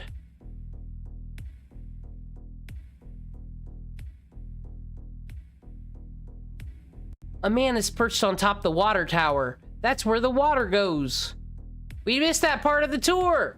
Some 10 meters above, looking down. How will Archer know? How could he possibly put this vital information together without the door? Okay, Archer, listen up very quick. If we drain this water tower and we put all the money into, like, furniture, we could turn this into a sweet-ass bungalow. In your budget, dude. Is that relevant to the current situation, Reed? Oh, hey, do you want to buy a house, too? He's clad in a deep blue that blends into the night. His mouth is drawn into a grin, and he has a bestial air about him. The beast's gaze is sharp and clear. In this bizarre situation, the man in blue watches me as if he's greeting a friend he hasn't seen in a decade. Did you do this? Nah, it's a mage's job to play little tricks. We just fight whomever we're ordered to. Isn't that right, mate? Wait, am I Australian? Oh, I'm sorry. Wrong accent. His tone is lethal, yet carefree and inconsistent. This man can I'm see sorry. Archer. I didn't know. I'm sorry. You're a servant, I think. That I am. And if you know that, lass, you must be my enemy. My spine tenses. The man's voice is detached and nonchalant. But it's colder than anyone I've ever heard. So scary, it's nauseating. What's the best move here? I don't know. But my brain is still working enough to tell me that I must absolutely not fight him. Oh, I'm impressed. I was thinking that you didn't know heads from tails. But you figured out what really counts. I blew that. Shouldn't have gone out of my way to taunt you. I'm still trying to process, like, the ultimate hero of Ireland being Australian. Australian Cuchulainn.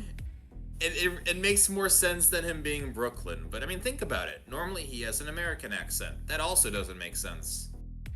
So none of it makes sense. The man raises an arm. It appears in a flash. His once empty hand now holds a red, throbbing thing.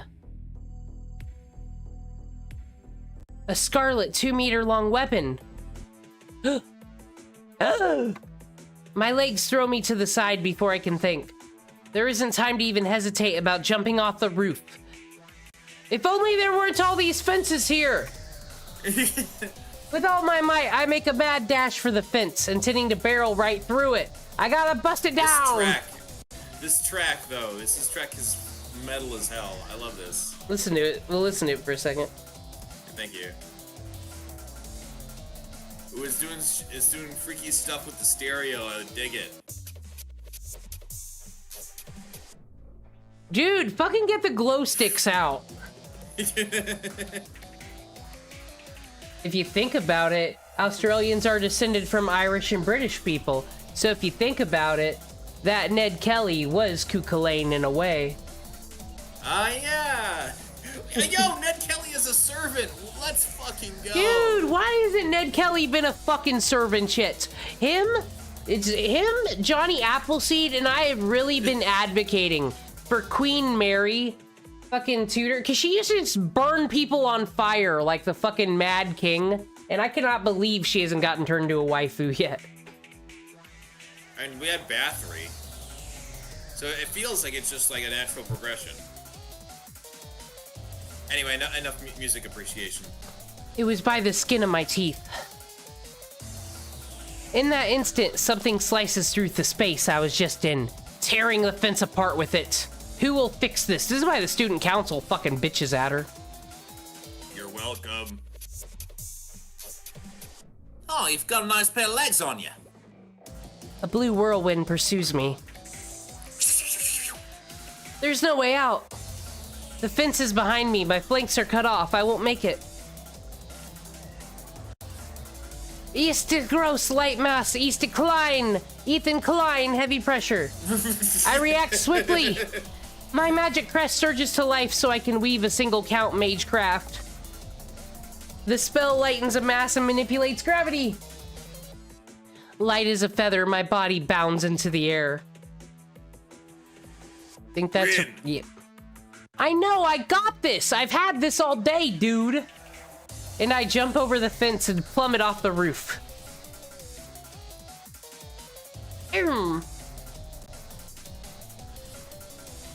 Air resistance and gravity push and pull along my body.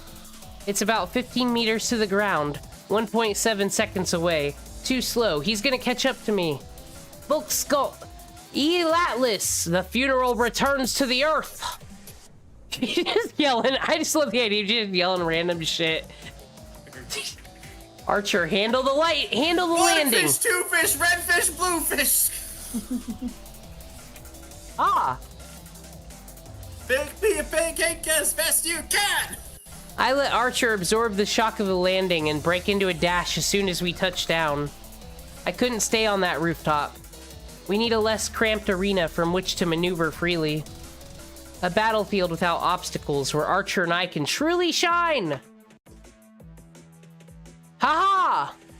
It takes me less than 7 seconds to escape from the roof to the schoolyard. A distance of over 100 meters crossed at a pace no normal person can manage.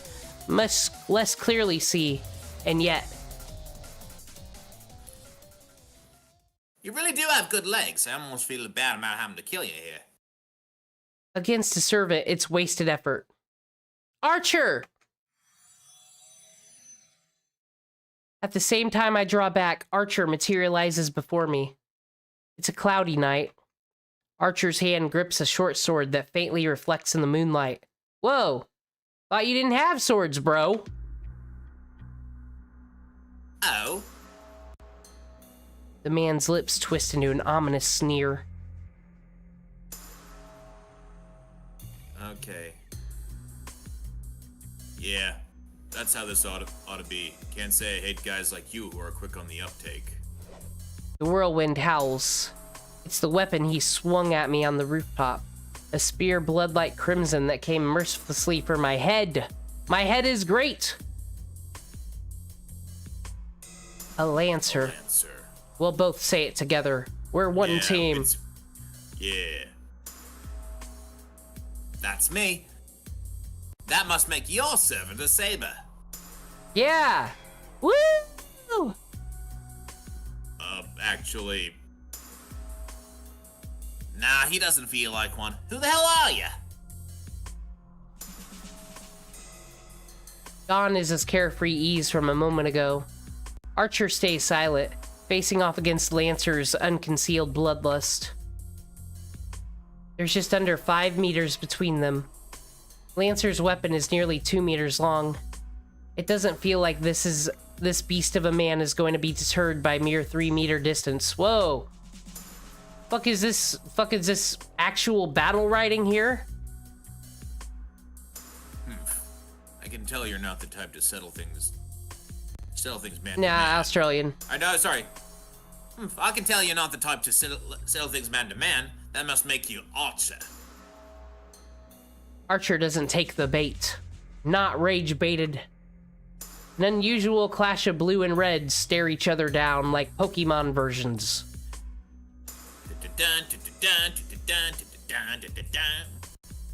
The two knights, somewhat similarly dressed, mutually calculate the other's demise.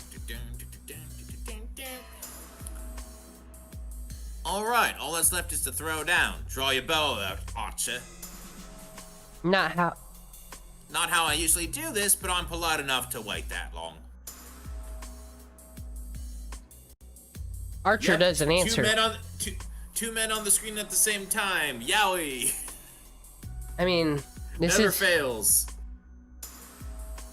I just can't wait. I just can't believe fucking Iskandar just never straight up pulled the fucking, do you even lift, bro? Bet you could. At any time, he could have done that. Grail told him he could.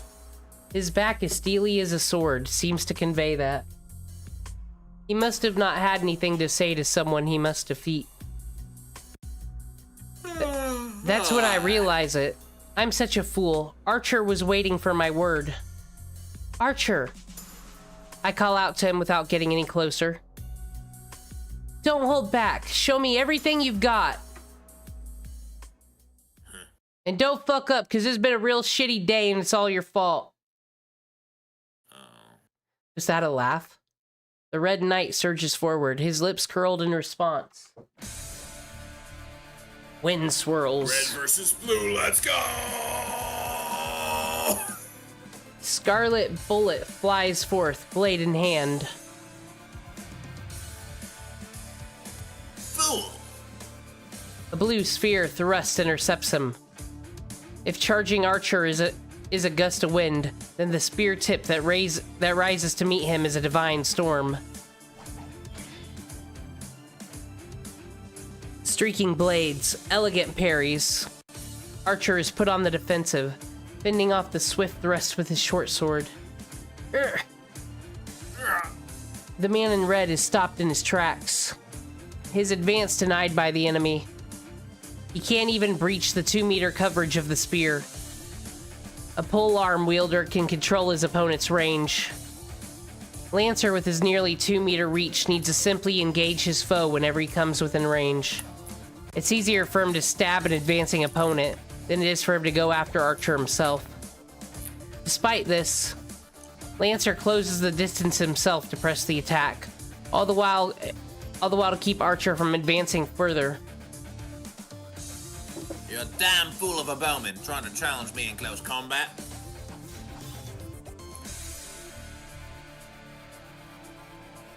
Lancer's snarl is fiery. With each thrust, Lancer closes in, the assault never letting up for a second. Moving in too close is suicide for a spear wielder. The advantage of a spear is the ability to control the enemy's position. Lancer shouldn't have a chance if he keeps closing in. No, why? But that's only according to conventional wisdom. Unerringly, unceasingly, Lancer's spear seeks to pierce Archer's throat, shoulder, forehead, and heart. The strikes are too swift to even leave an afterimage. Archer is forced to parry, block, or evade every move of the spear. Any strike, if true, would be a mortal blow. Still, Archer is a servant, even if he specializes with the bow. He won't be brought down so easily by mundane attacks. Trashrin says. Your attacks are trash.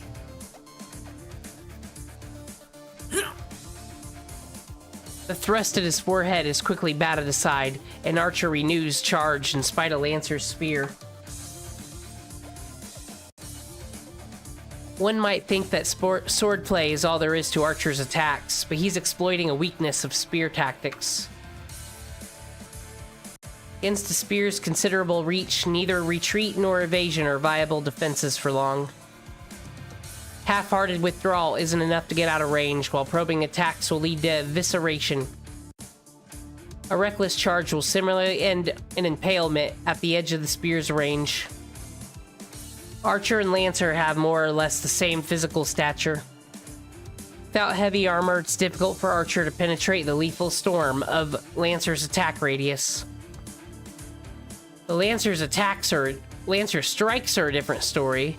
Let me tell you about it. That was an autocorrect. Wow.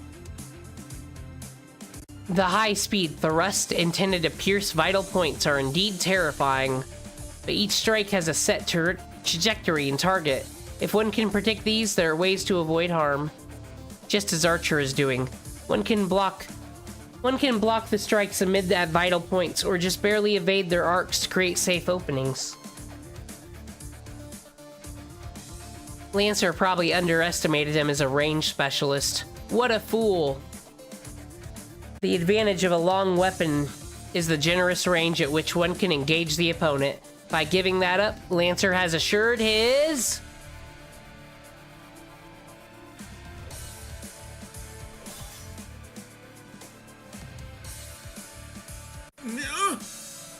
The man in red stops in his tracks.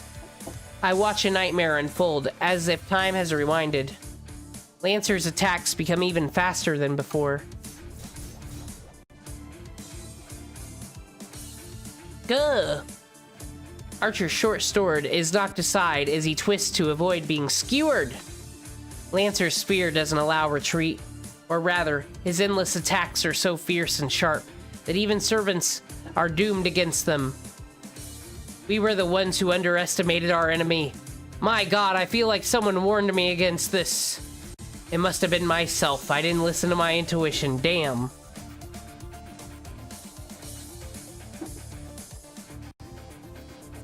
That servant, that Lancer and his spear, can't be described in mundane martial terms.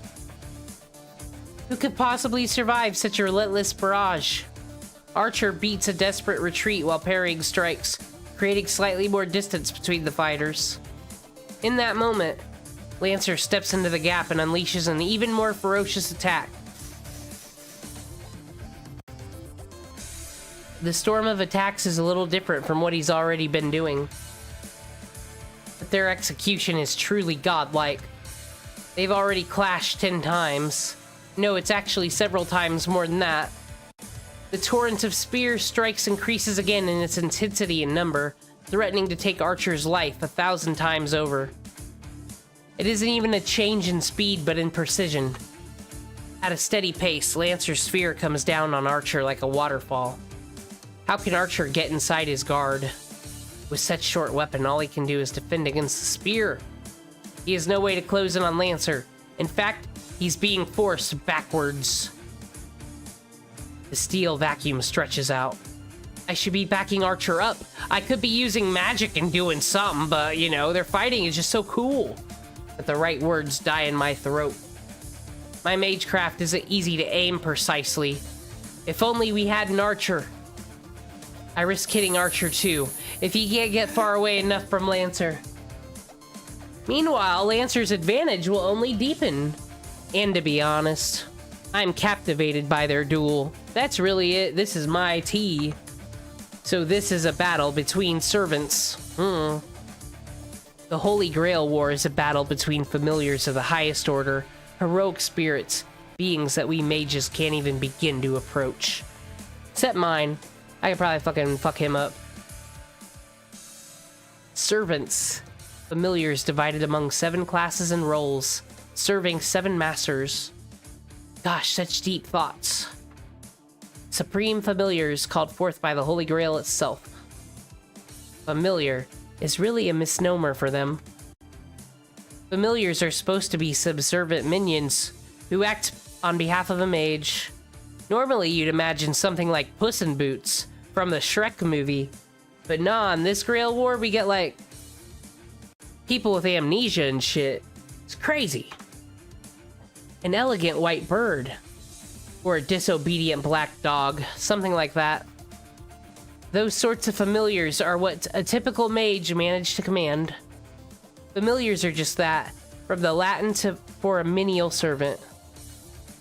What are these words? It's inconceivable that a mascot used for menial labor would be stronger than its... Oh, now you're just a mascot, dude. Go sell those tickets. Make the fans happy. Servants are a different story. They're quite literally the most powerful examples of humanity. Even the 5 magicians wouldn't be able to control them. It's difficult to summon a servant, but because servants are more powerful than mages, servants are beings that surpass magecraft itself. To be clear, this is a saber card. I didn't pull one of those despite all the gems I put in. And let me also cry about how I didn't get Archetype Earth, and that is why we're not playing Fate Grand Order right now, ladies and gentlemen. Maybe if I'd gotten it, I'd care. But no, I'm just gonna cry about all I have is Jolter. What a poor person I am. God. Jolter's pretty cool, though. Yes. Myths, legends, fables, histories. I mean, she is evil Jeanne d'Arc that summons dragons. That's cool. We can call the glorious superhumans from our traditions heroes, whether the tales are true or not. Immortalized by what humanity says about them, they cease to be merely human after death and ascend to something greater. People who work miracles, who save the multitudes, who accomplish great feats, are elevated to the status of heroes, either in life or after death. They become a type of elemental we call heroic spirits, guardians of the human race. Okay, I'm just trying to...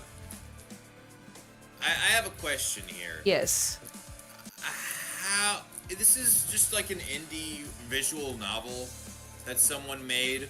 Why is there so much crazy-ass detail? Like, this is like... This is like a long... This is like we're trying to explain, like, Harry Potter magic and world building. Like that right out the gate.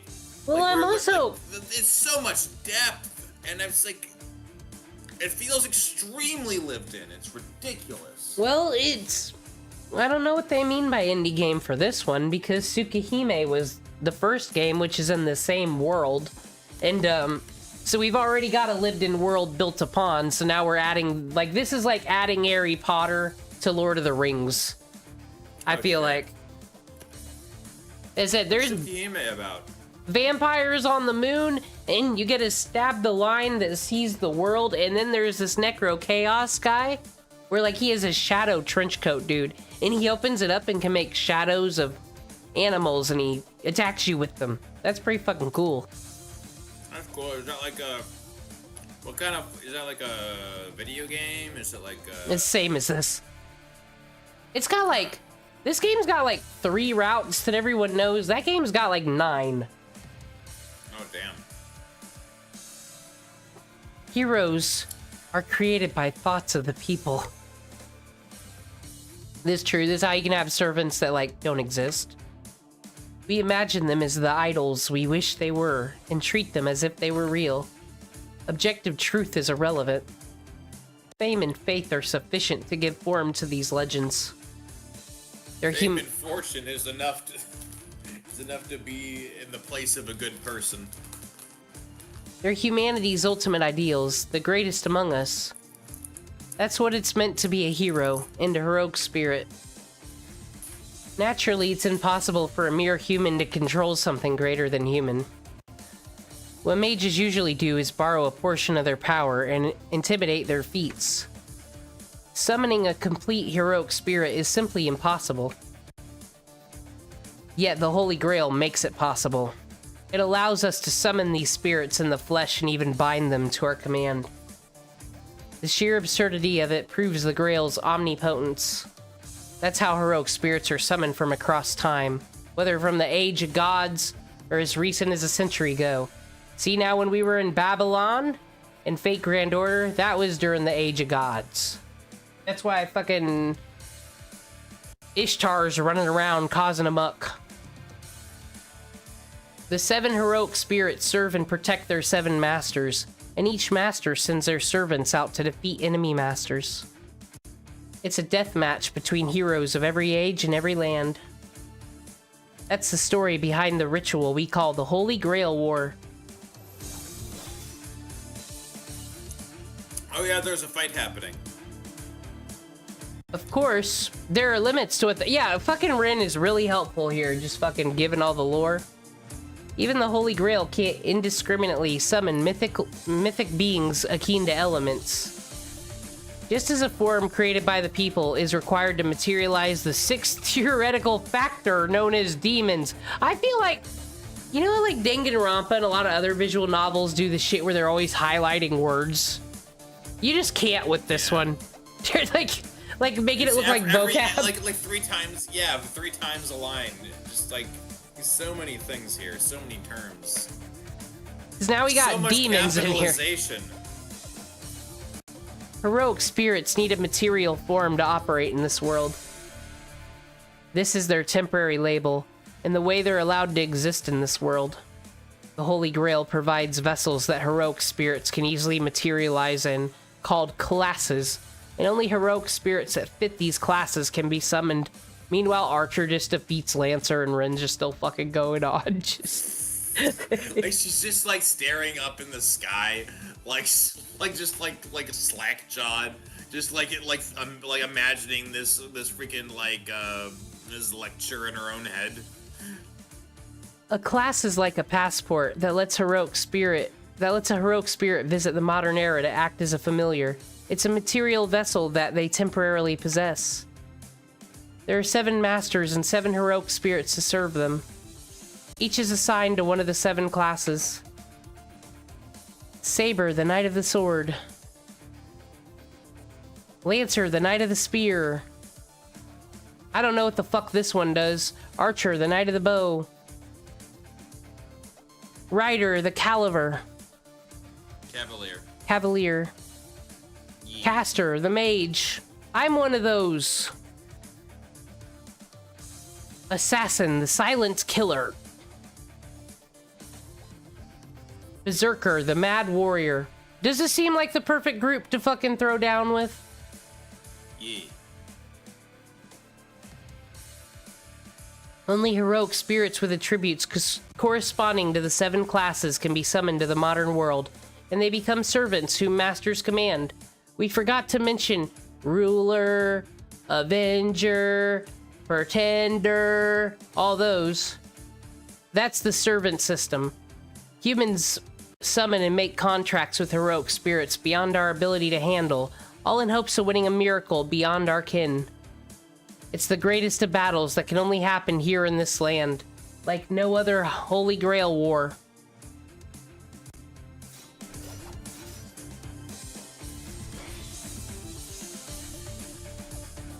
The duel reaches an even higher pitch. The short sword goes flying from Archer's hand after blocking one of Lancer's strikes. Lancer's skill is Consume! Consume. Why did you say that like it was a Japanese word? I don't know. Consume. Consume! A seemingly straight thrust suddenly whipped into a disarming arc at Archer's wrist. It was an attack that Archer couldn't have avoided. Even if he saw it coming, he never sees anything coming. Always unprepared. I told that, Archer. You'll see. Too There- fast for our eyes. There isn't an effective way to parry the spear with his sword.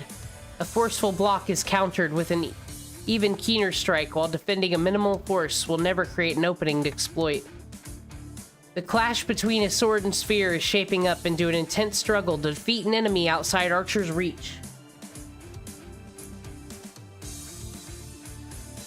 You fool. There's no hesitation in Lancer, even as he taunts Archer.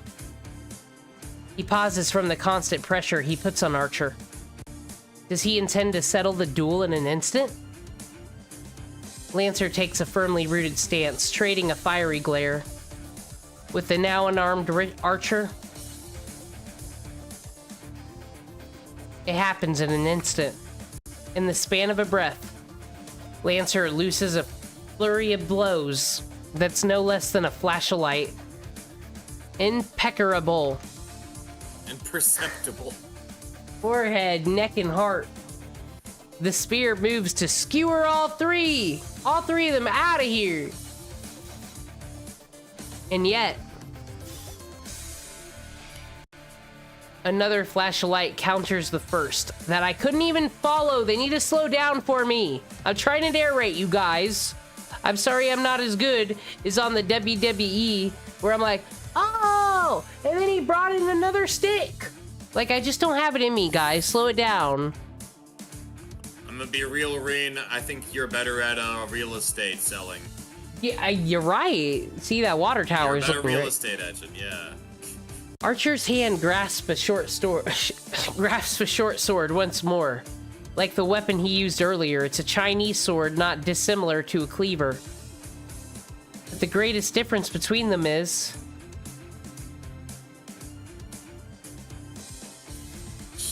A dual wielder, eh? blade and blade. In each hand he grips a sword, each clearly meant to complement the other. You're really sharp today. No, you're really sharp today. No, oh, I really like the way that you did it. It's like, oh no, you know, it's like, shut up. Playing swordsman, are we? Some very talkative swords. Lancer's spear sings through the air.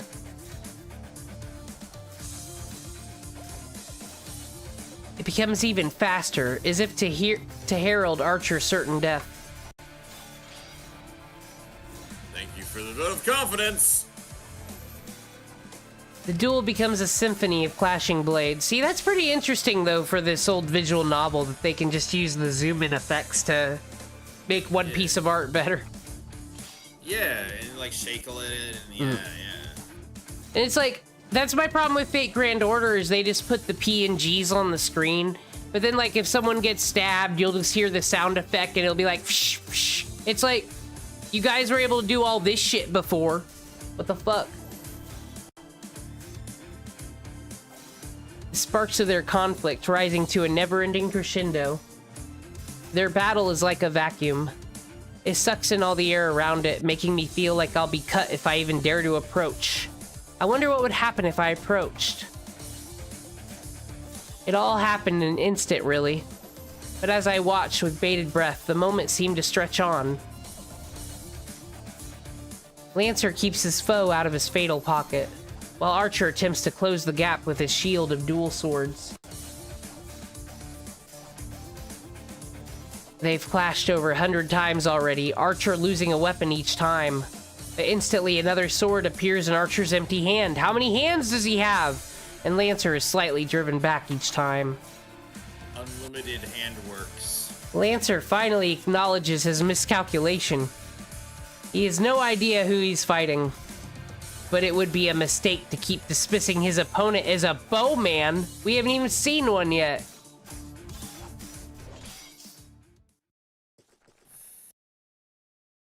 Space opens up between them.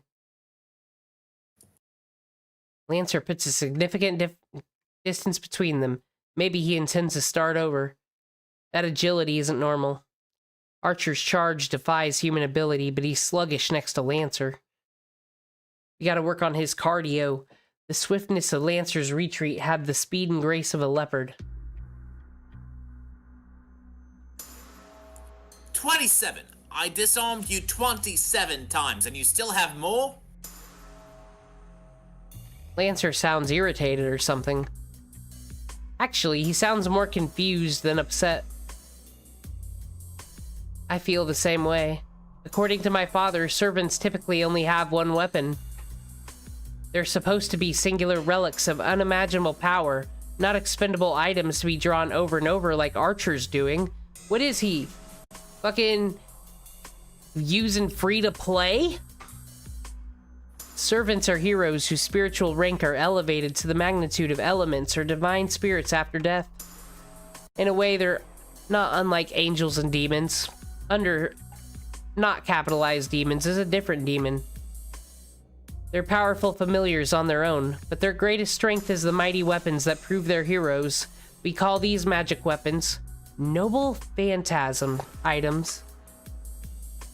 They are a favored weapon or armor that a servant used while it was a living hero, and it's literally the servant's secret weapon. To a servant, a noble phantasm is a one-of-a-kind armament. It's the servant's indispensable ultimate weapon as well. The same goes for Lancer's Sphere. It can exhibit its power as a noble phantasm if he so chooses. A noble phantasm is a formidable weapon on its own, but its true power is expressed by invoking its true name. Heroes' weapons are known to have slain dragons and gods, to have conquered the earth. Servants activate noble phantasms with their own magical energy. It's not unlike magecraft, actually. Sounds like a Final Smash move. I love Noble Phantasm. That's a fun thing to call it, too. And like, yeah, because when do you really ever get to use the word phantasm for anything? That's just so fucking niche in vocabulary. Exactly.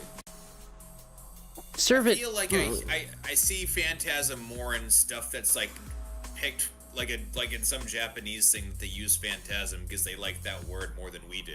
Yeah. Even though it's English. They can have it. We don't use it enough. We don't deserve it. It seems like that's probably one of them Shakespeare words, too. You think so? It's from the old-timey England. Because, like, you have all these words like ethereal, phantasm, the fucking phenon, shit like that. Feels like it's all from fucking fairy magic land. I can't think of what phantasm can be used for, like, in a sentence. Like, where do you put it? They use it as catalyst to recreate the destruction from their legends, like Nagasaki. Oh, yeah. A noble phantasm is...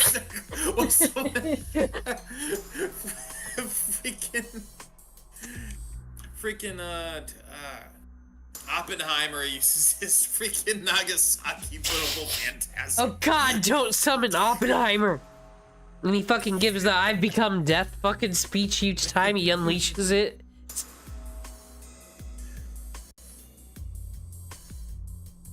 A noble. I could see an anime character doing that. Noble wearing fa- the fedora and shit. Okay. That's, you said fedora. I'm sorry, fucking all the Chads in the 50s and 60s. The fedora's been ruined. So, all I can imagine is a brony. What if a brony? He wore became a fedora Lancer? in the movie. What the hell are you on about? Yeah, in the fucking 60s. As I'm saying, after the 60s, it wasn't cool no more.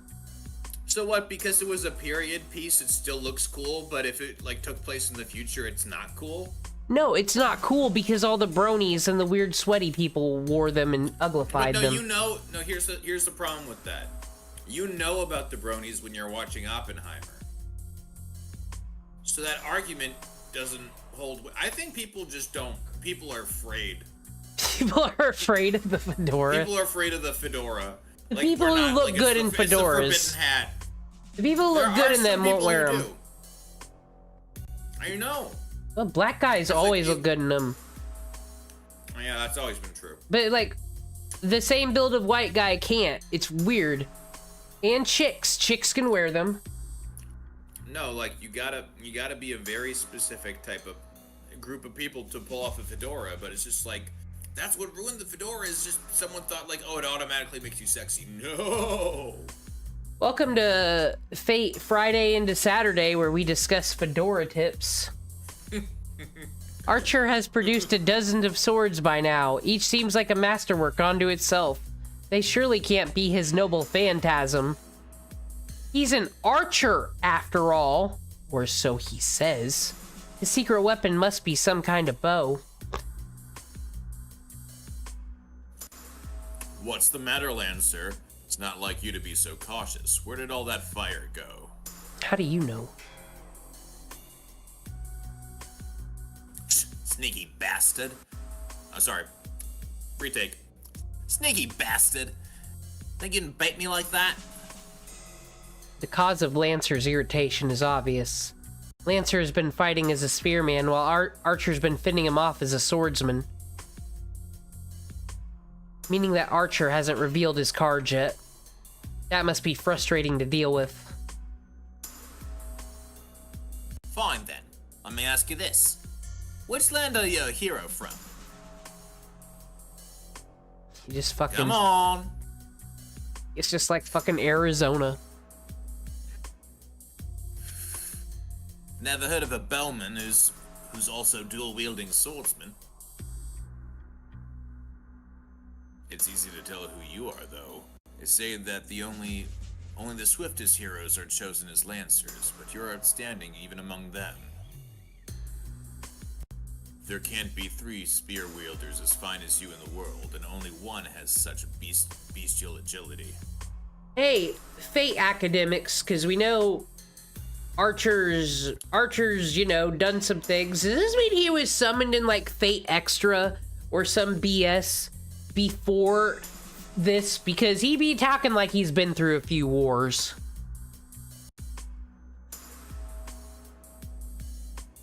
Oh. Well said, Archer. For a moment, the bloodlust... Oh! The bloodlust is so strong I forget to breathe. Lancer's arms move. It's a deliberate stance without any of the nonchalance he's shown thus far. Nonchalance. Okay. Oh, I get it. His spear tip dips as if to puncture the ground, but Lancer's eyes bore straight through Archer. Then will you taste my killer technique? Wah, wah, wah, wah. I won't stop you. You're a foe who we have to overcome sooner or later. Lancer lowers his stance. Simultaneously, a thorny, bitter cold overtakes the schoolyard.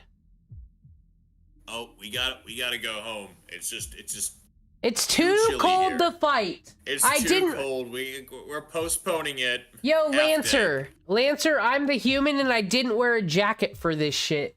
It's not fair. Time out. Time. At least let me go to my locker, dude. It's like right over there. I don't mean that metaphorically. It's literally ice cold.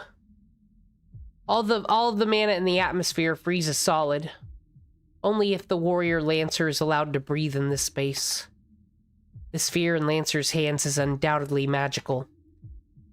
Its true form is eager to burst forth. Oh no. He's going to die. I don't know what kind of noble phantasm that is, but Archer is finished. It's only been 2 days and I'm already losing my servant. The fuck? It's the first time I've had this kind of premonition, and hard as it is to believe, I don't doubt it for a second. It feels like Archer's totally gonna die. If Lancer unleashes his fear, Archer will die. That's absolutely certain. As Lancer says, his fear means death. Ah. Archer will lose. Lancer will stab him through the heart and he'll die. Maybe I won't die. If I just sneak off. Despite that, despite these premonitions, despite this insight, I can't even help Archer. I feel like if I so much as lift a finger, it'll signal the beginning of the end. How quite embarrassing. I wrote Rento Sakase. I summoned him and he said, "Yo, why don't you not get into trouble and not do anything?" And then I wasted a command seal and said, "You don't tell me what to do." And then I said, "I know what to do." And then it's been a bad mistake of days, man. I don't know what's happened. If there's any way to prevent Archer's defeat, then it can only be... Who this? It's probably a Lancer, I think. Who goes there? The sudden appearance of a third party whom we've all overlooked. Huh? Lancer's ferocity disappears. I hear the sound of someone running away. From behind, I can clearly make out a school uniform. A student? Someone was still on campus? Apparently, and it saved our lives. Archer answers coolly. Sure enough, the interruption did save our skin. I screwed up. I was so distracted by Lancer that I wasn't keeping an eye on our surroundings. Wait, what are you doing, Archer? Can't you tell? I'm resting because there's no one left to fight. That's not what I mean. What about Lancer? He went off to chase the witness, probably to get rid of them.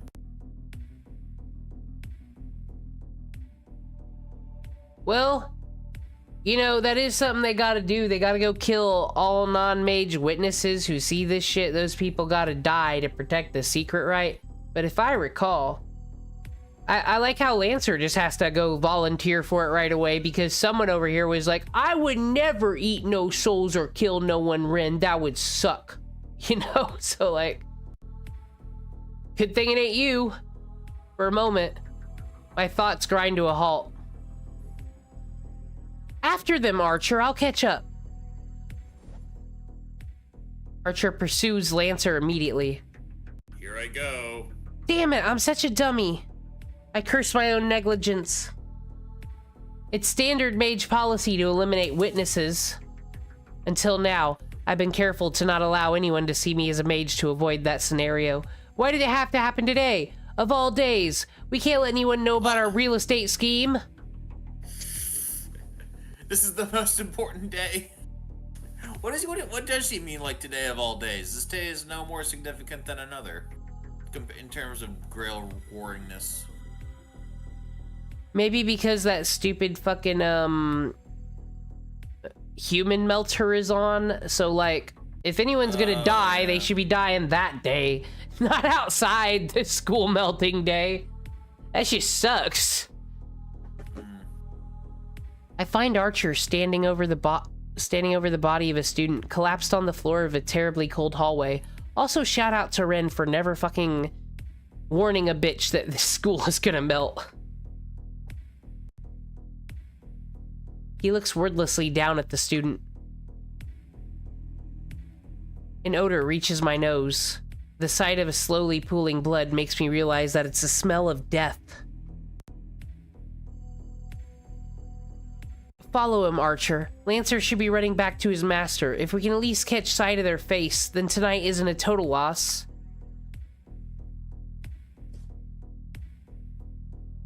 Archer goes off after Lancer. Only the fallen student and I remain in the corridor. I can't look him in the eye, but I have to. This is my fault. I'm take accountability, Rin. This is my fault. This is my fault.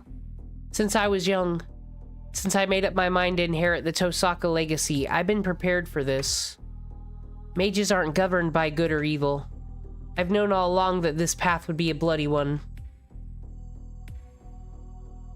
A single thrust from Lancer's spear. If he got you in the heart, there's no saving you. I don't know how many seconds ago Lancer killed him. It's just a matter of whether he was unlucky enough to get stabbed through the heart. The blood loss isn't as bad as I would expect for a destroyed heart, so maybe the injury isn't too deep.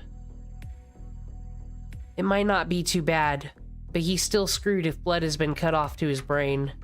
God, now we're just going through all the medical shit, are we? Oh, there is a lot of that in this.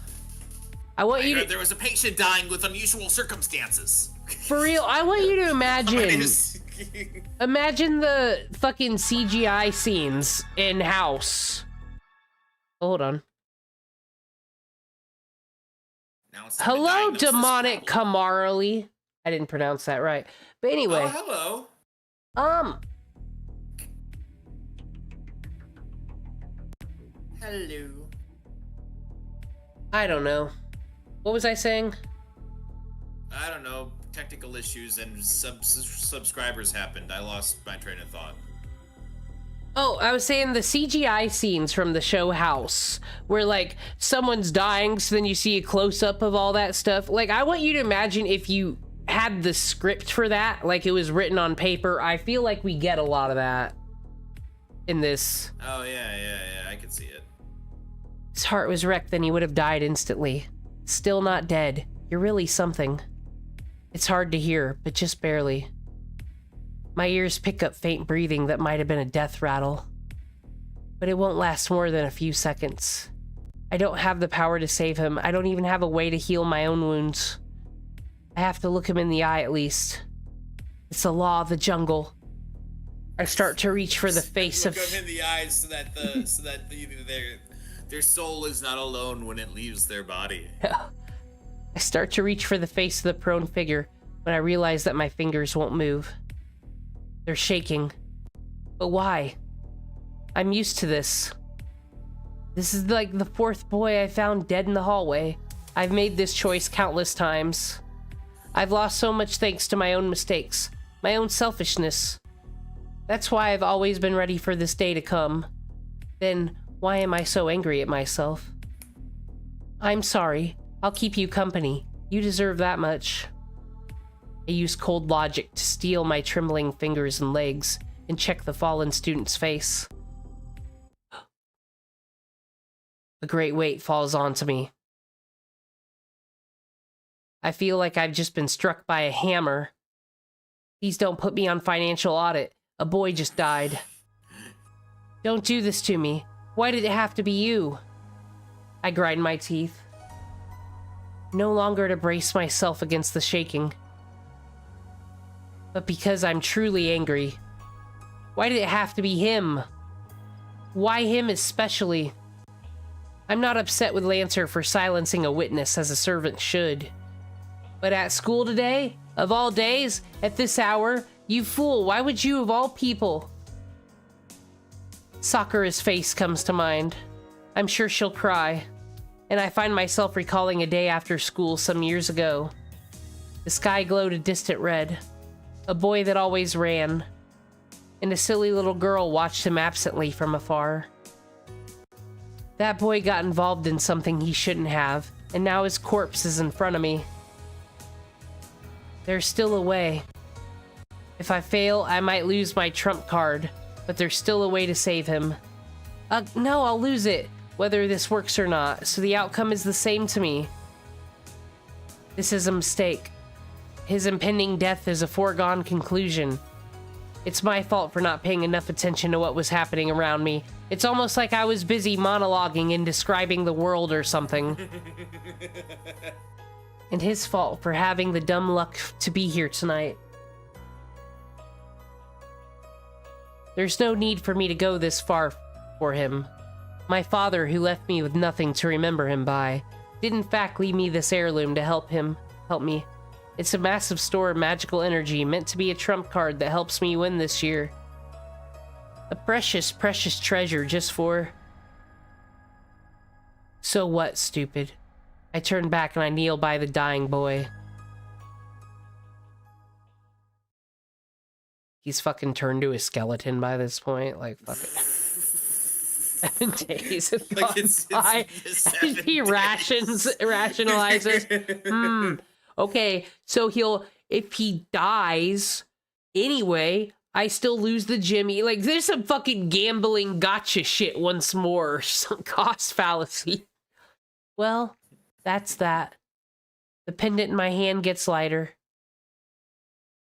My father's keepsake is nearly empty. With a clink, I drop it on the guy who is a second away from becoming a corpse. Nothing else I could have done. There really was no other way. I don't have the power or skill to bring someone back to life, especially not someone with a destroyed heart, damaged blood vessels, and brain death mere seconds away. All I can do is patch up his missing parts with brute force. You're lucky to still be breathing. If you were totally dead, then there would have been no bringing you back with any amount of magical energy. There's a difference between all dead and mostly dead. But if he's still alive, then I just need to help him the best I can. I would have really hated myself if I failed, but it worked out, I guess. Yeah, I feel fulfilled. If I'm being honest, this wasn't such a bad experience. Would recommend. Though really, I'm lying to myself. I should go. I did what I came to do. Better get out of here before he wakes up. Yeah, there isn't any point in hanging around. Oh shit, the gate's closed. Archer's off tailing Lancer, so I should just go home.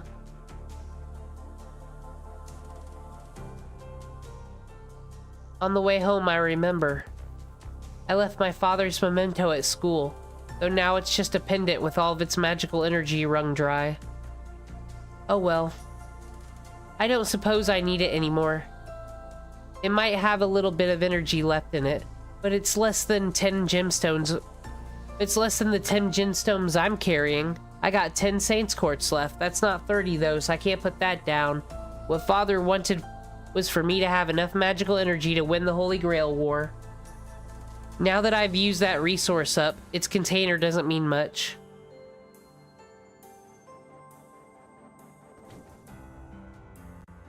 I arrive home without announcing my return and plop down on the sofa. Archer still isn't back yet. I heave a tired sigh and listen to the clock tick for a few minutes. Gosh, you know what? I really think I need to start getting my head in the game after all that. That's probably Archer's. You mean not world build while there's a fight scene going on? Yeah, I think that would be good. After a battle like that, what am I even spacing out for? I could do the D&D campaign, but I think it's a very interesting D&D campaign, and I should put it in a book and sell the world instead. But I guess there's this whole Grail War. I jump to my feet and make some black tea. Okay, so Ian Jomha didn't eat the snake skin, I don't think, because the audience finally told him, like, dude, snakes skin all their bacteria, shed all their bacteria and all their nasties. That's why they, shed the snake skin. That's the point. And iDubbbz was gonna eat it for the clout, guys. But luckily, I think some scholars on the internet saved his life. So that's what I can recall. I thought he actually did it. I thought he actually did do that. Did he eat the snake skin? I don't know. I never saw the thing. I've seen him talking about. I'll have to investigate. I mean, like, he would be letting poor Anissa down if he didn't. I have plenty to think about. The servant we encountered most of all. I finally watched a battle between servants, which until today, I'd only known about through books. Dude, Anissa Jomha thinks she's Rin Tosaka. Lancer, huh? I panicked when he seemed to use his noble phantasm. But at least he would have let us learn who he is. It's very rude when people don't tell you their true name in the Grail War. Learning a servant's identity is a key to defeating a servant. No, she's not. There's the biggest difference between Anissa and Rin Tosaka is the fact of how frequently Rin Tosaka says, "Oh no, you're right."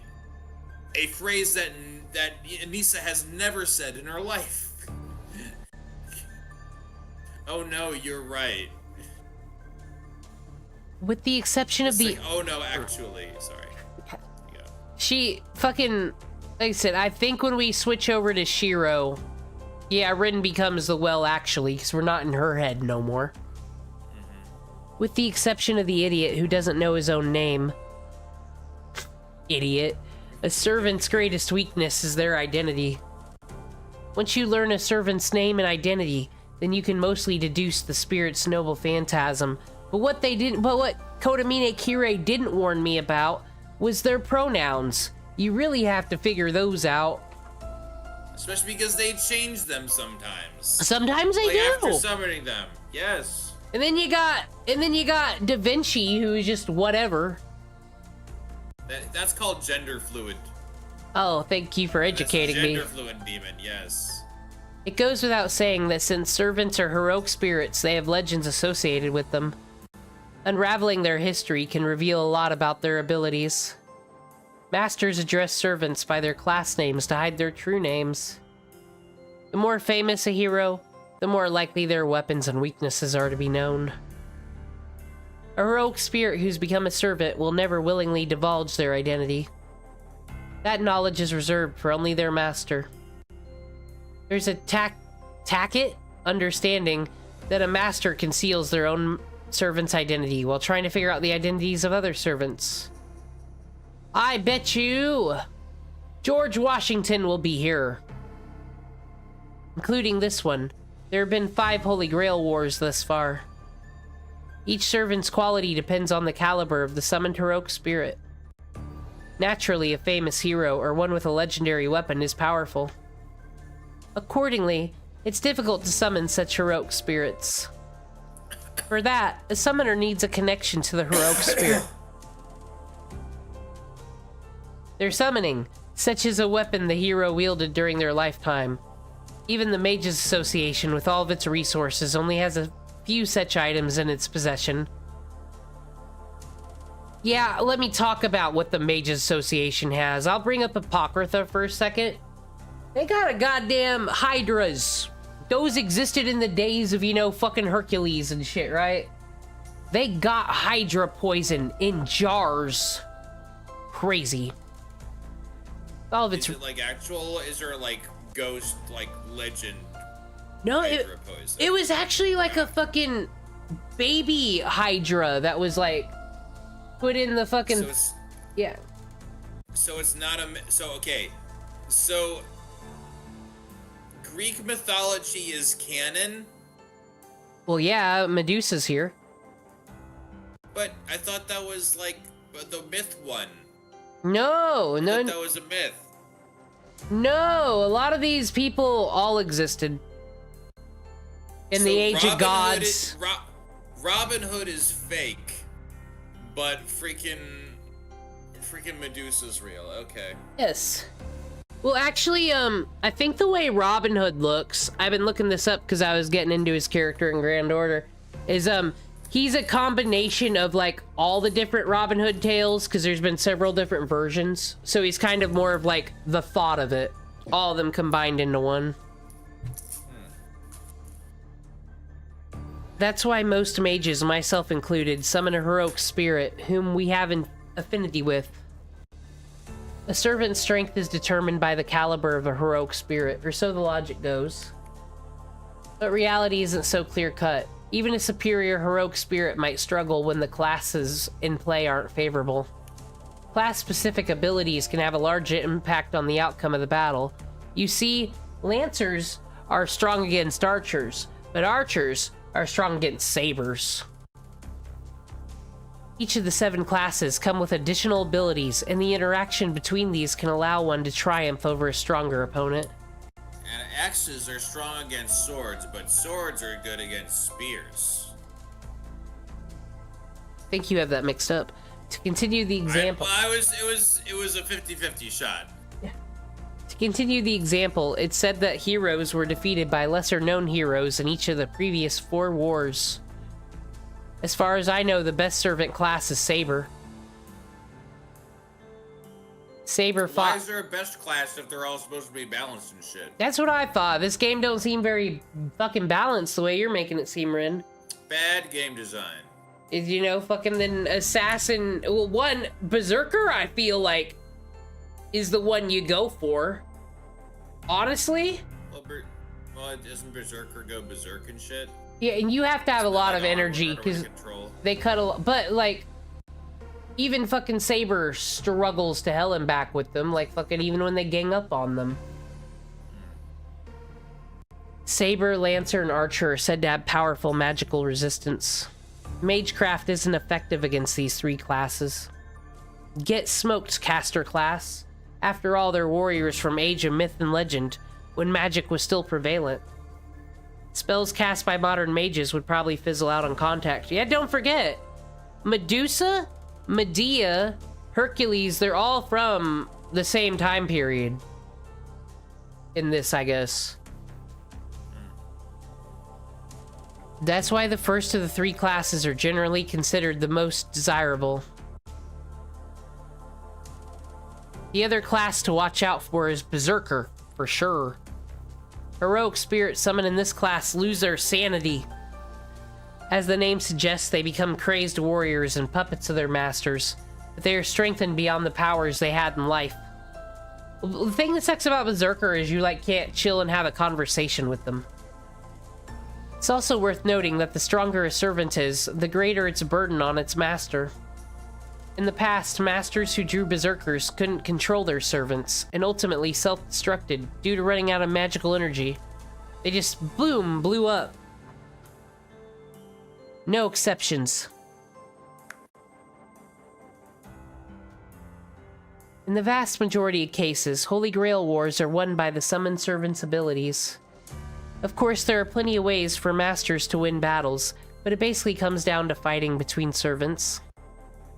That's why a master needs to commit the utmost diligence and effort when summoning a servant, much like I did.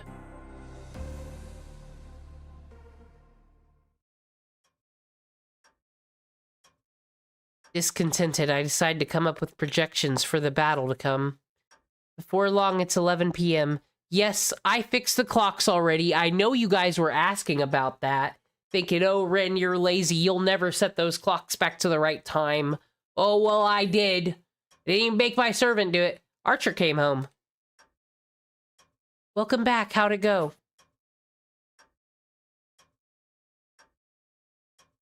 Sorry, I failed. His master must be a cautious one. I was at least able to tell that the Lancer's master is on this side of the city. Or is not, rather. Figures. Lancer was all alone, and his master didn't seem like the type to show themselves. They're probably sucky. I see. Well, we knew it wouldn't be that easy. Everything can't go according to plan, so there's no use worrying over it. I'll just give up and treat tonight as a learning experience. That's what it was. It was just a practice test, you see? So it's okay. You were right about that whole bad things could happen if you don't think they will. We learned today, Archer. Woo! Or you could have listened to me from the start, What? but when have you ever tried that? You seem dispirited, Master. What happened to all that combativeness? Don't tell me you've cowed after a single skirmish. If you order it, I can go back out right now and re-engage Lancer. Wouldn't recommend it. You know? Nah. Archer doesn't say it, but I can tell he thinks that's the right course of action. Oh. I don't. I kind of want to rest. I must look pretty depressed right now, huh? That's not it at all. I'm not going back out there because I don't want to. I don't want to waste the effort. Waste what effort? The masters aren't all accounted for yet. Tonight's fight was unavoidable, but we're not supposed to fight until the signal to start the war. Father told Oh, that's me. Father told me that's a rule. That is you. Sorry. Father told me that's the rule of the Holy Grail War. I see. So your father was a master too. Archer nods in understanding. Actually, he's making a rather mixed expression. What, you got something to say to me? You have a problem with people who have fathers that were in Grail Wars or something? Yes, I do. I forgot to ask you something. Reen, you've been raised from a young age to be a master and follow that lifestyle accordingly, yes? That means you've always expected to become a master. Where's this question gonna go? You saying I didn't plan or something? Of course I did. Some mages are appointed as masters, but it doesn't work like that for me. I'm Tosaka. Winning the Holy Grail War has been our goal for generations. Oh, no one else wants to win the Holy Grail. Yeah, just us.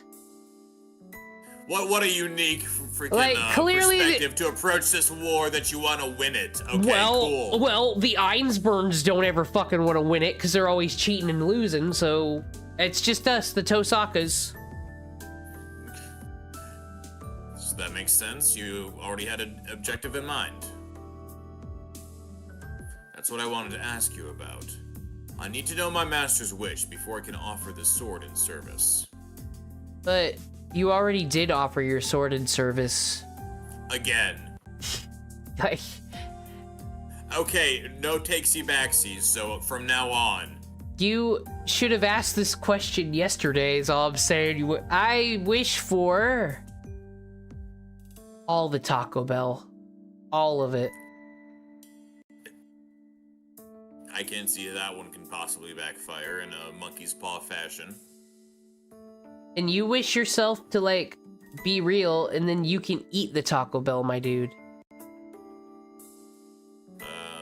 Okay, well what, do you get my wishes too? So, Reen, what is your actual wish? Like, that isn't it. My wish? I don't really have one. What?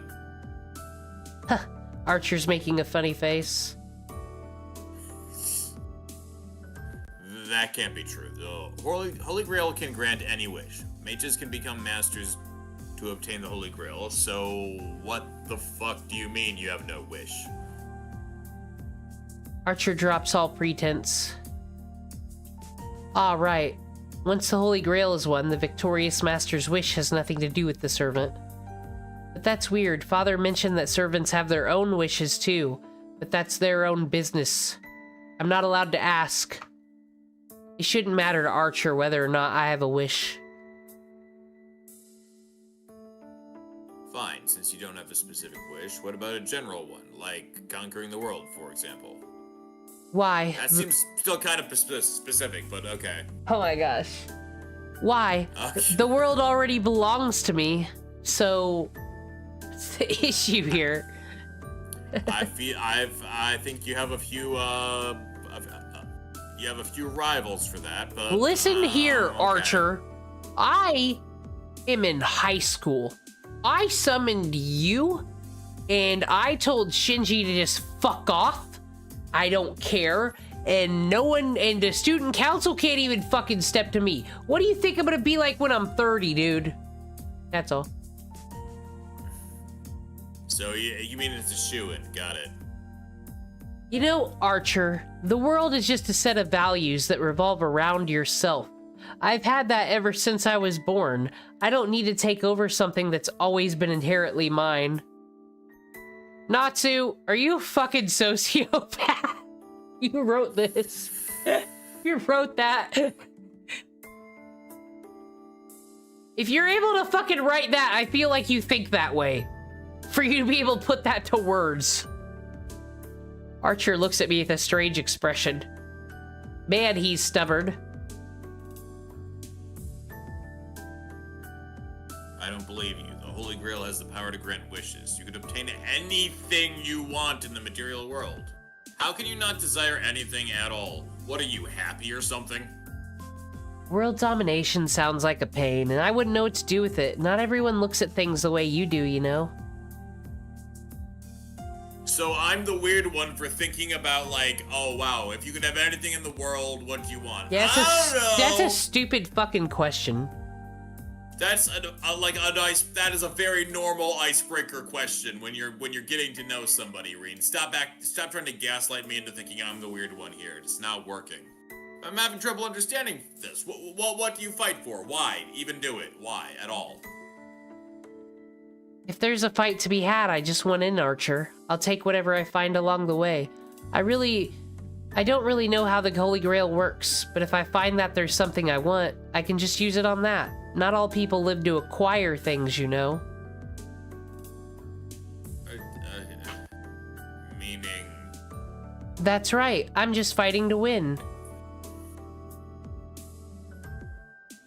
Archer sighs and shrugs. Maybe he's fed up with me, but he finally relaxes. I give up. You truly are fit to be my master. Aww. I don't know how to respond to comments like that, so I'd wish he'd just stop making them. We don't do positive comments around here. Your pigtails are insanely complicated. You must have a lot of effort. You just have a lot of patience in order to do that every single fucking morning. There's another compliment for you. Now don't get all flustered like you do. Go on, do it. Servants may not have the right to choose their masters, but what makes you think I'm worthy of you? Because I'm awesome. It's because you are, without a doubt, the strongest master. I don't need any other reason than that. Aw. Aw, well thanks. That doesn't sound like flattery coming from you. I turn away to hide my embarrassment. Archer usually acts like a smartass, so the sincerity is blindsiding me. It's almost like he's happy about something. Admittedly, I'm happy he feels this way. I've come to trust him and he's come to trust me. I don't think this mutual sentiment is a bad thing. I suppose we should take a breather then. The seventh master has yet to appear, but it might not happen right. Wait, Reen, what happened to your jewelry? Whoa, what a weird...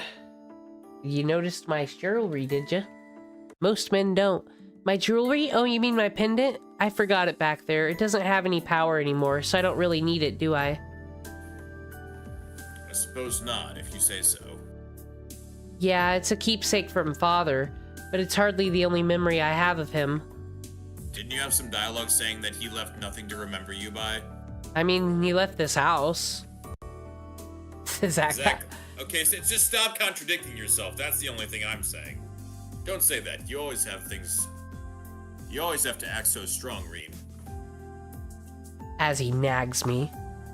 Archer holds out the pendant I left at school.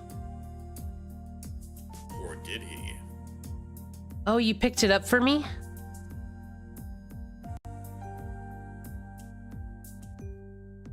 Don't lose it again. It really belongs with you, Reen. Archer avoids eye contact as he passes the pendant, looking almost bashful. Okay, thanks. I accept it. To be honest, I'm not sure whether to be embarrassed or play it off right now. The pendant is as I left it. As I thought, it really doesn't have any energy left. It's just an expensive jewel now that it's empty. I guess we can go pawn it off to buy more. But Maybe I can even buy a new dad. Yeah, I'll just buy a new dad.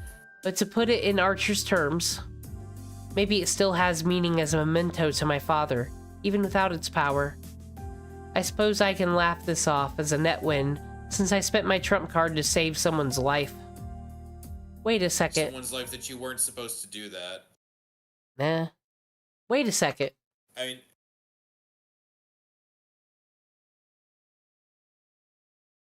Yeah, actually, she wasn't supposed to, so that is... Yeah. It's he's like, okay, this thing that you're not supposed to do because I don't know if that breaks the rules or something, but it's like, yeah. Well, they didn't know. They thought that he was a witness, so I wonder if when we know he's not. I wonder if she knows he's not, because I feel like she being like the ruler of Fuyuki or whatever, the guardian, they would know what happens with Kuritsugu's kid or what the fuck Kuritsugu was up to, I feel like. I don't know. Maybe. All these people still lived in the same fucking town after Fate Zero. I jolted up in my seat. I wasn't thinking straight while I lamented what I lost, but as I pull myself together, it strikes me. He saw us, so I ought to alter his memories. I don't think I was supposed to save the witness! Meanwhile, Lancer prioritized eliminating witnesses over fighting us. Lancer's thinking should reflect that of his master. Wonder what kind of master eliminates witnesses. It must be a mobster. Which means if a master who went out of their way to kill a witness finds out that he survived... Uh-oh. They won't let him live. I stand up from the sofa. It's already been 3 hours. I might not make it in time. But I can't let this happen, not after the trouble I went through.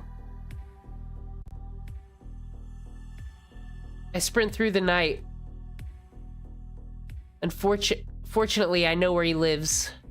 Not because I bothered to find out, but because someone I happen to know goes over to his place often. I've never been there personally.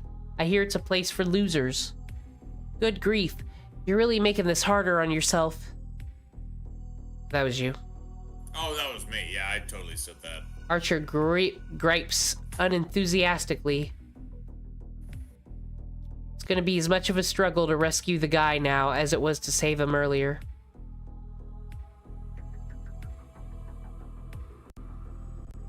It's midnight. The sky is shrouded in clouds. I arrive at an old samurai estate. The building closest to the outside shows no signs of life. There aren't many neighboring houses, so it's unlikely anyone would come, even if they noticed something was amiss. My breath mists white. The wind picks up. It must be pretty strong because the clouds are starting to move. I find myself trembling despite the temperature. Fuyuki weather, and chill runs down my spine. It's not always this cold though, guys, I swear. Invest in real estate today. People call Fuyuki a warm place, see? Why would they say that? They wouldn't lie, but you can feel the winter chill from the hilltops. Oops. The air is bitingly cold. The chill presses in and makes it hard to hear. In the midst of this air that seems to be conquered by the cold, I keenly sense the enemy. He's here! The Lancer from earlier! I bit my lip. Something's on the other side of the outer wall. Lancer must have already infiltrated the house, waiting for his witless owner to come home to his death. We'll just have to jump over and I'll think of what happens when it happens. We'll do it on the fly. Just as I'm about to order Archer to go in.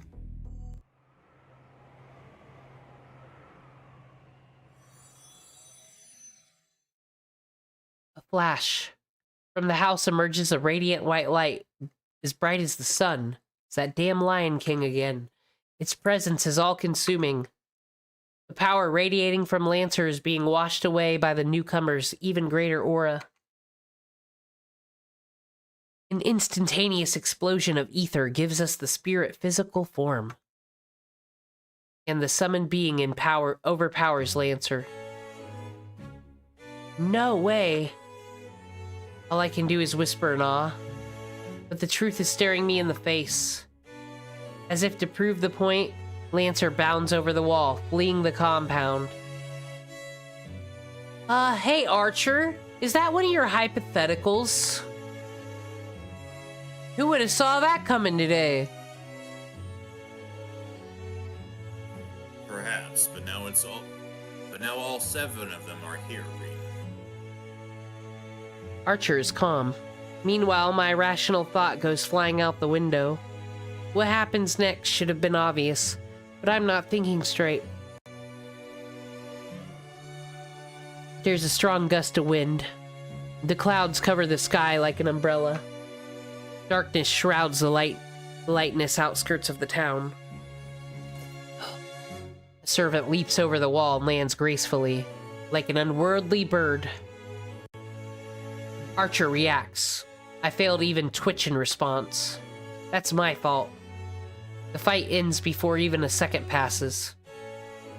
1 second might be a brief instant to me, but it's a massive opening to a servant. A bladed wind closes in on me. Huh? Archer? Archer lunges in front of me, while the servant cuts him deeply. It really was just an instant. Is Archer, who was so gracefully fended off Lancer's brutal assault, going down in one hit? Vanish, Archer! I made it in time. Before the servant's next strike takes off Archer's head, I force him to retreat. Oh, I command sealed. Pain throbs in my right hand. Because it was such an extreme order, I used up one of my command seals. 2 in 3 days.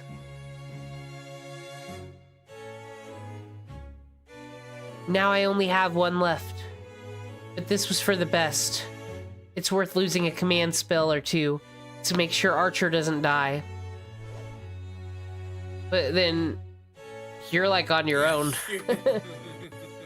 Without skipping a beat, the servant comes for me next. Don't underestimate me. I did great against that Lancer, actually.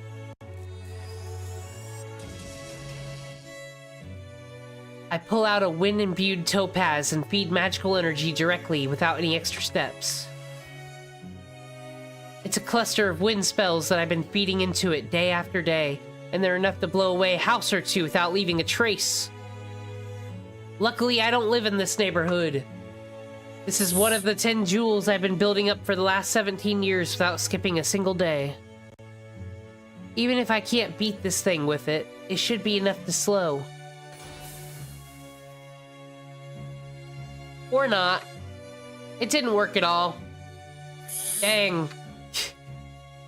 The moment it touches a servant, what ought to have been a tempest that would hew apart anything in its path disappears like a simple stage magic trick. What terrifying magic resistance? Are you telling me that a mage doesn't have enough magical energy to hurt this servant? Crazy. A mage can't hurt a servant? Oh no. My magecraft doesn't work and I've lost all Archer's protection. I have no way to stop the servant. Even if I barely manage to dodge the first attack, I'm finished. I look up at the night sky. In it, I imagine a ruthless reaper coming for me, sprawled pitifully on the ground.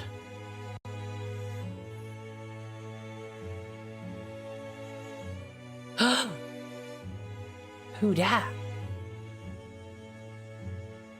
What? The wind blows. Through a break in the clouds, the moon peeks out through the spiral-like sky. The moonlight highlights her elegant profile. So this is the face of the servant who drove off Lancer. Took down my archer in one blow. And shrugged off my magecraft like it was nothing. That was an admirable display of magecraft. That was an admirable display of magecraft, mage. The girl's voice rings clear like a bell. Yet her voice is the stuff of nightmares at this moment. But this is the end for you, Master of Archer. The sword she's thrust at me seems to shine. I know that this is my dying moment. One glance is enough to figure that out. This is the card I wish to draw. The sword-wielding hero, said to be the most powerful servant. I look up at the moon, prepared to die. There's no room to beg for my life, no time to escape. With my death, Rento Saka's Holy Grail War will have ended on the 3rd day. My dad lasted longer than me. Maybe I should have hid in the basement. You'd think I'd go out hating my foe, feeling nothing but shame and regret. But I don't feel that way at all. Something's seriously wrong with me. I'm one moment away from certain death, and here I am entranced by my killer. Yeah, it's frustrating to be sure. There's nothing I can do now. The strongest servant is going to kill me. Any day now. Any day now. She looks all at once heartless, utterly noble, and so very beautiful. No Yuri, though. Oh, intro. We got it.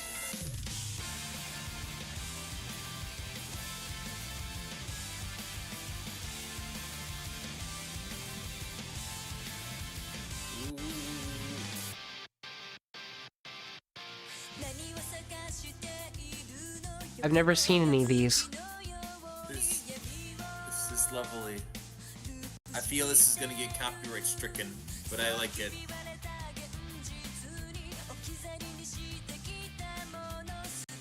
Yeah, looks like Ufotable made those. This is ufotable as fuck, yo. Yeah, the game started, everybody. Woo!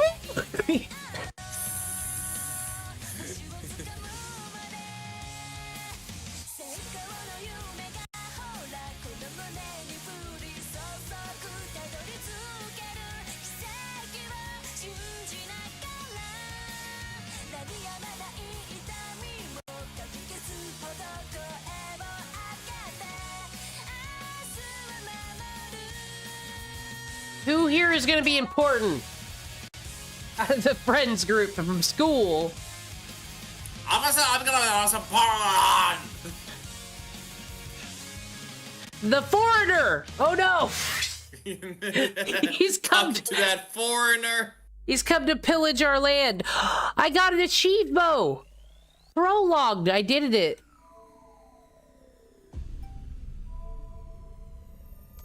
Okay.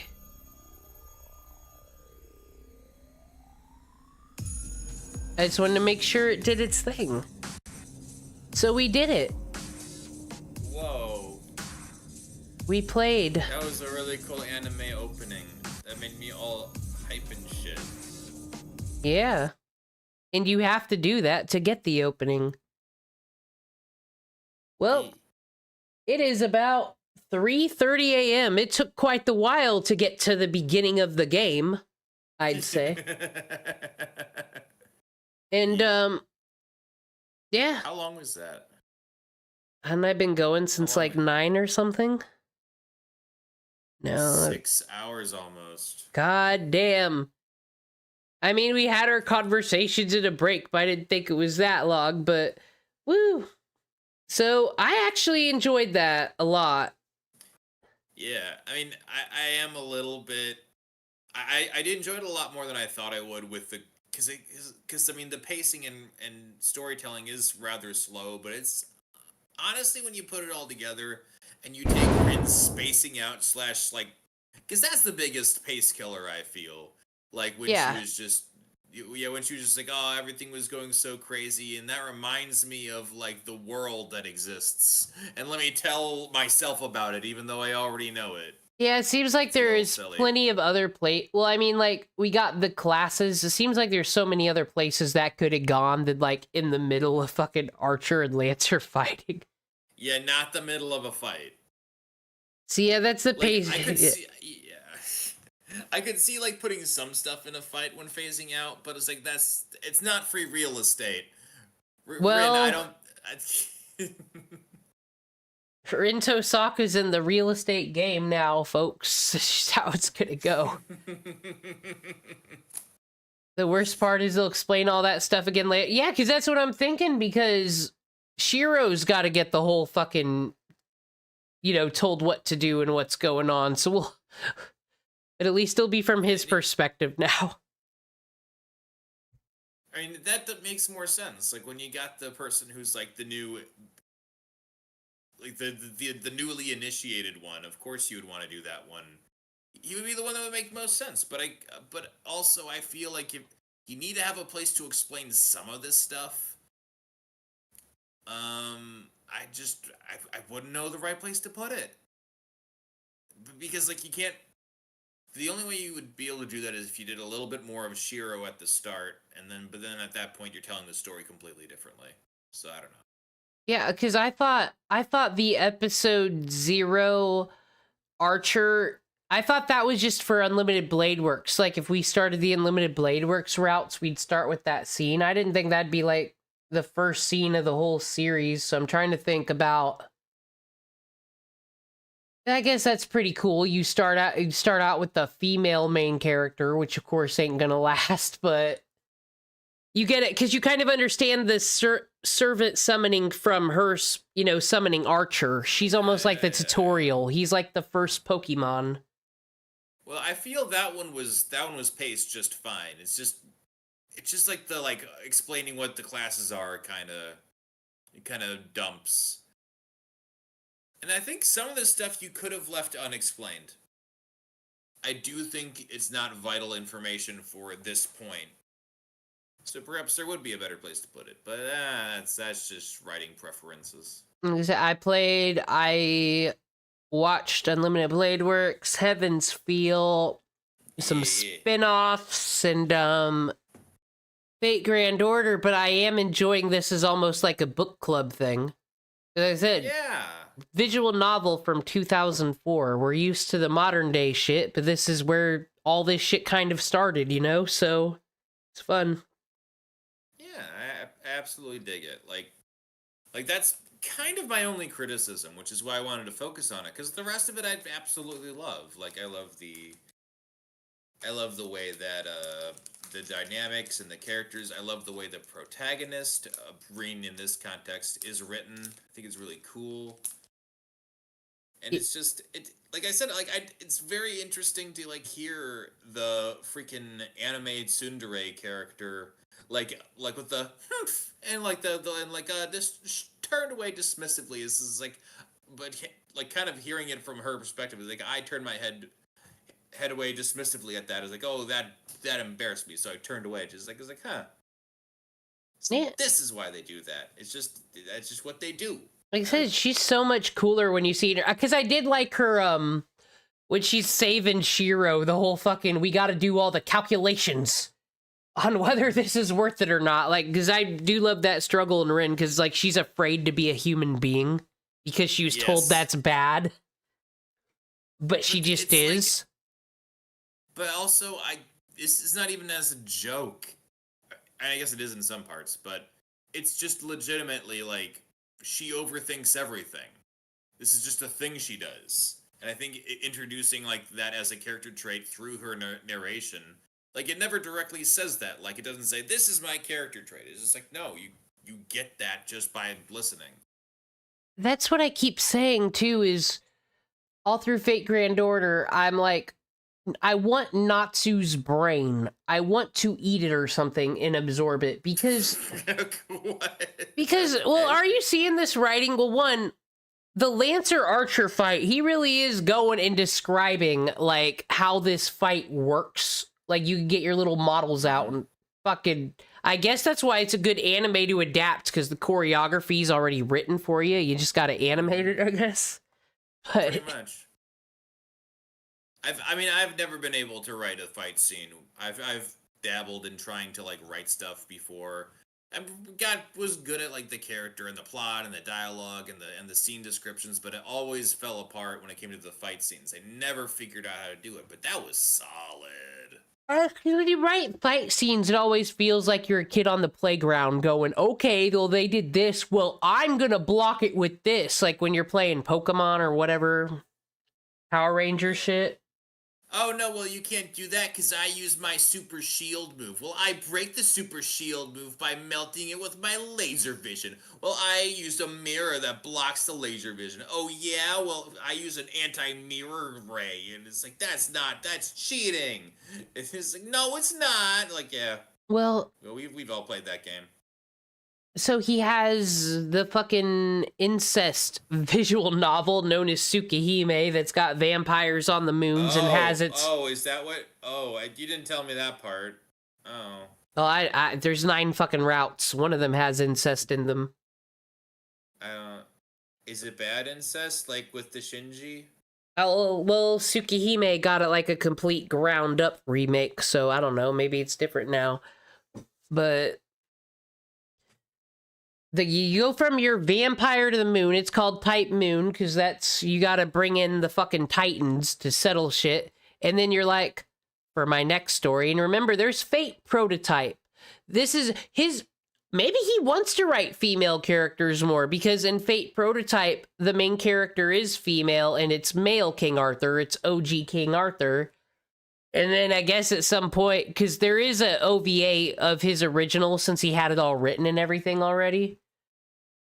But then he just... So wait, is King Arthur a boy or a girl? Which one is it? A boy in Prototype, a girl canon. Oh, okay. So Prototype ain't canon. Well, in Grand Order, when you use male King Arthur's Noble Phantasm, it's kind of cool because he takes out Excalibur, but like Excalibur needs permission from all the real King Arthurs, which I guess is female King Arthurs, to like he wings it up and it says permission granted, then he can use it. So he has parental controls on it. yes, yeah, King Arthur has got fucking parental control. But yeah, that was a lot of fun. I can't wait to return on another Fate Friday. Yeah. That I was not expecting to enjoy this as that much. You weren't? Well, I was maybe I thought I was excited for it, but I also thought it was gonna be more of like an interactive sort of game. as I said, there'll be game overs and shit. I said the game didn't start yet, Scott. We just got the opening. We just got the opening. But in the Kingdom Hearts, you can still get a game over before the title drop. So when all right, so you are Scotty Rich Music. Yeah, go and listen to that. It's on a YouTube, and maybe there's in the description. I don't know. It's not my video. I'll put it there later. I'm gonna go sleepy after this, but I'm gonna sleep too. here's the thing with Kingdom Hearts. When you walk away, you don't hear me say